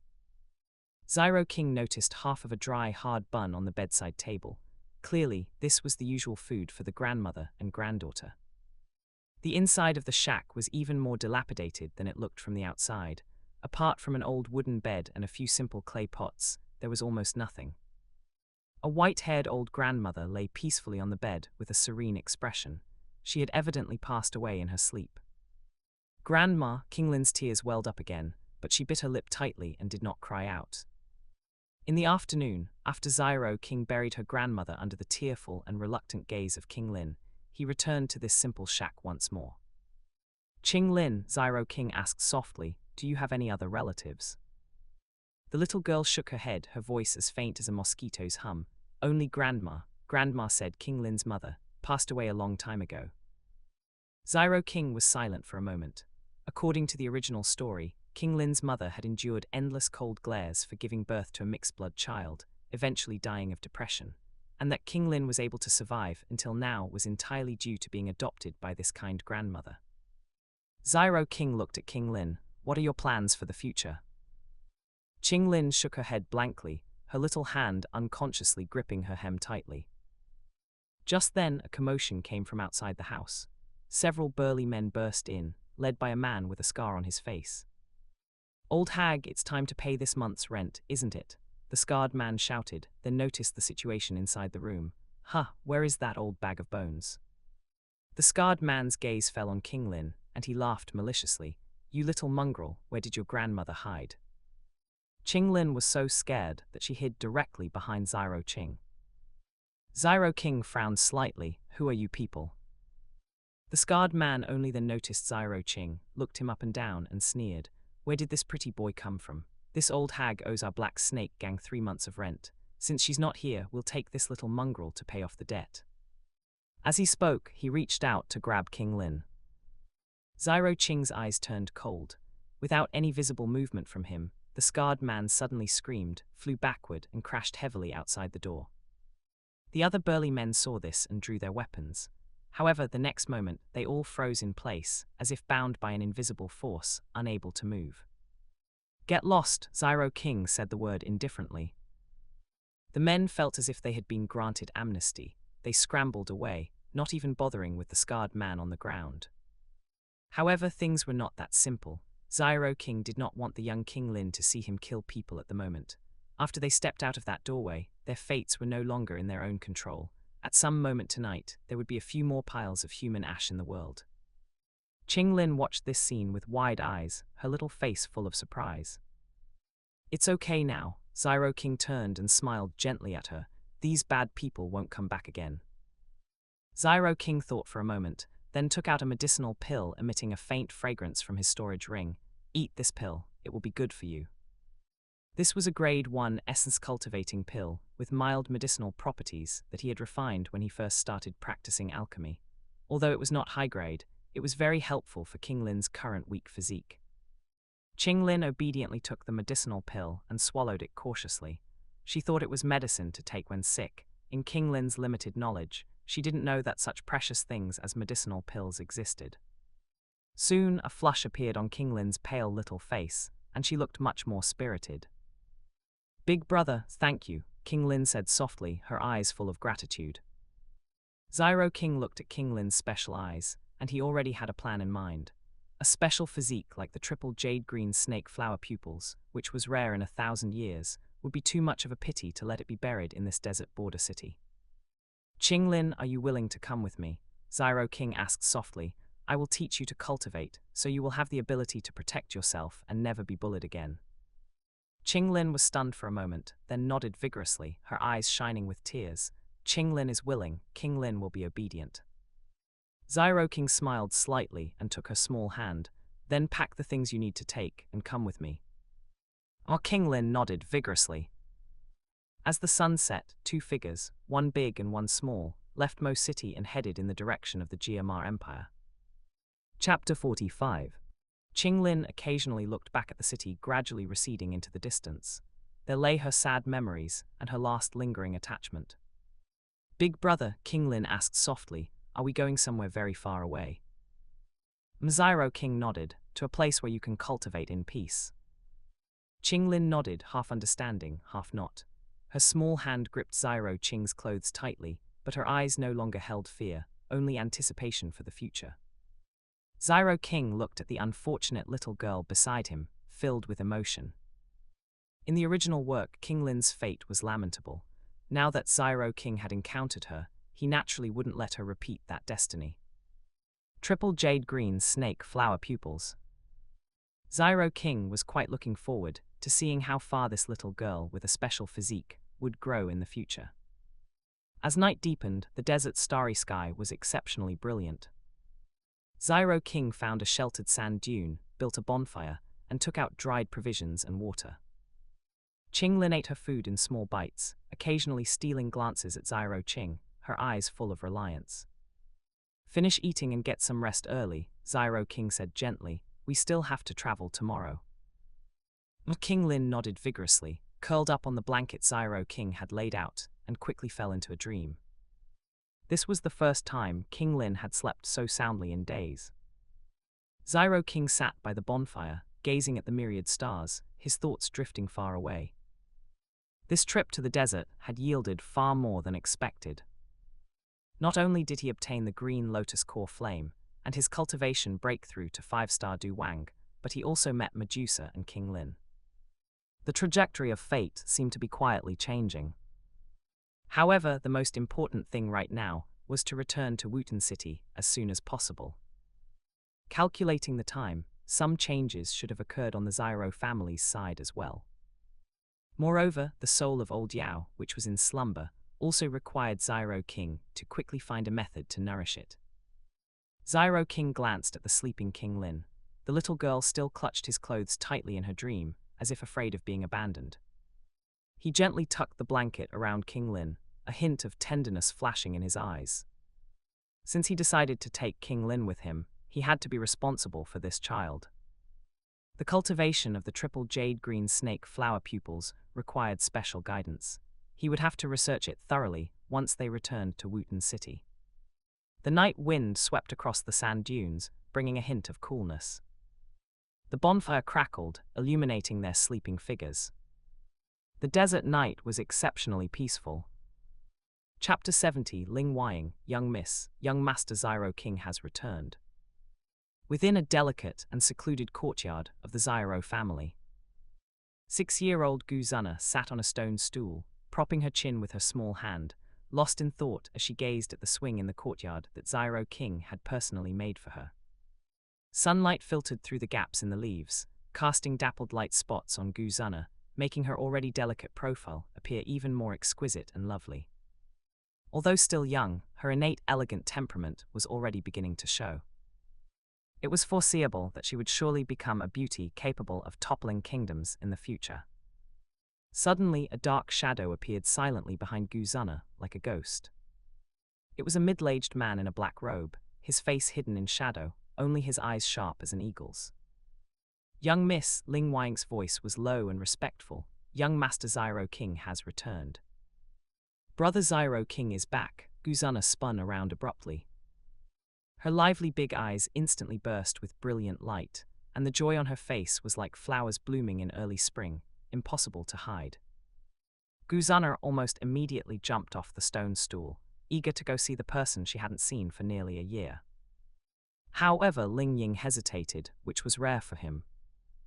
Then his voice carried a hint of hesitation as he stammered, and, "Young master," he brought back a little girl about 4 years old.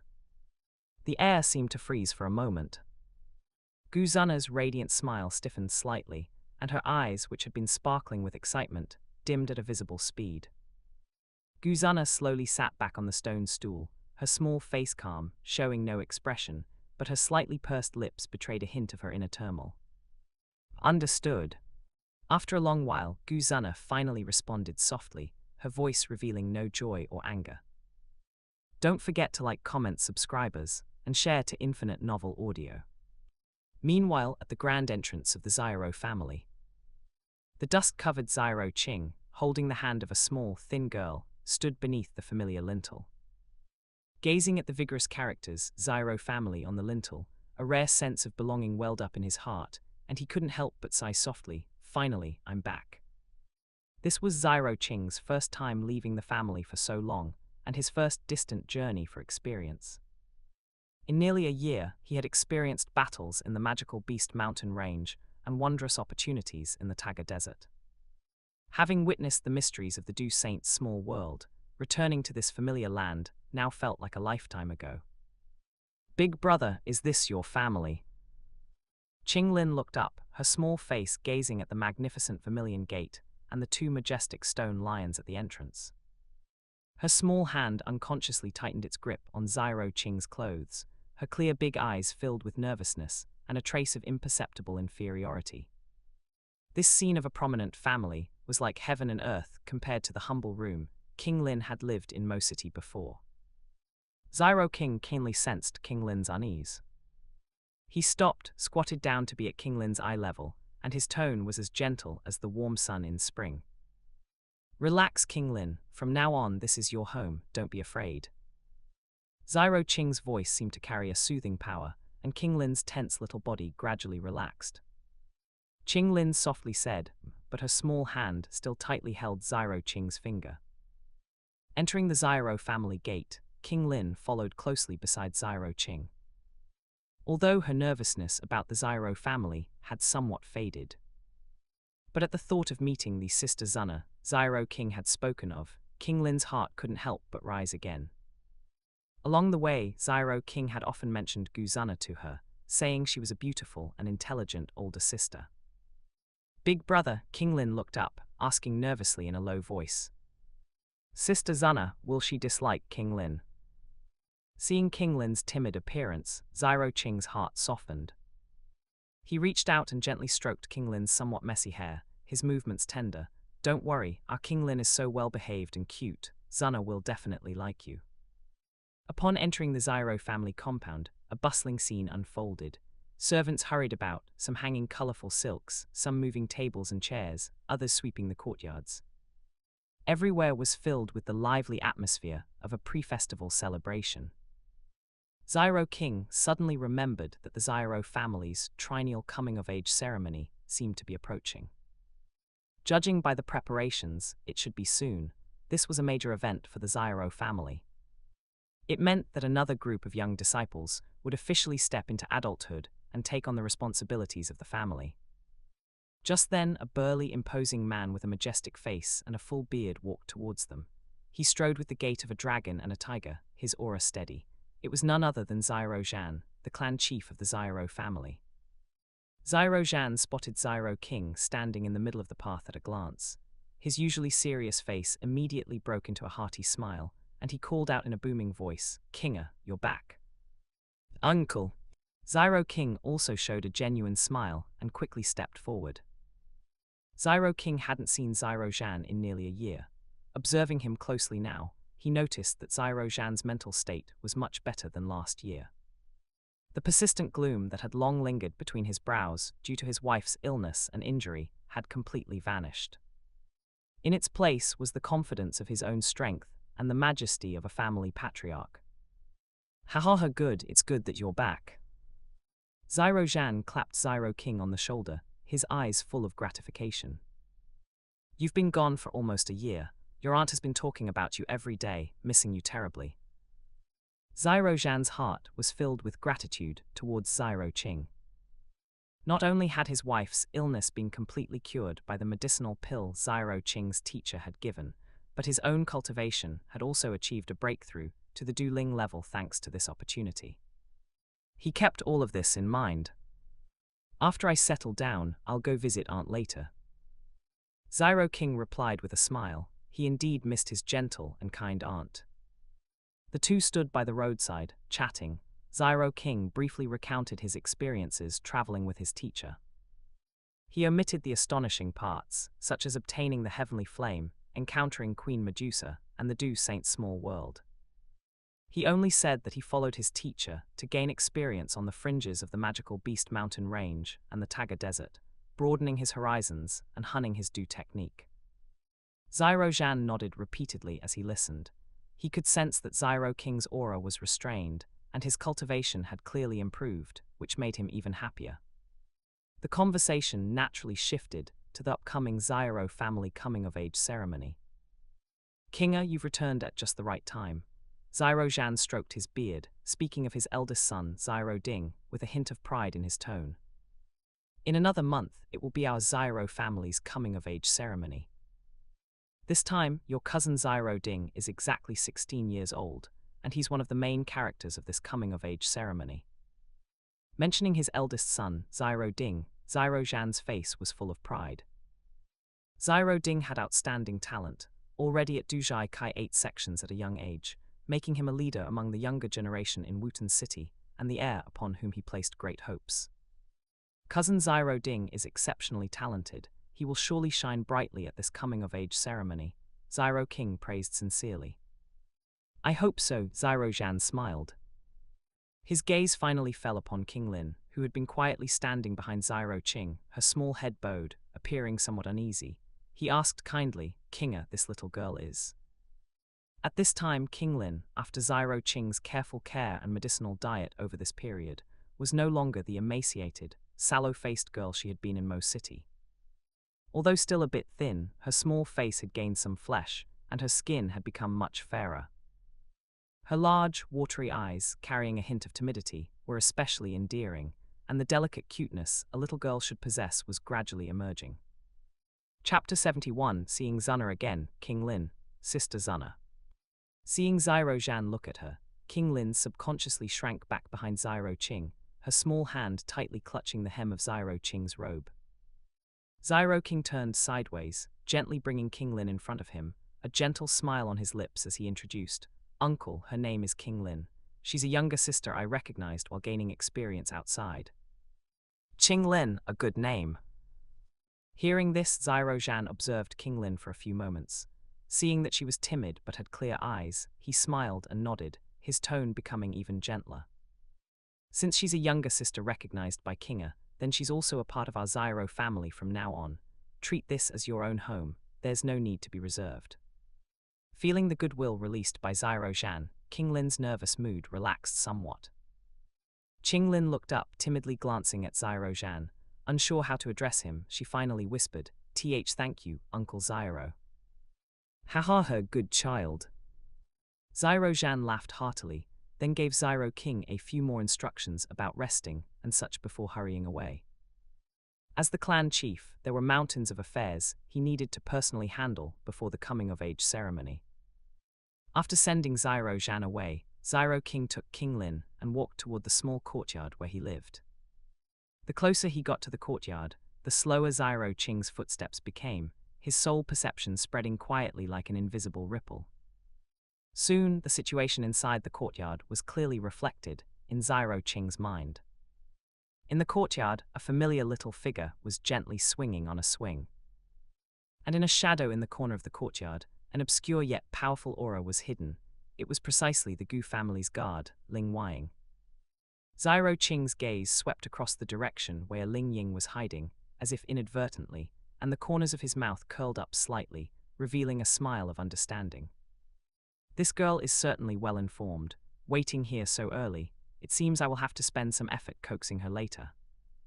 He could almost imagine the little expression Gu Zuna would have, feigning composure while actually being puffed up with anger, after learning that he had brought back a little girl. However, he believed that with Zuna's kind heart nature, once she understood King Lin's background, she would definitely accept this pitiful and cute little sister. Ling Weiying, who was hiding in the shadows, felt his muscles tense up instantly the moment Xiao King's soul perception swept over him. A strong sense of crisis surged in his heart, making him almost unable to control his aura. This soul power, it is young Master Xiao Qing. Ling Ying was horrified in his heart. He clearly felt that meaningful glance from Xiao Qing, as well as the vastness and refinement contained within that soul power, far exceeding what it had been before. Such powerful soul pressure, a natural-born genius, truly a natural-born genius, he is worthy of being the youth that even the clan chief has praised. Ling Weiying's face, hidden in the shadows, was filled with shock and disbelief. He had been ordered to protect the young miss, and was quite familiar with Xiao Qing. Yet in less than a year of being away, Xiao Qing's strength, especially his soul realm, had actually increased to such a terrifying level. Such talent, even in the Gu family where geniuses gathered, was definitely a rare existence. Xiao King held King Lin's hand, pushed open the courtyard gate, and walked in. The courtyard was still clean and tidy, and the swing made of thick vines and sturdy wooden boards hung quietly under the old tree. At this moment, a little girl carved from pink jade was sitting on the swing. She did not swing very high, but every rise and fall carried a natural, elegant demeanor, her skirt swaying gently with the wind, like a vivid painting. This swing had been made by Xiao King himself a few years ago to relieve his own boredom. He had not expected it to later become Gu Zana's favorite place to stay. Qing Lin finally saw the sister Zana that Xiao King had spoken of with her own eyes. Looking at Gu Zana on the swing, whose temperament was ethereal and whose face was so exquisite that she did not look like a girl of the mortal world, King Lin felt that the other girl was like a little fairy shrouded in a halo. A sense of inferiority rose involuntarily in her heart, and the nervousness and self-abasement that had just settled down emerged once again. Brother Xiao Qing, Gu Zana caught a glimpse of the figure entering from the corner of her eye and immediately jumped off the swing lightly. Afterwards, she rushed over quickly, her crisp voice filled with irrepressible joy. "Zana, I am back." Xiao King smiled and opened his arms, steadily catching the little person who rushed over, taking the opportunity to lift her up and spin her around, examining her carefully. Zana has grown quite a bit, and she is even prettier. That goes without saying. Hearing Xiao Qing's praise, Gu Zana immediately beamed, her little face filled with pride, but then she remembered something, her small mouth pouted, and she feigned dissatisfaction as she chided him. "Idiot brother Xiao Qing, you have been out training for almost a year, so of course Zana would grow taller. You broke your promise. You said you would be back in 6 months at most." Looking at Gu Zana's cute, foolish appearance, clearly very happy but insisting on pretending to be angry, a hint of embarrassment and apology appeared on Xiao Qing's face at the right moment. Yes, it is brother Xiao Qing's fault, I apologize to you." Xiao Qing's tone was sincere, and then he changed the subject, speaking with a touch of mystery. "However, I have brought you a gift, let it be an apology, okay?" Upon hearing the word gift, Gu Zana's beautiful large eyes instantly lit up, as if filled with starlight.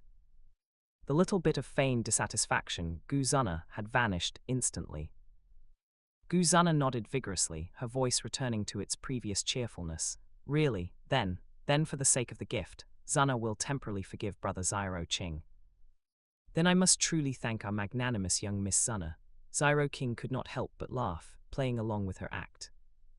Xiao King took out a carefully polished object from his storage ring. It was a crystal core about the size of a baby's fist, completely crimson red, emitting a faint, warm heat, and had been ingeniously carved into the shape of a lifelike little person. Looking closely, the facial contours and expressions of the little person were 7 or 8 parts similar to the Gu Zana of a year ago. Even the slightly raised chin and the little bit of pride it carried were depicted vividly. This was precisely what Xiao King had carved with much effort, using the magic core of the first 5th-order magical beast he killed in the Magical Beast Mountain range, the Magic Flame Wolf. "Is this me?" Gu Zana took the little fire person, held it in her palm, examined it carefully, unable to put it down, and the more she looked, the more she liked it. This was not only the first gift she had received that Xiao King had made himself. More importantly, this gift carried Xiao Qing's thoughts of Gu Zana while he was out training, making it extraordinarily meaningful. Her little face blossomed with a smile brighter than the sun, and she treasured the little fire person and put it away. Taking advantage of Gu Zana's good mood, Xiao King recounted his experiences of the past year more briefly. He focused on how he met the lonely and helpless King Lin in Mo City, on the edge of the Taga Desert. Subsequently, Xiao King gently pulled over King Lin, who had been standing quietly to the side, looking a bit at a loss, and formally introduced her to Gu Zana. "Zana, come meet her. This is little sister King Lin." Then he looked at King Lin and said in an encouraging tone, "Qing Lin, this is the sister Zana I mentioned to you before." Qing Lin took a deep breath, mustered up her courage, raised her little face, and called out timidly and softly to Gu Zana, Sister Zana." This sister, as if carrying a strange magic, instantly struck a soft corner in Gu Zana's heart. It was as if, being the youngest in her family, she had never experienced the feeling of being called sister. At this moment, listening to King Lin's soft and timid call, and looking at her large, clear and uneasy eyes, Gu Zana felt a novel and warm feeling arise spontaneously. Even the slight rift she had felt earlier, because Xiao King brought back a stranger, vanished in an instant. She, Gu Zana, was now a big sister too. Yes, Gu Zana responded loudly, a smile more brilliant than ever blossoming on her face. Gu Zana took the initiative to step forward and affectionately took King Lin's small hand. Xiao King took the opportunity to recount King Lin's miserable background. Her mixed-blood identity, which was discriminated against by the world, her mother's early death, the passing of the grandmother who adopted her, as well as her lonely and helpless encounters in Mo City where she was looked down upon, using as calm a tone as possible. Listening to King Lin's unfortunate experiences, Gu Zana's lively large eyes gradually clouded with moisture and turned slightly red. Gu Zana was from the Gu family, and although she knew the suffering of the world, she had never encountered such a tragic fate from such a close distance. A strong sense of sympathy and a desire to protect rose in Gu Zana's heart. Gu Zana held King Lin's hand tightly, her little face full of seriousness and determination, and said in a tone that was almost like an oath, "Little sister King Lin, don't be afraid. From now on, I am your own big sister. If anyone dares to bully you, just tell me, and I will definitely teach him a lesson for you." Sister Zana. Feeling the unreserved sincerity and warmth in Gu Zana's words, King Lin's nose felt sore, and her eyes instantly turned red, crystal-clear teardrops spinning in her eye sockets, almost falling. Joy began to well up in her heart. Brother Xiao King is very good to me, and now Sister Zana is also so good to King Lin. King Lin is really so happy. Come, little sister King Lin, sister will take you to play on the swing, it's so much fun. Gu Zana excitedly took King Lin's hand and ran towards the swing under the old tree. She carefully helped King Lin sit on the swing, then stood behind and pushed it gently. At first, King Lin was still a bit nervous, her small hands gripping the swing's ropes tightly. But as the swing slowly began to sway, the breeze brushing against her cheeks, and listening to Gu Zana's silver bell-like laughter beside her, King Lin's tense little face gradually relaxed, and a slight, yet real curve slowly rose at the corners of her mouth. Xiao King stood not far away, watching the two little girls with crisp laughter on the swing under the sunlight. Watching the innocent and beautiful friendship that had quickly established between them, a look of relief and warmth could not help but appear at the corners of his mouth. Qing Lin and Zana have become playmates. Their days in the Xiao family should be happier, and they won't feel lonely anymore. Xiao Qing's return, as well as King Lin's arrival, seemed to have injected new vitality and energy into this quiet Xiao family courtyard. Chapter 72, Man in Black. Damn it, who is it? A month's time passed silently, like fine sand in an hourglass. The Xiao family's triennial coming-of-age ceremony arrived as scheduled amidst great anticipation, injecting new vitality into this ancient family. On this day, the Xiao family was decorated with lanterns and colored streamers everywhere, with festive red silk extending from the main gate all the way to the martial arts square deep inside. Guests arrived in an endless stream, carriages filled the entrance, and almost all the prominent figures in Wutan City were present. Even the Overpowered family and the Jiali clan, who usually had a competitive relationship with the Xiao family, had sent representatives. The two clan chiefs wore polite smiles on their faces, but their eyes hid an imperceptible scrutiny. The huge martial arts square had been meticulously decorated, with flags fluttering all around, snapping in the wind. In the center of the square, a circular ceremonial stage about a Shanghai had been built, covered with a bright red carpet, symbolizing that the Xiao family disciples would from then on embark on a brand new journey of life. In front of the ceremonial stage, several rows of seats were neatly arranged, and at this moment there were no empty seats. The square was clamorous with voices, bustling with excitement. Children were chasing and playing in the crowd, while the adults exchanged greetings, their topics all revolving around the young disciples of this generation of the Xiao family. I heard that young Master Xiao Ding is also participating in the coming-of-age ceremony this time. Indeed, during the last test, he was already at the 8th stage of Du Zhai Kai at 15 years old. This is unique among the younger generation in Wutan City. The Xiao family really has a succession of talents. It seems that for the next few decades, the Xiao family will still be the ones calling the shots in Wooten City. The guests' discussions rose and fell, their gazes frequently cast towards the spirited Xiao family disciples in front of the ceremonial stage. As the eldest legitimate son of the clan chief Xiao Zhan, Xiao Ding's talent and performance would undoubtedly become an important yardstick for measuring the future potential of the Xiao family. Xiao King brought Gu Zuna and King Lin to a relatively quiet but open location on the side below the ceremonial stage. Gu Zuna was wearing a light purple dress today. The exquisite fabric and cut made her skin look as white as jade and her temperament ethereal, making her exceptionally eye-catching even in the crowd. As for King Lin, she had changed into a goose yellow little shirt that Xiao King had specially picked for her, her hair combed neatly and tied into 2 little braids. Although she was still a bit timid looking at the grand scene before her, she had already adapted much better compared to the panic and unease she felt when she first arrived a month ago. "So many people," King Lin exclaimed softly, her small hand unconsciously gripping the corner of Xiao Qing's clothes. "Don't be afraid, little sister King Lin," Gu Zuna, acting like a little adult, patted her back, her tone gentle with a hint of pride. "I am here. After watching the ceremony later, let's have brother Xiao King take us to the marketplace to buy sugar figurines to eat." Xiao King smiled slightly upon hearing this, but his gaze fell on the huge ceremonial stage, his eyes filled with a touch of sentiment.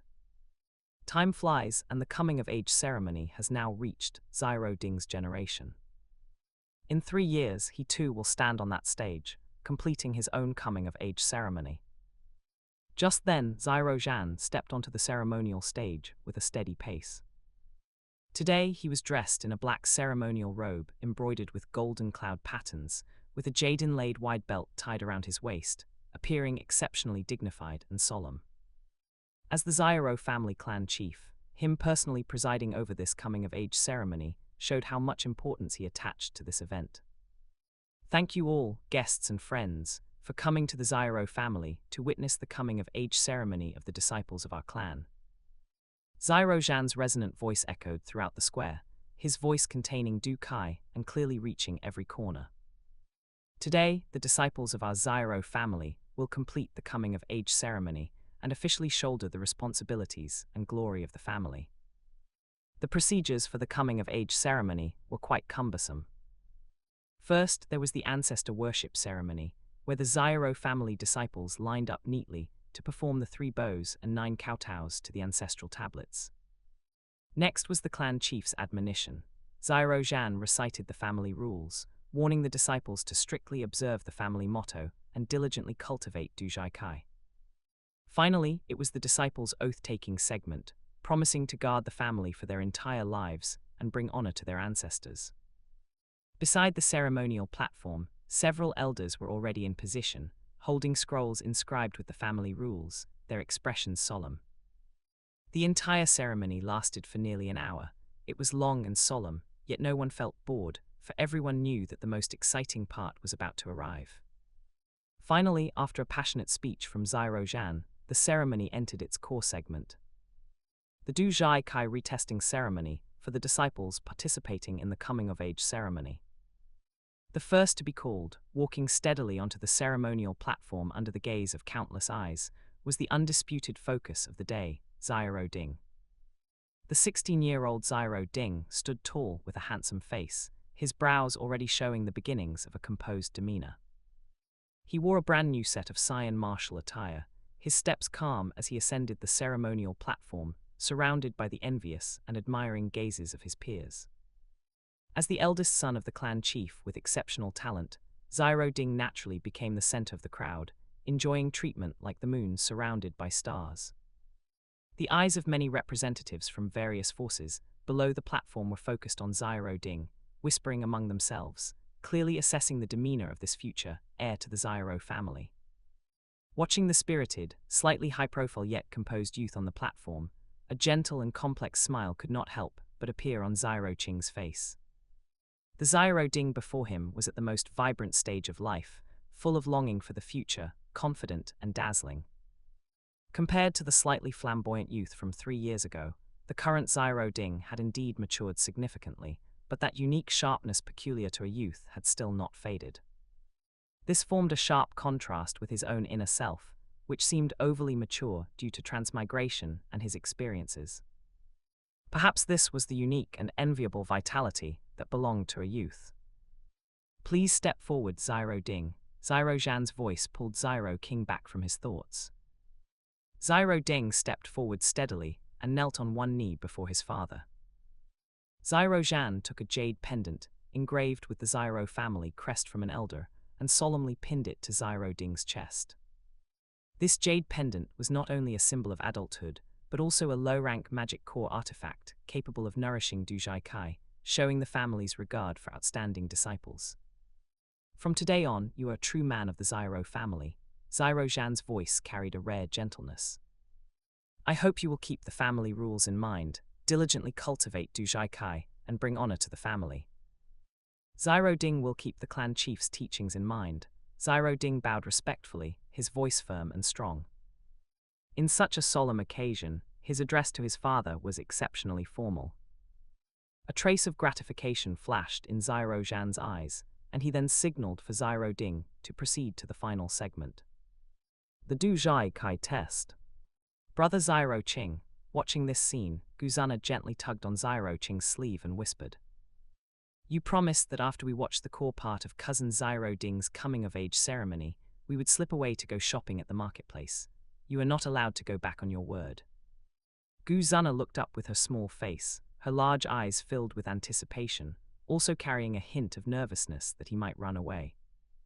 Xiao King lowered his head, meeting Guzana's expectant gaze. His heart softened, and a doting smile appeared on his face as he said softly, "All right, when have I ever gone back on a promise to you? We will leave once Xiao Ding finishes the Dou Qi test." The main purpose of his return to the Xiao family this time was to spend more time with Guzana and make up for the nearly 1 year they had not seen each other. It just so happened that he caught the family coming-of-age ceremony, which was why he had stayed a few extra days. Otherwise, after settling King Lin down initially and spending a few days with Zana, Xiao King would likely have already set off again to search for heaven and earth treasure to nourish the soul of the sleeping Yao Lao. Time was equally tight for Xiao Qing. On the ceremonial platform, Xiao Ding placed his palm on the test magic stone tablet, and the tablet body immediately erupted with brilliant light. It clearly displayed Dou Qi 9th stage, advanced. 9th stage Dou Qi. 9th stage at 16, truly remarkable. I'm afraid it won't be long before he can condense a Dou Qi whirlwind and become a Dou practitioner. He is worthy of being the son of the Xiao family clan chief. This child has the potential of a Dou king. A chorus of exclamations immediately erupted below the platform, and the guests whispered among themselves, full of praise for Xiao Ding's performance. Sitting in the VIP seats in front of the ceremonial platform, Gale Bai watched Xiao Ding on the platform, his fists clenching involuntarily, and a flicker of malice flashed in his eyes. 9th stage Dou Qi at 16, I didn't expect the Xiao family to produce another good sprout. It really is, favoring the Xiao family. Gale Bai gritted his teeth in his heart, filled with unwillingness. Xiao Zhan's sons were all geniuses, while by comparison, his own son seemed mediocre. First there was Xiao Ding, then Xiao Li, and finally, he hadn't expected his youngest son Xiao Yan's talent to be even more astonishing. Before turning 7, his cultivation had already reached the 4th stage of Dou Qi, yet his only son Jia Liao was 12 this year, and only at the 4th stage of Dou Qi. It was the same 4th stage of Dou Qi. Xiao Zhan's son was under 7, while his Gale Bai's son was nearly 13. If it weren't for him, a great Dou master, suppressing things in the clan, his son Jia Liao's status as young clan leader would have long been revoked. This huge contrast made Gale Bai harbor a sense of ruthlessness. Listening to the surrounding praise, Xiao King nodded slightly. Xiao Ding indeed had remarkable talent, and more importantly, that innate leadership aura. If those accidents from the original story did not happen, Xiao Ding would be a more suitable candidate for clan chief than Xiao Yan. Given time, he would definitely be able to lead the Xiao family toward a more glorious future. Seeing Xiao Ding successfully complete this most important segment, Xiao King did not stay any longer. This was not his own coming-of-age ceremony, and besides, his current cultivation had already reached Dou Qi. The coming-of-age ceremony had long since lost its meaning for him. By the day of his own coming-of-age ceremony, his cultivation would likely be enough to dominate the northwest continent. Xiao King directly took one in each hand, holding Gu Zunna and King Lin, and while everyone's attention was focused on the ceremonial platform, he quietly left the noisy martial arts square and walked toward the bustling marketplace. The marketplace in Wooten City was as prosperous and noisy as ever, with shouts of peddling, sounds of bargaining, and children's laughter intertwined, full of the vitality and energy of the marketplace.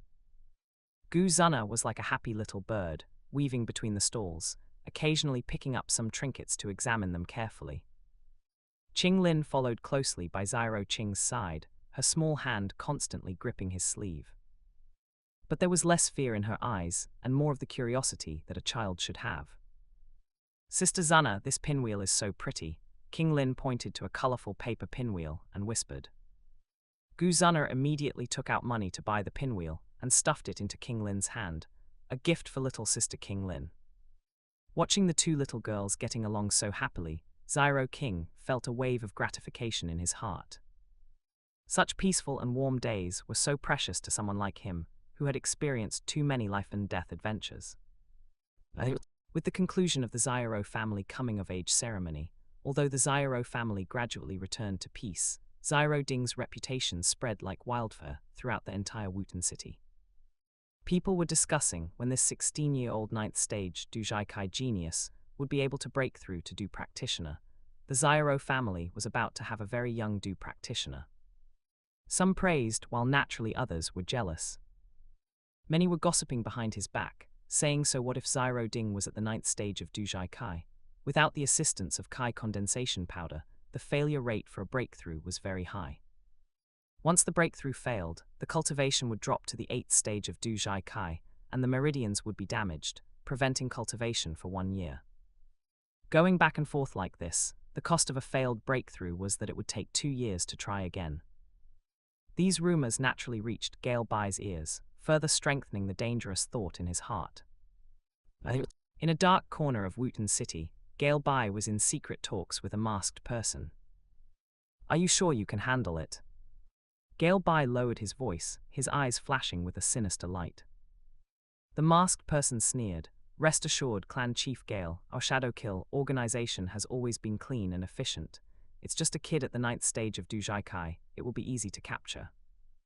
"Good, once it is done, the reward will be doubled." Gale Bai gritted his teeth, his expression fierce and ruthless. "I want to let Xiao Zhan taste the pain of losing a son." Late at night, 3 days later, Wooten City was shrouded in silence. Outside the Xiao family grounds, 7 black shadows silently climbed over the wall and snuck into the residence.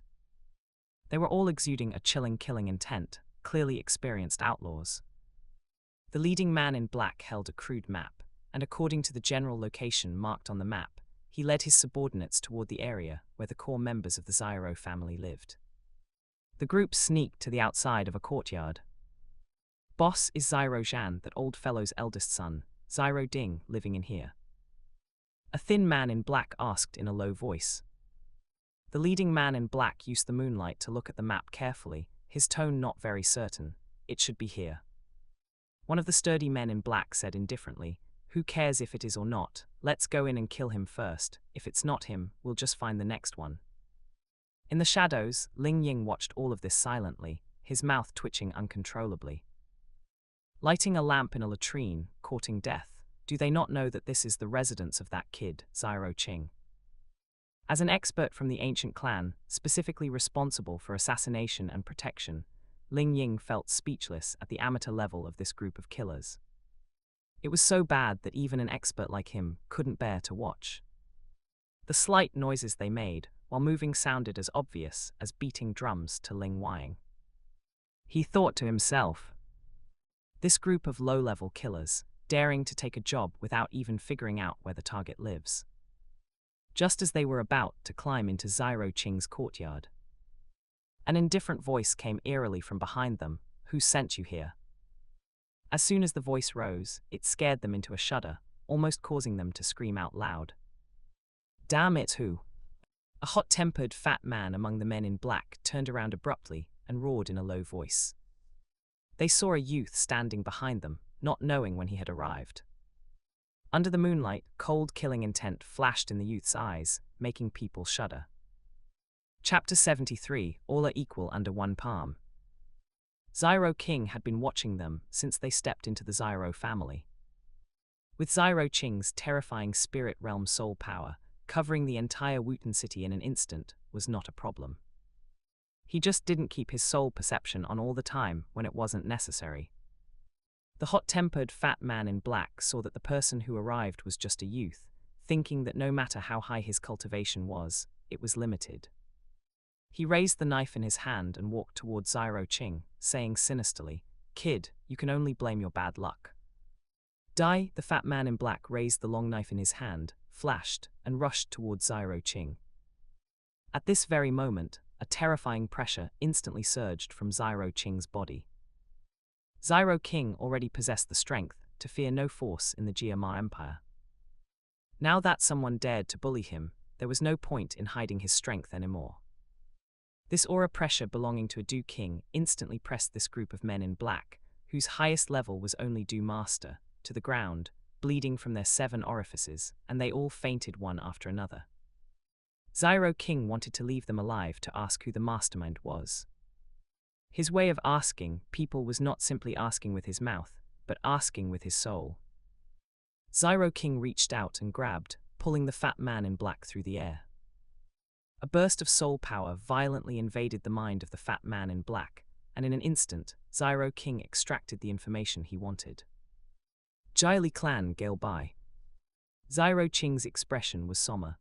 After uttering a cold sentence, he tossed the fat man in black aside, throwing him away like trash. Similarly, the pressure just now had manifested in the Xiao family, although it was not intentionally aimed at the people of the Xiao family. But instantly, everyone in the Xiao family thought that some mysterious expert had appeared in the Xiao family and was about to attack them. Ling Weiying, who was in the shadows, was also startled.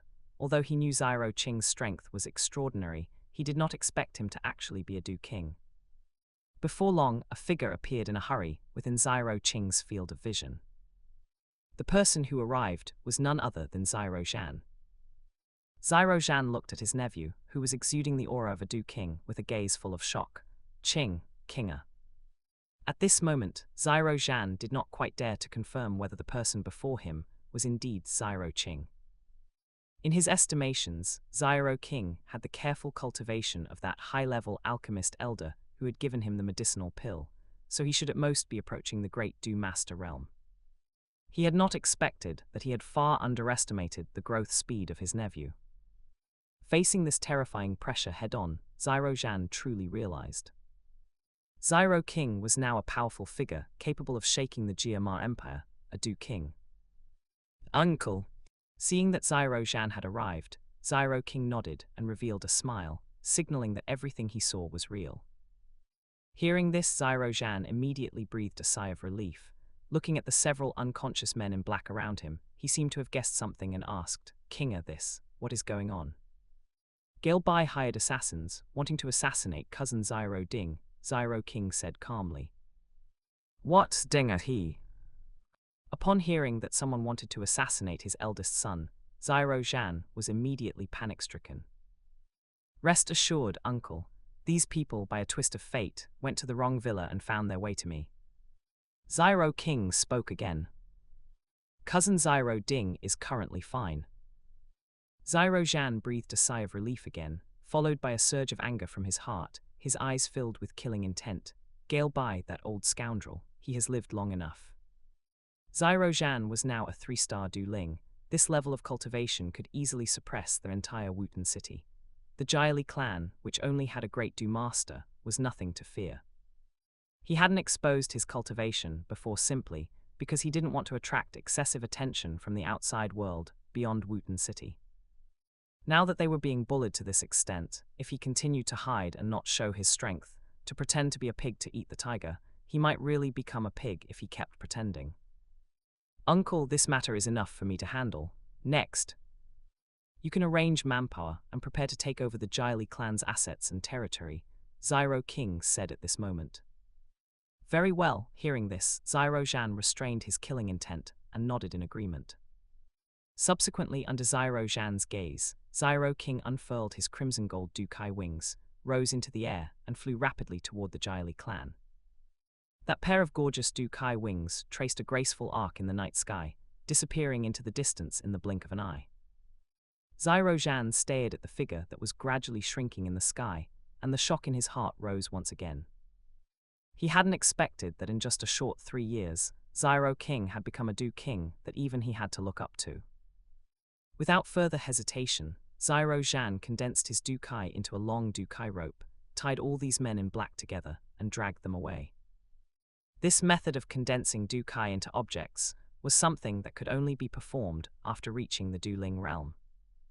Next, he needed to convene an emergency meeting and immediately arrange manpower to prepare for the turbulent times that were about to descend upon Wutan City. Inside the Jili clan's council hall, the lights were bright. Galbai was packing back and forth inside, his expression anxious and uneasy, as if he were waiting for some important news. He looked out the window from time to time, fine beads of sweat seeping from his forehead. Seeming tired from walking, Galbai sat down in the main seat of the council hall and whispered, Xiao Zhan, I wonder what kind of expression you will have when you hear the news of your son's death. Thinking of Xiao Zhan's triumphant appearance at the coming-of-age ceremony 3 days ago, Galbai's heart was filled with jealousy and hatred. Thinking again that Xiao Zhan's son was about to die, he couldn't help but reveal a cruel smile mixed with a hint of excitement. Unfortunately, you won't have that chance. A cold voice suddenly rang out inside the council hall, exploding in Galbai's ears like a thunderclap.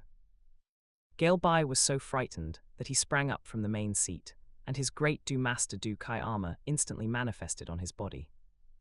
Already feeling guilty for hiring assassins to kill Xiao Ding, he was so startled that his heart almost jumped out of his chest. Who is it who is outside playing ghosts? Get out here immediately. Galbai's face was ferocious as he roared toward the outside of the council hall, though his voice carried a trace of imperceptible trembling. Unfurling his Dou Qi wings and hovering in the air, Xiao King watched this scene expressionlessly and said indifferently, Die, in your next life. Xiao King casually struck out with a palm. This palm appeared simple and unadorned, not using any Dou technique, yet it carried crimson gold Dou Qi and slammed down fiercely toward the Jili clan's council hall. Try to be a good person. A huge crimson gold palm instantly condensed in the sky, carrying a terrifying high temperature, and descended rapidly. That scorching energy caused the surrounding air to begin to distort, as if it wanted to burn everything to ashes. Galbai in the council hall had noticed Xiao King in the sky, as well as that towering crimson gold palm. Dou King. Galbai widened his eyes, looking at the pair of crimson gold Dou Qi wings behind Xiao King in the sky. His expression was full of fear, and his voice trembled. He never imagined that the Xiao family actually had a Dou King, and one who looked so young. No! His eyes were wide with despair, and he could only watch helplessly as the giant palm descended, unable to offer the slightest resistance. In front of a Dou King, he, a great Dou Master, was as insignificant as an ant. Boom! With the fall of the crimson gold giant palm, the council hall and all the surrounding buildings, along with Galbai, were instantly incinerated and turned into fly ash. Only a huge palm print remained on the spot, with crimson gold flames lingering around the palm print for a long time, emitting a heart-palpitating high temperature. The mark left by this palm was a deterrent to all those with malicious intent. A golden light flashed in the depths of Xiao Qing's eyes. With a single thought, he wiped out the souls of all the clansmen who carried the Jili clan's bloodline. For enemies who wanted to harm his family, he never showed mercy. After finishing all this, Xiao King withdrew his gaze, flapped his Dou Qi wings, and flew toward the Xiao family, disappearing into the night sky. That night, the entire Wutan city was completely thrown into an uproar because of the earth-shattering loud noise that rang out from the Jili clan, and that huge palm print. Everyone was shocked that the Jiali clan had been annihilated. Throughout the night, the people in Wooten City who had guilty consciences were in a panic, fearing that a giant palm would descend from the sky next and wipe them out as well. There were also commoners who had long been bullied by the Jiali clan who clapped and cheered, chattering away, all saying that it was well deserved. Some were happy while others were sad. The Obapa family, who had always been in cahoots with the Jiali clan, was now filled with terror, fearing that they would be the next family to be annihilated. Some core personnel secretly fled Wooten City that very night. That night, the Xiao family immediately sent people to take over the Jiali clan's legacy, a move that undoubtedly shocked all the forces in their entire Wooten City. There was no doubt that the Xiao family had the most direct connection to the destruction of the Jiali clan. Didn't you see them rushing to clean up the battlefield just after it was destroyed? The next day, the Jiali clan's legacy was quickly taken over by the Xiao family in its entirety, and the Xiao family was immersed in a joyous atmosphere all day long. While organizing the assets, Xiao Zhan did not forget to send invitation letters to the various major family forces in Wooten City, inviting them to come to the Xiao family's martial arts square tomorrow to witness the truth of that night. Soon the third day arrived. Early in the morning, Xiao Zhan gathered the various forces of Wooten City to come to the Xiao family's martial arts square. On the martial arts square, there was still the ceremonial platform that hadn't been dismantled after the coming-of-age ceremony held previously. Xiao Zhan stood on the ceremonial platform and sent people to bring out the 6 men in black who had secretly snuck into the Xiao family to attempt an assassination the previous night. There were originally 7, but one was crippled when Xiao King used soul power to perform a soul search. Xiao Zhan on the platform began to recount the evil deeds of these men in black. These few assassins, who were like rats in the dark, were hired by that old guy Gale Bai, with the goal of wanting to assassinate Xiao Zhan's son Xiao Ding. Speaking, Xiao Zhan's expression turned angry, and the aura belonging solely to Du Ling surged out from his body. Xiao Zhan's passionate speech of anger continued for half an incense stick of time, finally ending with Xiao Zhan's last sentence. What kind of rampant behavior is this? Just because of this act, his entire Jiali clan was annihilated. Xiao Zhan looked at the guest seats filled with people below the platform, watching the expressions of horror on their faces. Especially the clan chief of the Obapa family, who was so scared that his face turned pale, fearing that he would be next. At the same time, a shocking thought emerged in all their minds. Xiao Zhan, has he broken through to Du Ling? Nodding with satisfaction, this was the deterrent effect Xiao Zhan wanted, and he felt a burst of comfort. So acting cool was such a satisfying thing. Someone take them all down and deal with them. At Xiao Zhan's command, he ordered the people of the Xiao family's law enforcement hall to execute all these men in black to demonstrate their majesty. The Xiao family's coming-of-age ceremony had just taken place not long ago, so it was not appropriate to see blood, which was why the execution had to be carried out elsewhere. As Xiao Zhan's judgment of these men in black concluded, the many leaders of the various forces present fled the scene with expressions of horror. Of course, there were also forces on good terms with the Xiao family, who stayed behind to exchange pleasantries with Xiao Zhan and draw closer, attempting to ask what relationship that mysterious Du King had with the Xiao family. However, all of this had nothing to do with Xiao King anymore. He had done what he needed to do, and the rest was left for Xiao Zhan and the Xiao family to finish up. This day, not long after Xiao King had walked out of the house, he bumped into Gu Zunna walking toward him. She looked at Xiao King with a shocked expression and murmured, "Brother Xiao Qing, I didn't expect you to have already become a Du King." Gu Zunna's shocked expression changed into admiration for Xiao King in an instant. She also hadn't expected that her brother Xiao King was only 12 years old and already possessed the cultivation of a Du King realm. This made Gu Zunna think of those so-called Heaven's Pride in her clan, who at 12 or 13 years old were far inferior to even a fraction of Xiao Qing. "Let's go, bring King Lin. Today I will go out for a stroll with you too." Xiao King patted Gu Zunna's head and said softly. "Okay," Gu Zunna answered happily. She loved shopping the most. At the same time, a group of people arrived in Wooten City from the imperial capital. Xiao Qing, who was strolling around Wooten City with Gu Zuna and King Lin, swept his gaze toward a team of people in front. He saw that on the carriage was an old man full of energy. Although he was advanced in age, his figure was still upright, and his eyes were sharp. An old Dou King, there are only a few Dou Kings in the Jiamar Empire. Looking at his appearance, it should be Nalan Jai. Is the reaction of the Gama Emperor city so fast? Xiao King whispered to himself. However, after all, 3 days had passed since that disturbance, and it was normal for the various forces outside Wooten City, as well as the imperial family, to receive the information. At this moment, the old man on the carriage was stunned. With his keen spiritual sense, he seemed to sense that someone was staring at him with a deep gaze. The old man's expression tightened, and his gaze passed through the window, just in time to see the backs of Xiao Qing, Gu Zuna, and King Lin as they walked away.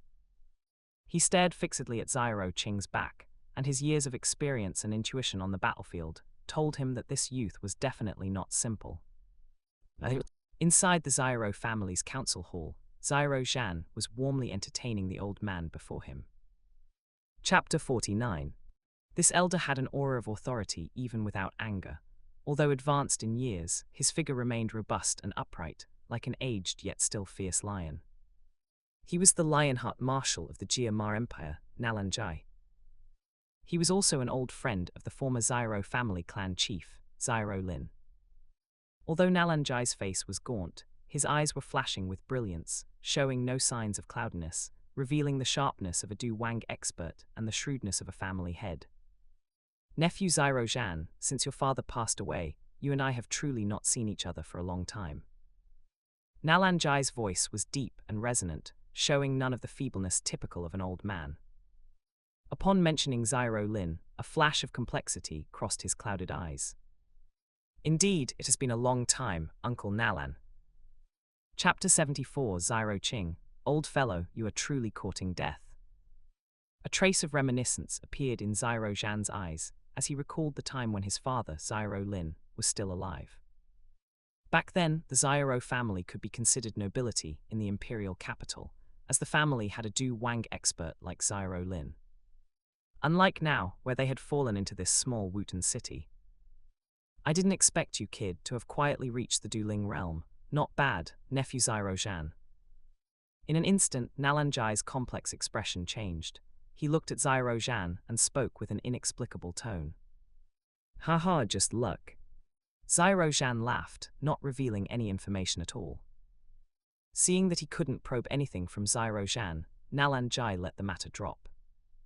His expression became serious, and he spoke straightforwardly. No more nonsense. I have come here this time under orders to investigate the rumored Du Wang expert who wiped out the Jiali clan. The Jiali clan had been wiped out for less than 3 days. The nobility far away in the imperial capital had all received word that a Du Wang-level expert had actually appeared in this small Wooten city, and had wiped out a small family. Regarding this mysterious Du Wang expert who might have come from the Xiao family, Your Majesty was also somewhat vigilant. He arranged for the Nalan family head, the Lionheart Marshal of the Empire, Nalan Jai, who had deep ties with the Xiao family, to come and investigate this matter. Uncle Nalan, that senior, is unwilling to show himself, and I rarely get to meet him. Xiao Zhan, are you not joking with me? Nalan Jai narrowed his eyes, a faint aura emanating from him, and said with a calm expression. No matter what, today I must see this mysterious Du Wang. To commit such violence, where does he place the laws of the empire? A mere Du Wang, was he Nalan Jai not also a Du Wang? He was even an 8-star Du Wang. Having killed enemies on the border battlefield for decades, below the Du Huang level, Nalan Jai had never feared anyone. I am an empire marshal who traveled thousands of miles to get here. A mere Du Wang dares to treat me like this. Nalan Jai thought with dissatisfaction. Nephew Xiao Zhan, do you really refuse to tell me the origin of that mysterious Du Wang? Nalan Jai's patience was clearly beginning to wear thin. Watching Nalan Jai being so overbearing and aggressive, Xiao Zhan's heart sank, but he could only show an awkward smile on his face and said, Uncle Nalan. Uncle. At this moment, outside the council hall, Xiao King walked in and greeted Xiao Zhan. "It's that youth from just now." Nalanjai looked at Xiao King walking in. His eyes couldn't help but narrow, and he thought to himself, "Kinga, why are you here?" Seeing that the person was Xiao Qing, the heavy stone hanging in Xiao Zhan's heart because of Nalanjai instantly fell. At this time, Nalanjai's expression softened, and he asked directly, "Nephew Xiao Zhan, who is this?" "Uncle Nalan, this is my wife's sister's son, Xiao Qing." Xiao Qing's arrival made Xiao Zhan seem to gain confidence, and his speech became a bit firmer. "Oh." Nalanjai narrowed his eyes, his expression changed, and he spoke in a questioning tone. "Nephew Xiao Zhan, is this the junior you have taught? Does he not know that his elders are discussing matters here, just barging in like this?" Nalanjai seized the opportunity and directly fired 3 consecutive questions. Obviously, he wanted to use this as an excuse to force Xiao Zhan to reveal information about the mysterious Du Wang. At the same time, he was also testing Xiao King to see if he was truly as extraordinary as he thought. "So what?" Xiao King faced Nalanjai with a calm expression, showing no fear of Nalanjai's mere Du Wang aura. It was just a Du Wang. He, Xiao Qing, had even beheaded quite a few rank 6 demonic beasts, which were equivalent to human Du Huangs. Furthermore, Xiao King had been observing from the shadows from the beginning to the end. For someone like Nalanjai, one could not give him any pleasant face. Only by being more overbearing than him could one make him restrain himself. "Kid, do you know who I am?" Hearing Xiao Qing's disrespectful words, Nalanjai was instantly so angry he laughed. A Du Wang's kai emanated from his body, pressing towards Xiao Qing. However, Nalanjai's aura was as weak and powerless as a child's in Xiao Qing's eyes, and his heart remained completely calm. "Old fellow, aren't you looking for me?" Xiao King smiled faintly. "What?" Hearing this, Nalanjai was shocked. The kid before him was that mysterious Du Wang. "Impossible."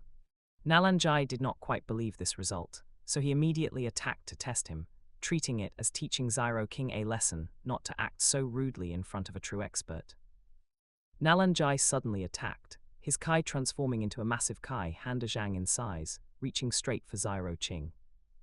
Seeing that Nalanjai had lost all shame, actually using his Du Wang cultivation to attack him, a junior, Xiao King no longer indulged Nalanjai. Facing the massive kai hand, Xiao King slapped out. A palm print condensed from kai appeared, instantly annihilating Nalanjai's massive kai hand and slapping him out of the council hall. Nalanjai, flying backward in the air, suddenly spat out a mouthful of blood and fell heavily to the ground. The servants and subordinates outside the council hall, seeing their clan chief being beaten out in such a pathetic state, immediately rushed forward to help Nalanjai up. "Marshal, what happened?" "Clan chief, are you okay?" Nalanjai, being helped up, had a face full of shock, unable to believe that everything was real. He, an 8-star Du Wang, was actually slapped away by a junior. What shocked him even more was that Xiao King was actually a Du Wang. No, a Du Huang. And an expert among Du Huangs. Otherwise, it would be impossible to almost kill him with one palm. Xiao King had held back with this palm. He did not go for the kill against Nalanjai, only giving him some flesh wounds, letting him go home to lie down for a few days, just to give Xiao Zhan some face. One must know that Xiao Qing, a 5-star Du Wang, had a physical body that had reached the terrifying level of a rank 6 demonic beast. His combat power was on par with a Du Zong level expert. He could slap him to death at any time. "You insisted on seeing me, now you have." Xiao King walked to the outside of the council hall, looking at this scene with a cold expression. He ignored Nalanjai's horrifying gaze and said, "Then get lost." "Leave cough." Nalanjai spat out a mouthful of blood, his words slurred. Hearing this, the servants immediately helped him onto the carriage and left the place immediately, returning to the imperial capital. Xiao Zhan sat in his seat in the council hall, dumbfounded. That scene just now had truly shocked him. What had he seen? The Lionheart Marshal of the Empire, the 8-star Du Wang Nalanjai, was actually slapped flying by Xiao Qing, losing his combat ability instantly. What Xiao Zhan had not expected was that Xiao Qing's strength was so strong. Perhaps he already had the combat power of a Du Huang. At this time, Xiao Qing walked in and said to Xiao Zhan, "To deal with this kind of person, one must be more overbearing than him, and one's strength must be greater than his." Xiao Zhan nodded with a bitter smile, but his heart was surging with waves. His nephew's strength was likely far beyond his imagination. Thinking of the incredibly overbearing side of Nalan Jai from earlier, Xiao Zhan could only sigh helplessly. Forget it. After today's incident, his Xiao family might truly have to part ways with the Nalan family.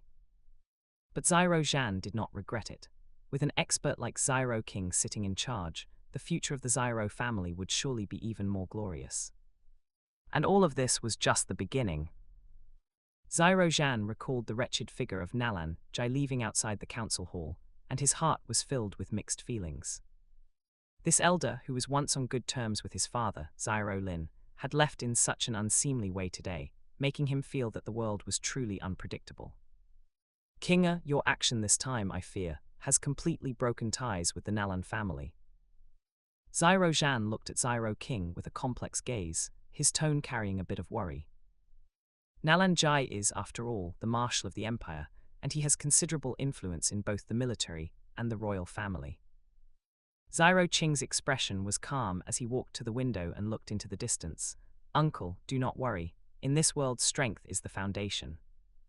If the Nalan family is sensible, this matter will end here. If they are not sensible..." He did not finish his sentence, but the chill in his words made even Xiao Zhan shiver involuntarily. At this moment, Xiao Zhan truly realized that the 12-year-old nephew before him had already grown into a decisive expert who killed without hesitation. Besides, Xiao Qing turned around, a gentle smile reappearing on his face. "I will be leaving Wutan City soon. Before leaving, I must clear away some obstacles for the family." "You are leaving?" Xiao Zhan was stunned, then suddenly realized. "That's right, with your current strength, Wutan City is indeed too small." Xiao Qing nodded. Yao Lao was still sleeping, and Xiao Qing needed to search for a heaven and earth treasure that could nourish the soul. Moreover, he should go and see the wider world. Speaking of this, he took out a jade bottle and handed it to Xiao Zhan. Inside a 3-rank 4 medicinal pill, breakthrough pills, which can help a Du Ling expert overcome a bottleneck. "Uncle can keep it for your own use, or in the future, you can bestow it upon the elders who have contributed to the family." Xiao Zhan took the jade bottle, his hands trembling slightly. A rank 4 medicinal pill. It was even a medicinal pill used to break through a realm. In the Jiamar Empire, these were treasures that were priceless and hard to find. Every single one was enough to incite competition among major factions.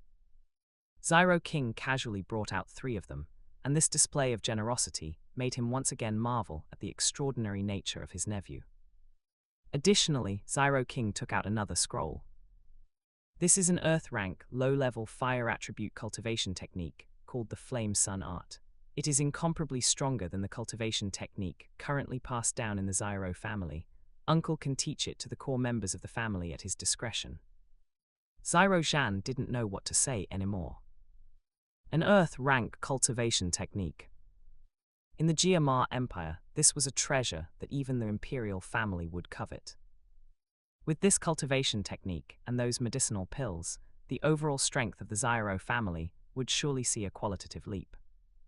"Kinga, these are too precious." Xiao Zhan's voice choked with emotion.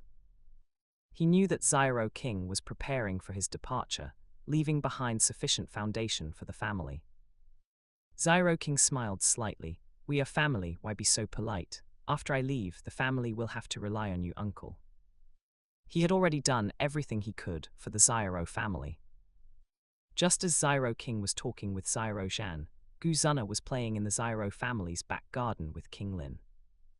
The 2 little girls sat on the swing, gently swaying, enjoying the leisurely afternoon time.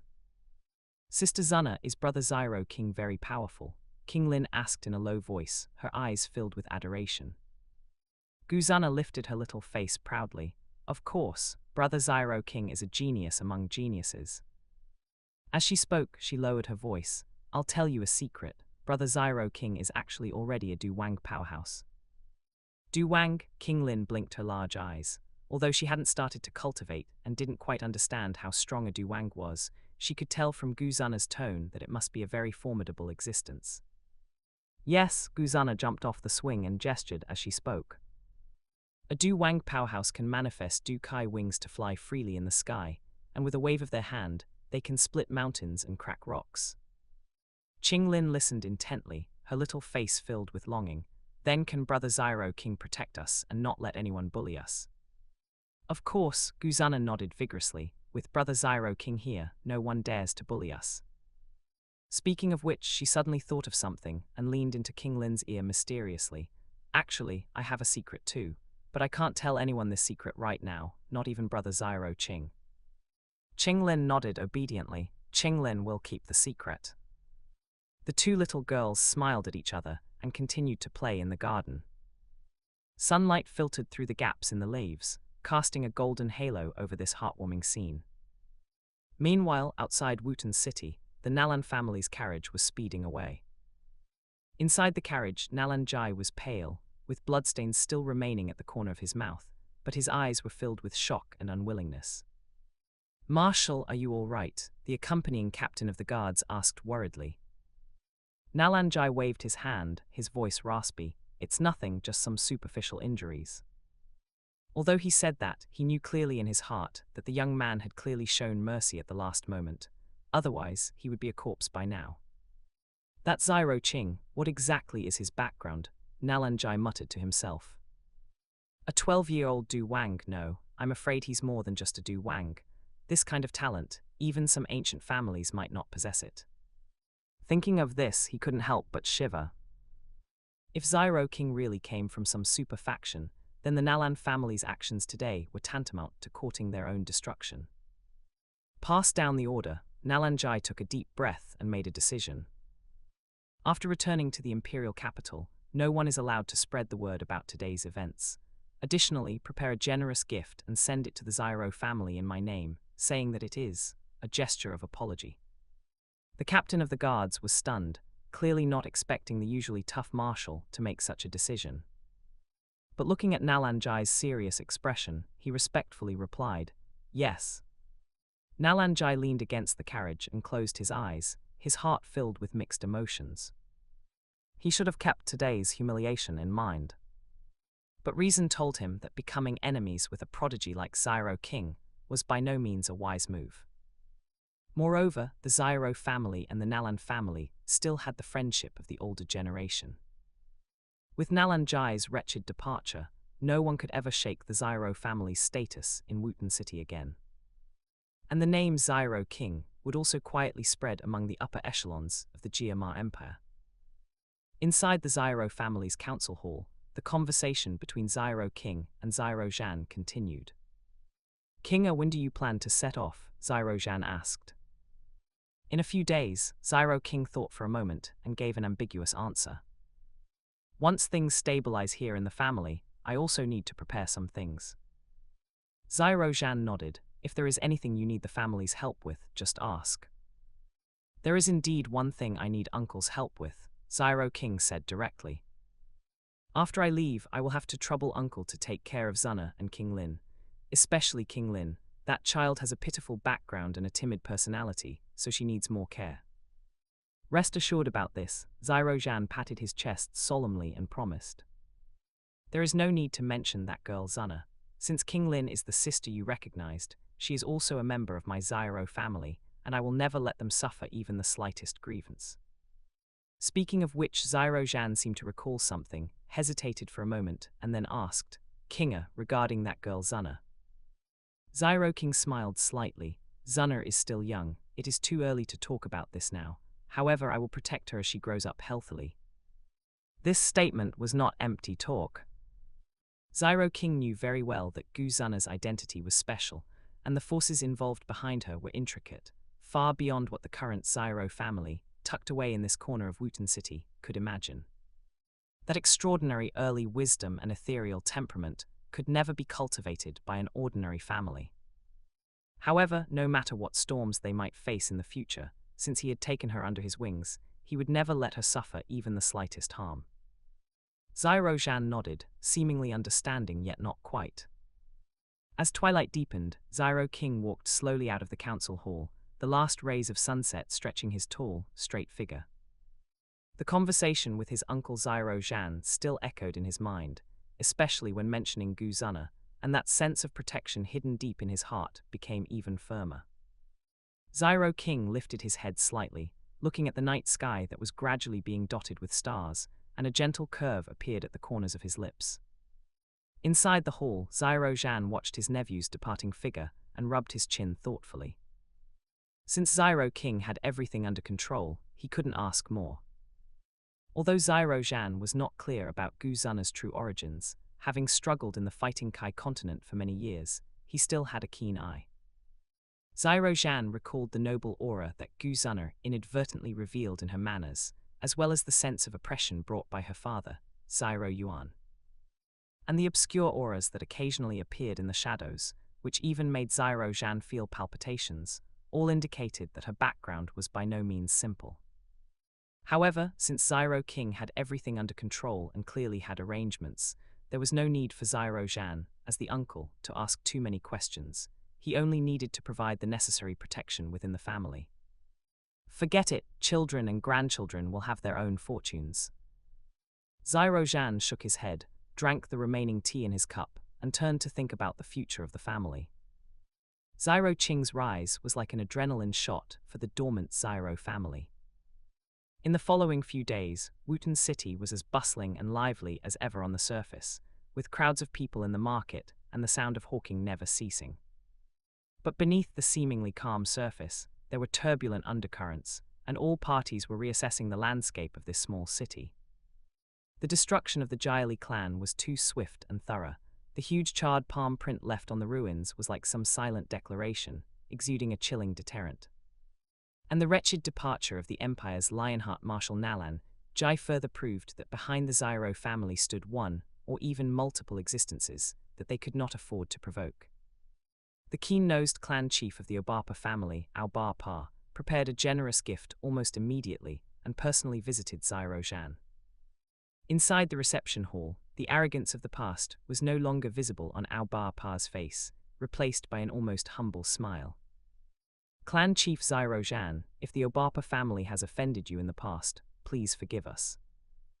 Aoba Pa cupped his hands and said with a sincere tone, "These are the land deeds for 3 market districts in the east of the city, along with 50% of this year's earnings.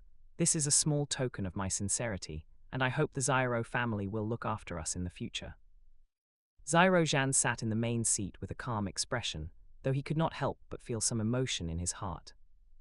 Just a few months ago, Aoba Pa and Gale Bai often joined forces to suppress the Xiao family in business everywhere. Now, the Jiali clan had become history, and Aoba Pa had even taken the initiative to cede core interests to protect himself. All this change was due to the earth-shattering display of strength by Xiao Qing. Xiao Zhan did not decline, and calmly accepted the land deeds and the gift list. In this world where the strong prey on the weak, excessive humility is sometimes seen as weakness, Xiao Zhan needed to take this opportunity to announce the Xiao family's strong comeback to the entire Wooten City. Clan Chief Aoba Pa is too polite. In the future, Wooten City will need all our families to work together and develop collectively. Xiao Zhan's tone was calm but carried an unquestionable weight. Aoba Pa repeatedly agreed, secretly letting out a sigh of relief. Xiao Zhan's willingness to accept the gift indicated, at the very least, that the Xiao family had no intention of continuing to settle scores for the time being. With the Obapa family taking the lead, other small and medium-sized factions followed suit, almost breaking down the threshold of the Xiao family.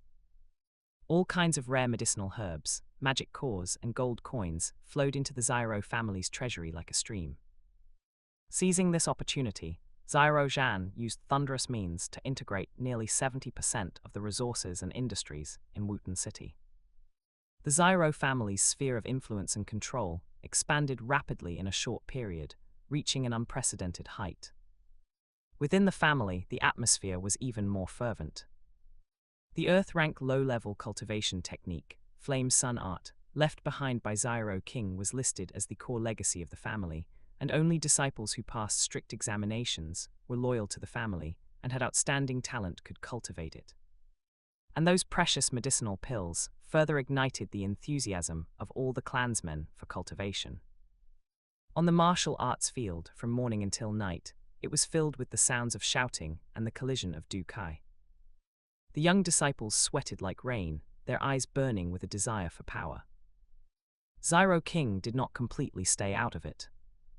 He took the time to guide the cultivation of Xiao Ding and Xiao Li. In a secluded open space behind the mountain, Xiao Ding held his breath and focused, his Dou Qi fluctuating violently around his body, attempting to impact that invisible barrier. Xiao King stood to the side, his gaze like a torch, occasionally speaking to offer guidance. Settle your Qi into the Danshan, guide the Dou Qi to follow the meridians, and do not be too hasty. The key to condensing a Qi cyclone lies in the precise control of energy, not brute force collision. Xiao Ding's talent was already decent, and his heart nature was steady enough. Under Xiao Qing's guidance, some of the previous obstacles in his cultivation suddenly became clear. Xiao Ding felt that the Dou practitioner bottleneck that had troubled him for so long had already loosened, and he was really just one step away from officially condensing a Qi cyclone and stepping into the realm of a Dou practitioner. As for the younger Xiao Li, he displayed a tenacity different from his brother. Xiao Li practiced basic Dou techniques over and over again, and even if he was exhausted to the point of collapse, he gritted his teeth and persisted. Xiao King saw it in his eyes and secretly used a trace of gentle Dou Qi to comb through Xiao Ding's meridians, helping him consolidate his foundation. With Xiao Qing's help, Xiao Li successfully achieved a breakthrough to the 7th stage of Dou Qi. This progress made him extremely excited, and his gaze towards his cousin Xiao King was filled with gratitude and adoration. As for the still young Xiao Yan, who had already shown extraordinary talent, Xiao King would occasionally bump into him in the family, seemingly casually guiding him with a few basic breathing techniques and energy perception skills. That's it for today's chapter. If you enjoyed it, like, comment, and subscribe to Infinite Novel Audio. For more stories, check out my other channel AI Otaku Studio, and I'll see you in the next chapter.